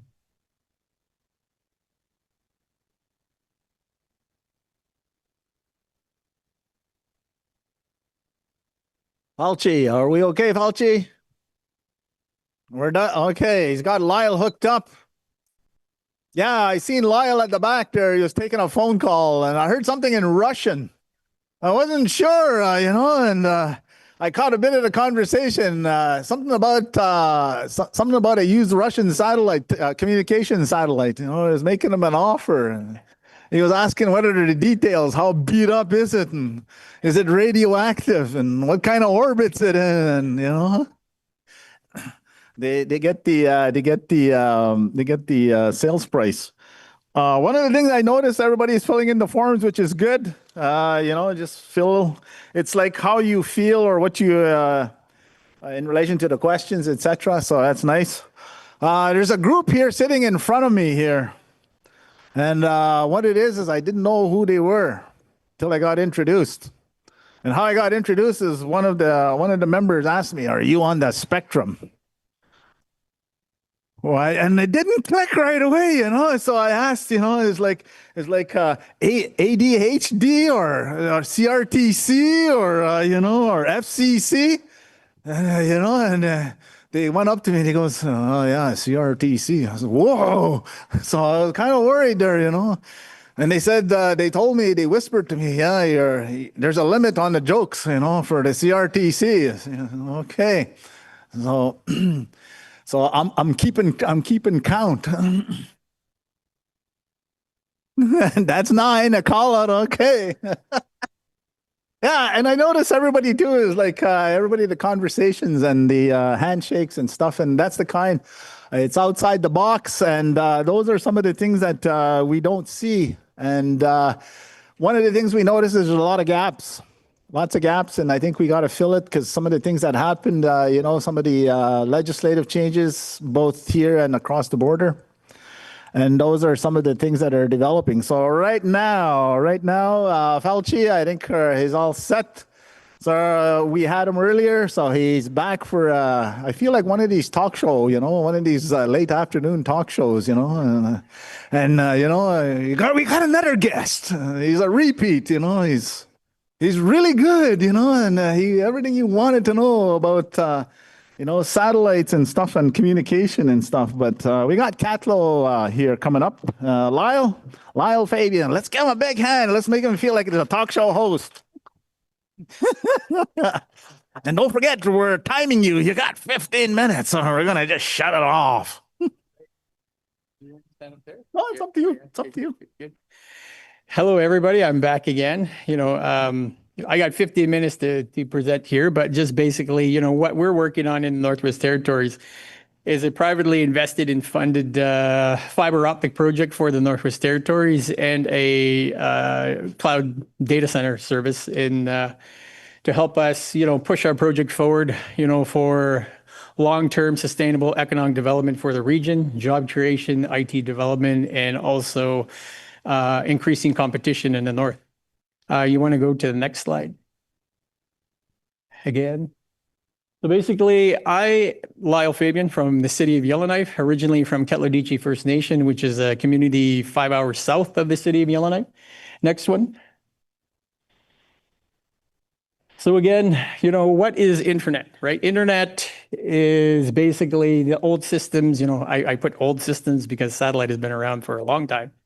But people don't know that fiber has been around since the 50s, since they first made the first laser technology to help really bring into communications, this new thing called laser technology that really helped with fiber optic communications and really brought in a whole new era of long-term redundancy and reliability. And basically, fiber is just a conduit to light, to send signals and lights of ones and zeros over a long distance with the least path of resistance. And basically, copper, in the Northwest Territories, when Ma Bell was in existence before, we have baby bells all over the place, was that everything was all on exchange units that housed a lot of power in order for them to push out a lot of signal over copper, and were always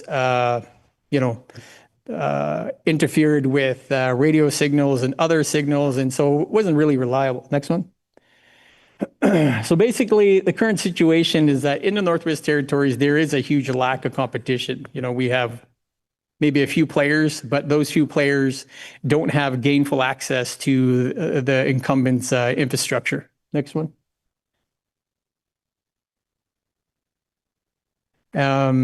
I won't go through that. We all know what that is. Continue on. So what is happening with our company? Well, what is happening in the Northwest Territories is that we're proposing a 315 kilometer fiber optic build, 288 strand, low latency loss cable. At first it was, just an idea that, I threw together in regards to, what would it take, for us to build our own fiber optic project in the Northwest Territories. I've done fiber projects for many years.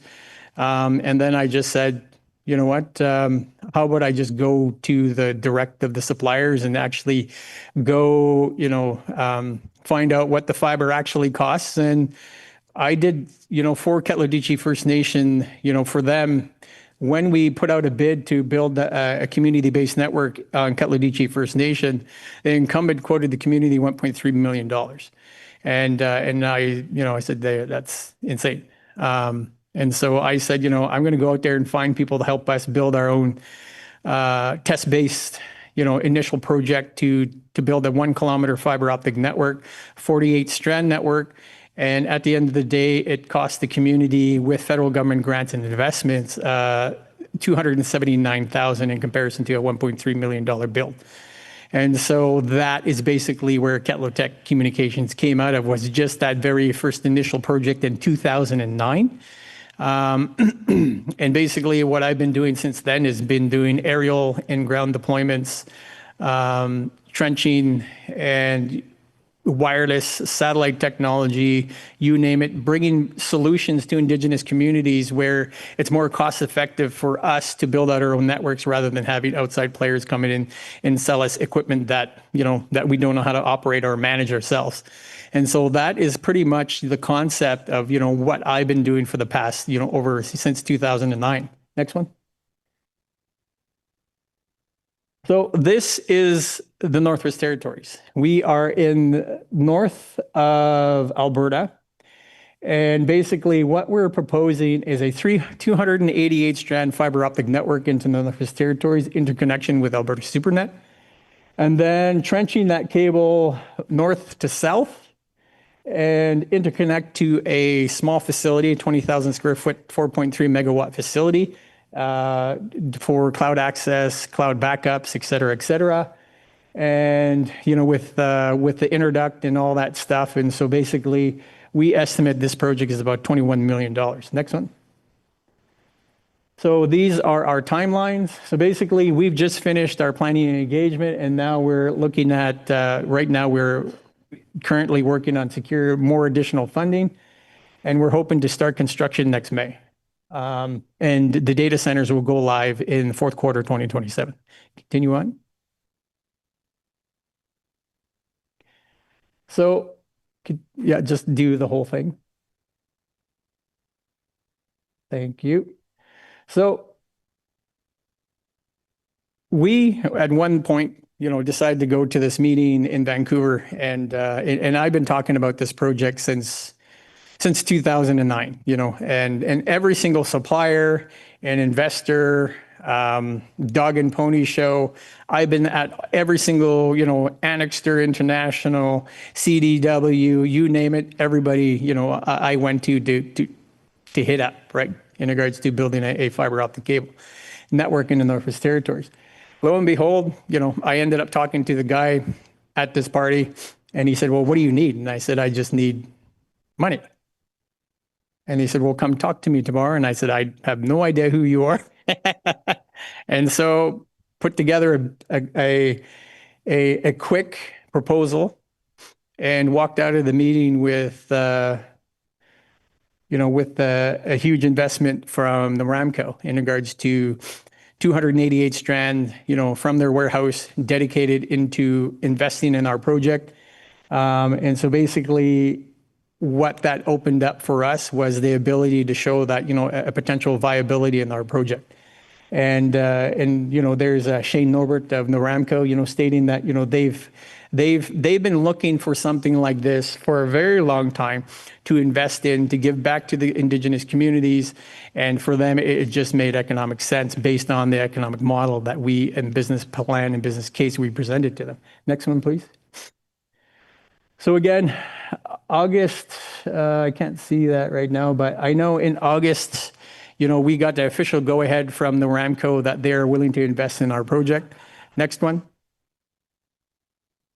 And then not shortly after that, I got a phone call from the previous infrastructure minister of the Northwest Territories, Michael Miltenberger, and said, I heard you're, doing this thing called, this fiber optic network in data center in the Northwest Territories. And one of the biggest failings that I felt, that has come out of the Northwest Territories is the McKenzie fiber link that, the point of presence for Indigenous communities was not fully fulfilled in that project. And so therefore, I believe, that us and myself personally investing in this project to, for this to be fulfilled. And so next one, please. And so the problem today that we have is that we have slow, expensive, unreliable, no competition in the Northwest Territories, no data centers. And so basically all the data that we propose in the Northwest Territories travels a very long way from point A to point B and then comes back. And so therefore our solution is about a fast, affordable, redundant network, introduced competition in the Northwest Territories, which currently doesn't exist today for Indigenous communities and other ISPs and mobile carriers. And so we also want to host locally all our edge computing in the Northwest Territories. And this provides jobs, local training, and also economic growth for the region in the Northwest Territories. Next one, please. So again, next one. So what makes KatloTech different? First, KatloTech Communications is 100% Indigenous owned. And also we are going to be probably, we're not a telco, we are a wholesale broadband provider. Our network is for tool community advancement. And also our data center is basically what is funding everything in all our investments today, which is a real estate investment, which is allowing communities to benefit and own part of the data centers and also own part of the physical infrastructure. And so one of the things that we've decided to do is to change up how we build data centers in the Northwest Territories, basically modularize and scale up the data centers as we see fit every time we fill up a new unit. Continue on. So again, the data center REIT is a proposed 3 megawatt facility initially, which is a 20,000 square foot real estate investment on KatloTech First Nation. Our REIT is, we will take a look at data center sovereignty for the Northwest Territories, where we're hosting all our clients' information on Indigenous sovereign land. We are also proposing 20 by 40 available lots for leasing, minimum 5-year leasing agreements, and also 10 set aside. We're also looking at building our own modular containers. And so that is basically what we're taking a look at now is one, the investment that we got is really backed by the data center REIT. And that's the reason why we got the investment that we did. Continue on. This is IceFox Data Center. IceFox Data Center will be able to be cooled 9 months out of the year with ambient air, and also will be connected into a fiber optic grid, 288 strands.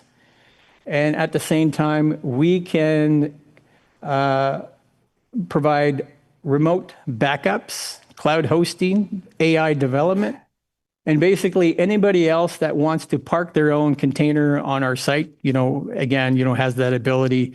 And, again, you got to lease the infrastructure, you got to lease wavelengths and so on and so forth. And so therefore, out of the 208, the proposed network, as you see, roads are in, site has been cleared, power poles are up. Continue on. And this is basically how we're lighting the network. So what we have is a 42U rack, 4 racks with equipment to load on one end of the network. Continue on. And these are other potential modular container units that we're going to be leasing, also a 65 kilowatt unit. Continue on. So this is one of the biggest units that we are proposing, which is a 14 rack 42U design. And then we on the average of us having leased this full capacity, we're looking at co-location rental, internet access, cross connects, remote telecom support, power usage, and so forth. We're looking at an annual generational revenue about $1 million a piece if we can lease out all the racks in this capacity. Continue on. So basically, IceFox, people are saying, where are you going to get your power? Well, right now, Hay River is situated on a thing called Clouston Hydro. The current system is an 18 megawatt facility on the Clouston River in the Northwest Territories. KatloTech and IceFox data centers we'd like to expand to a 4 megawatt facility. But the Clouston Hydro in the Northwest Territories the river system has a potential of 200 megawatts. And right now they're proposing a 60 megawatt expansion. And I'm hoping that after that expansion that we will grow our 4.8 megawatt facility to a 20 megawatt facility. Continue on. So this is the Clouston Hydro, which is on the far right bottom. And then as you can see in the Northwest Territories, Hay River is where KatloTech First Nation is. And you'll see our phase 1 fiber optic network, which would interconnect to our 20,000 square foot data center facility. And the red is basically phase 2, us looking at self-funding, through the cloud access and self-revenue generation, revenues from the data centers to help pay for phase 2, which will bring interconnection to the McKenzie fiber link. Continue on. So what this does for the region is a huge economic impact in regards to local job training, education, spending, and also long-term benefits for cloud access, and just kind of looking as Hay River as a potential technical hub for the Northwest Territories. Next one, please. We're also looking at a 431, just what I just talked about was the interconnection to the McKenzie fiber link. Continue on. But where do we want to go? Well, basically, this is where we want to go. We want to bring, through the cloud access, our main facility on KatloTech First Nation. We want to expand our phase 1 to phase 6 and 7, where we bring interconnection to both the McKenzie fiber link and the Yukon fiber project. And again, 100% self-funded, through our data center REIT facility. Continue on. So again, we're looking at estimated network speeds, in comparison to the Google network. That is, what we estimate, could be potential ISP's speeds. Continue on. So this is our KatloTech network topology. So we're looking at a 35 kilowatt prefab building, modularized container, housed, for our PON equipment, that would go over a 288 fiber optic cable into Steen River, Alberta, and then from there, recharge that signal into KatloTech First Nation, and then plugged into another fiber optic cable to interconnect to all modular containers. Continue. How much time do I got? Continue on. So basically, our service offerings for the dark fiber is kind of like dark fiber leasing, lit fiber services, and co-location services over our continue on next slide, please. There's more stuff there. Our target customers are ISPs, telecom providers in the Northwest Territories, CAIs, community anchor institutions, which are 33 Indigenous communities in the Northwest Territories, military, law enforcement, and so on and so forth. Continue on. So our community economic impact is we're going to be creating increased competition in the north, increased broadband access expansion in the north, and also enhance internet speeds and reliability in the Northwest Territories, bringing much required redundancy for both military and, what Mark Carney is talking about is, data sovereignty and national security and all those bells and whistles that everybody's throwing around. Go on. So we're looking at, massive revenue streams of initial revenues. Let's say we decide that we want to lease each fiber strand times the total amount of 329 kilometers. These are just numbers that we threw out there that let's say we wanted to lease long haul fiber.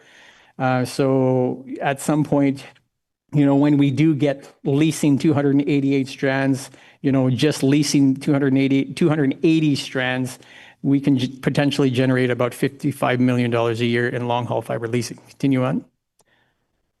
So again, phase 1 is our data center outlook. Continue on. Go on. Continue on. Again, these are just numbers, so this is a year-by-year revenue breakdown. For let's say we have 65 kilowatt units, 15 of them on site, and 1,500 kilowatt units. And again, we're looking at a total estimated revenue if we can hit that 4.8 megawatt capacity is a combined, total revenue about $130 million a year in cloud services and edge computing in the north. Next one, please. So again, the kilowatts, we're looking at 65 kilowatt, 15 units plus 100 kilowatt units. So again, the overall site requirement is a 2.4 megawatt facility. So that's, the Clouston Hydro has enough capacity to supply us for power, for the next 20 years. If we stay at a 4.8 megawatt facility size, we do not want to. We want to grow the facility continuously over the next 20 years. Continue on. So again, key insights, total revenue over the next 5 years, $137 million just for the cloud data center. Again, power requirements and the profitability is that we, in our business plan and business case, it just made economic sense for, a lot of the investors that are at the table to help, bring this project to life. And if it wasn't for Noramco and also other key investors to give us, their money for this project. Right now, we are, working with a grant application or a loan application to Canada Infrastructure Bank. They're reviewing our application, and we were scheduled to have meetings with, but Parliament is in play now, and everybody's busy. So continue on. So conclusion: our project would advance cloud infrastructure services in the Northwest Territories for significant economic and social impact for our community, and also a comprehensive, what we're looking at is 45 key personnel year-round with an annual salary total combined about $4.9 million in salaries. Continue and keep on going until the last map. So why am I doing this, and why the investors gave me the money that they did? So this is it. So can you imagine that when Nunavut fiber link is complete and Quintillion, the Arctic fiber, is done, they're looking at phase 2 Japan, and then utilizing the existing networks in the Northwest Territories. Not only that, but also I want to create a data flow from both Europe and Asia into our data centers in the Northwest Territories. This is a $2.3 billion economic potential for the Northwest Territories. And that's the reason why I'm doing what I'm doing and why the investors gave me the investment that I have today. And, I'm just here to tell everybody that it can be done, but you need to have a strong business case, business plan, and a good team behind you in order for this to be pulled off. And I've been doing this since 2009, and I'm glad to say that, we're a step closer. And I'm hoping that, we will have, our fiber. We just did our site drive this year with our engineering team from Light Access and Ironman Services, and we drove the phase 1 route, and they were so surprised in regards to the pristine environment for trenching that this will propose for them, because they're so used to trenching, in Alaska, Yukon, and British Columbia. When they came and did a site drive with us, they were like, "This is amazing. This is going to be easy. This is unreal. This is all sod soil, and everything is straight." So yeah, so that's basically what KatloTech Communications is doing, and I'm hoping that we'll have more updates in the near future. Thank you very much.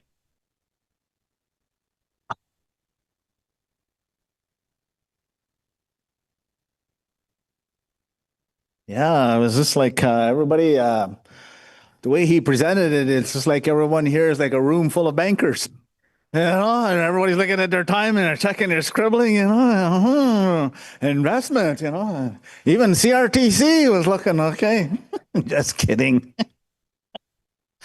No, I think that's the kind for youth, and that's the kind of stuff that we need to see and hear, and the possibilities. This is from the communities and the generations you're working with now. Is the youth in a lot of the communities now are access to education, and they're accelerating some of this, and they come online, and these are the things that we start to see the potential. But not only it's a shared potential. It's for us, from a non-Indigenous perspective, it's always been, that's it, not very equitable or non-sharing. But from an Indigenous perspective, it's that sharing and seeing this, and it's for everybody, but it's specifically for the community. So this is very encouraging. So Joaquin, he's standing there, he's getting the cue. This is Joaquin Ray for Equitable Origin, Sustainability and Efficiency in Networks. Okay, you're on. Thank you. Hello, everyone. And thank you very much for having me here. I've heard so much about the Indigenous Connectivity Institute, so it's a pleasure and an honor to be here sharing with you a little bit of our experience here in the Amazon. And my name is Joaquin Ray Guerrero. I come from Ecuador. I'm Equitable Origins Latin American Program Manager, and I'm in charge of the Center for Strengthening Indigenous Rights, CEFO Indígena. Next, please. Equitable Origin and CEFO is an Ecuadorian-born NGO with the mission to advance a more sustainable and responsible energy future by putting indigenous communities up front. But today, I'm not here to talk to you about energy development, but I want you to follow me on a journey through two of the most biodiverse ecosystems in our continent. And I hope this is a refreshing journey so everyone can go with a smile to their hotel rooms today. Next, please. And these two lungs of our planet, can you click it because it's a small video, please? Yeah. These two lungs of our planet are not only the home of beautiful species such as the jaguar. Can you go back? Or that tapir? I think Canva is not working. Okay, or that tapir, but they are also the home of the cradle of amazing cultures that have developed an amazing knowledge about their environment, and also cultures that keep having a spiritual bond with their the forest they are protecting. So the journey we're about to go in is not a journey about just indigenous-led connectivity, but a journey about resistance. And our journey begins right here in the Maya jungle in Calakmul specifically, ancient home of the Maya culture, where unfortunately the last couple of years, this jungle has been devastated by the construction of the so-called Maya train that was imposed to these communities without a proper, free, prior, and informed consent process. Next, please.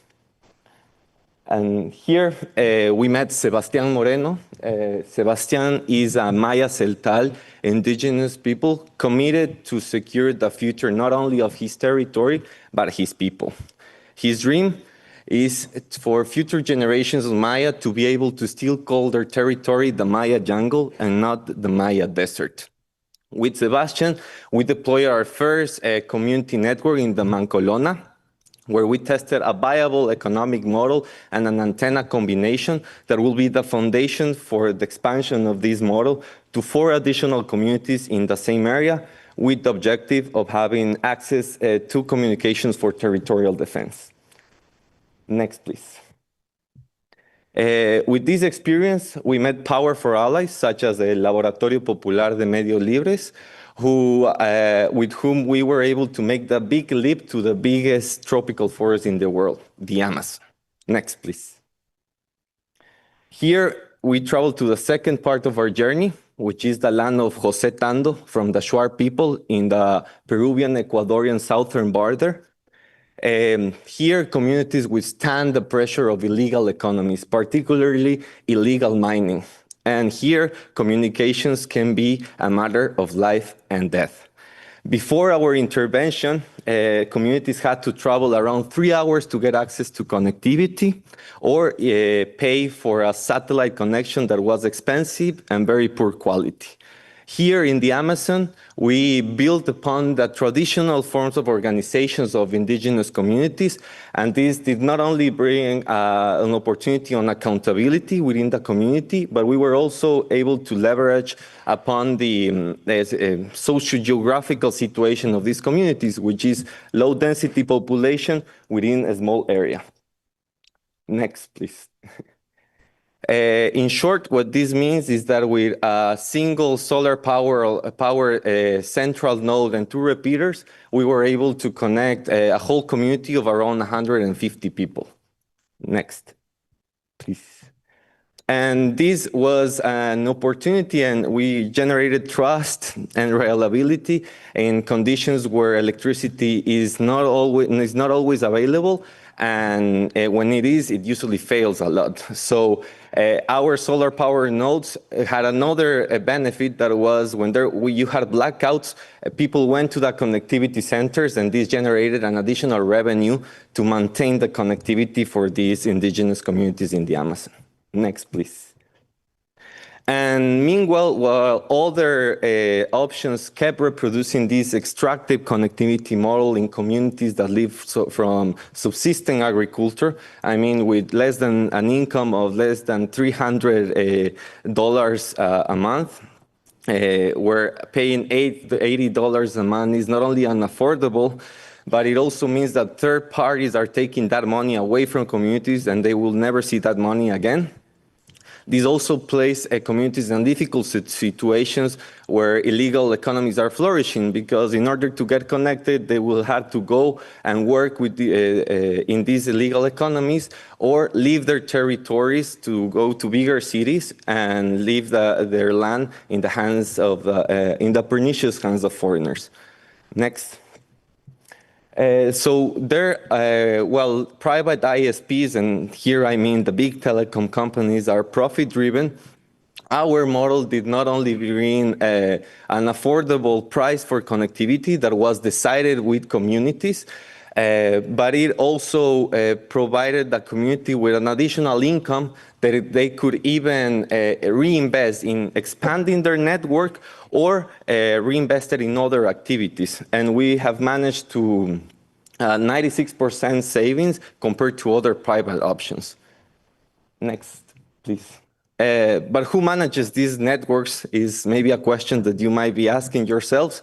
And we have not only focused on deployment, but also on training. And this involves telecommunications training, digital security training, and digital security, telecommunications, and administration's capabilities. So everyone, we are not generating dependency neither on software or hardware, but bringing like the cheapest hardware available in the market near these communities, and also the knowledge so they can maintain and sustain the networks alone. Next, please. And now we've created the Territorio Vivo network, the network of community networks that now has 3 generations of trained indigenous technicians. And they are is an open chat of networks where they provide support to each other between Mexico, Ecuador, and Peru, where we've deployed our community networks. And they get support from CEFO and Laboratorio Popular of Medios Libres. Next, please. But wait, I'm receiving a call right now.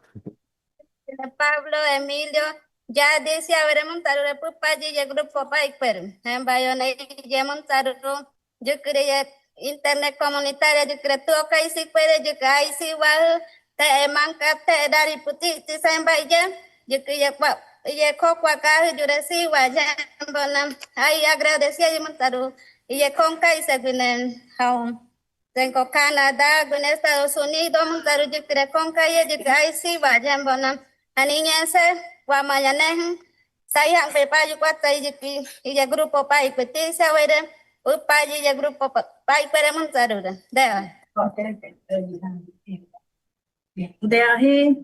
de ahí, de cae away, viene mai, y te pai kawai por los secos ya pai, viene pai tanto yo mai cae away Ecuador, pai kawai. Hai bona pupa yun siang menya hai menya internacional Canadá pai puede Inglaterra pai puede dice onya países yo pupa yo y na y internet veo kona lagarto cocha sadin kahuna jika mu inya pai je más importante pai internet pai je gato ko kwa kahyo de ko pai je por el de Villa Seña y de con que se de por acá por je si vaya pues se ha ko bai Jaime nya ko bai de pupa je na inya ti si awe de ve se pai puede po ang ku pai na inti con que puede hai pai yo na y mo seña nyanta sok no yo na ai hai je inya se futuro nyanta sok na je krete con que yo na je ku pai inya se kwa mayane inya se sai je de kwa sa ko je yure iyana inyeka yo kwa mañana sai kuipaña iye kato yure pimaiguoni kwa kotonye kaje paña mai ayo wai he na yo hondai pai sede mai yure yo oju iye musanya iye tu wi kwa koton tu wi haka Ako wai de ka asohna main kwa sanjo oje det yora yo kon kai ha komai de. Mai sie ko pain kato he na pai ko wai. Mai sie ko pain kato peo kwei frontera. Mai sie ko pain kato te et yo ni pai ko wai. Y ye más caña ko wai de primeras naciones witne pain pi pai ko wai de. Y ye sa ro ha si wa ko pu paje yuk sie ko pain de. Ai ha ye dat yorani kon yo huna yuk y ye ai ro pai ye. Jikanya paham kita.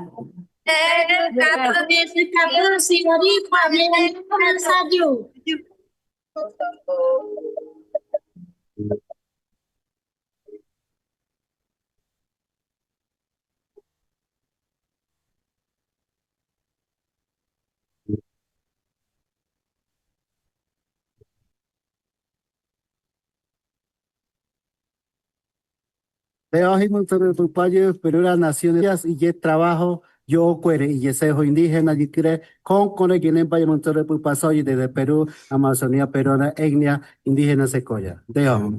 Siare tio si kwai. Siare tio si kwai. Siawai, tío, sí, cobay. Siare tio si kwai. Siare tio si kwai.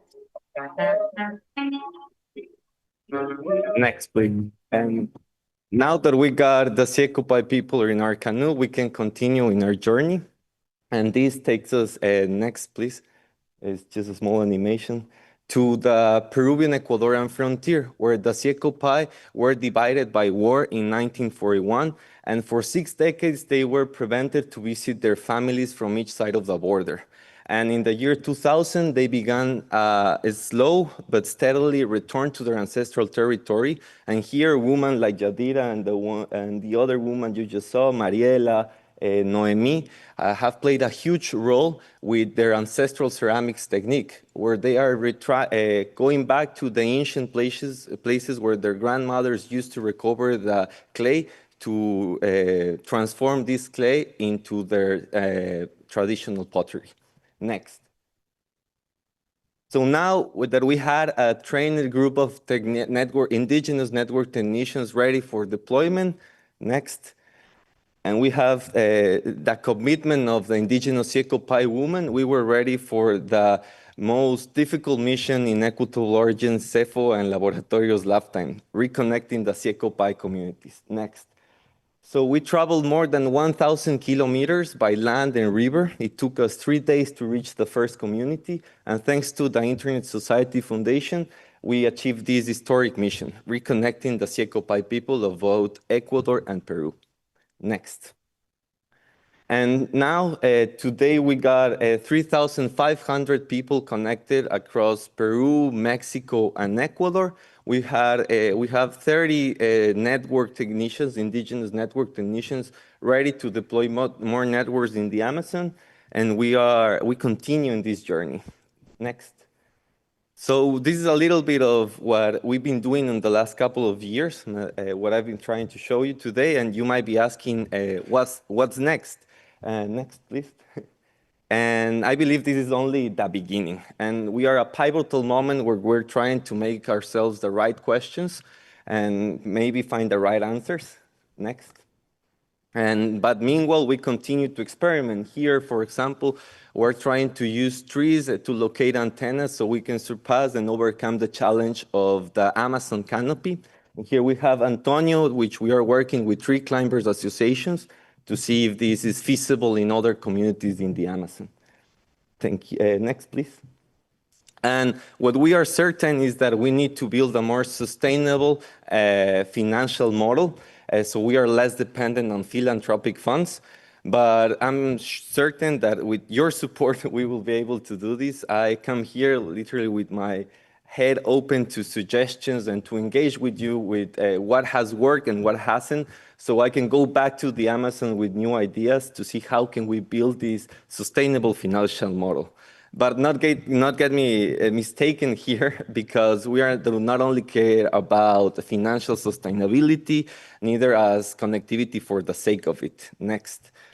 But we are also on the path towards environmental and cultural sustainability. Does the future looks like solar-powered hubs, with monitoring stations in the Amazon, with connectivity points in strategic areas that are being threatened?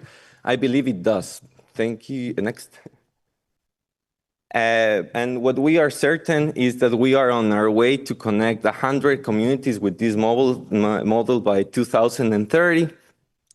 And that we want to make indigenous traditional knowledge to work alongside Western knowledge with a common purpose, that is the preservation of the Amazon ecosystem and the people who inhabit it. Next. So this is a call for you to join us. The canoe has enough space for new crew members, particularly for the ones that are ready to share their experience and are open to do this. And we are waiting for you, and I propose you this, like, let's connect the First Nations with indigenous peoples of the Amazon, and let's keep the territory alive. Thank you very much.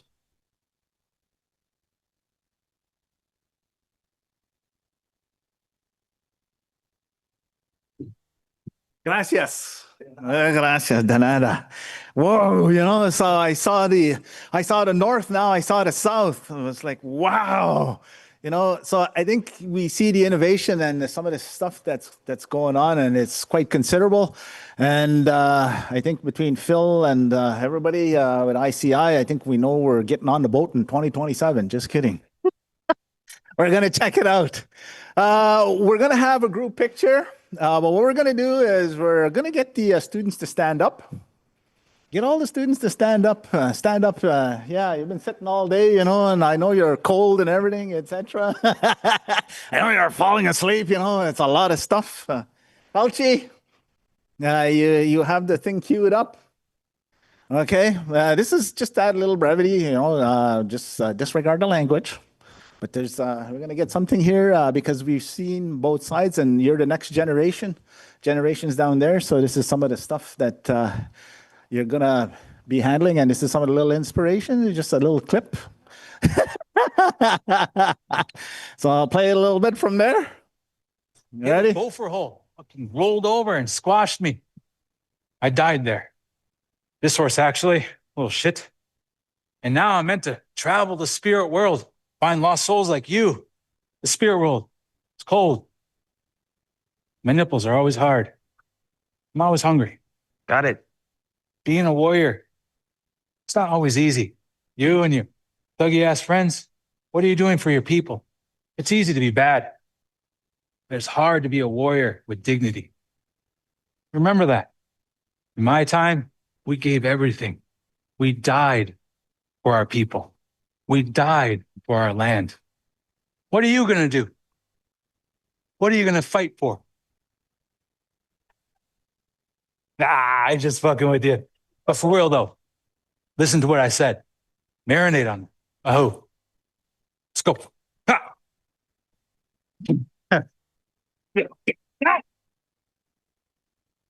Fuck. And they ain't scared of no bars. What type of bars? Okay, this is a little just to change the nature, but this is youth. I think this is some of the things that you know. And I could also see the Unknown Warrior as commercials for connectivity and First Nations, both across Turtle Island and South America. And those are some of the examples that you've seen here for sponsors and for all of the organizations, CRTC and everybody else. There's a lot of potential, and we're just seeing a bit of it, and what the creativity and the challenges that communities face, but how it's overcome and what's put together. And this is like a cooperation. All of this comes together, and for the youth, whatever your interest is, I think you know what it is. There's finance, there's connectivity, there's science, and all of those things. So when you still pursue those, it's going to connect somewhere. It's going to come together because we need project managers, we need finance people, you need all of those things, etc. So this is I think what happens at ICI, and these are some of the things that are coming up, etc. So I'd like to get everybody to stand up. Get everybody stand up, please. Nani Bwig, Dibu, s'il vous plaît. Okay, you see Phil over here? Phil changed shirts there. He had a really bright color there, and he's got a camera. So, you know, so I'd like everybody, shake their leg, shake one leg, shake the other leg, you know, and move those hips. Move those arms. Okay, and Phil, we elect you as chief. So elect you as chief, so you're going to lead everybody out to, you're going to take a picture. So Phil, follow Phil. He's going to get a picture out here. He wants a picture of everybody while here we're today. So where you're leading them, follow Phil.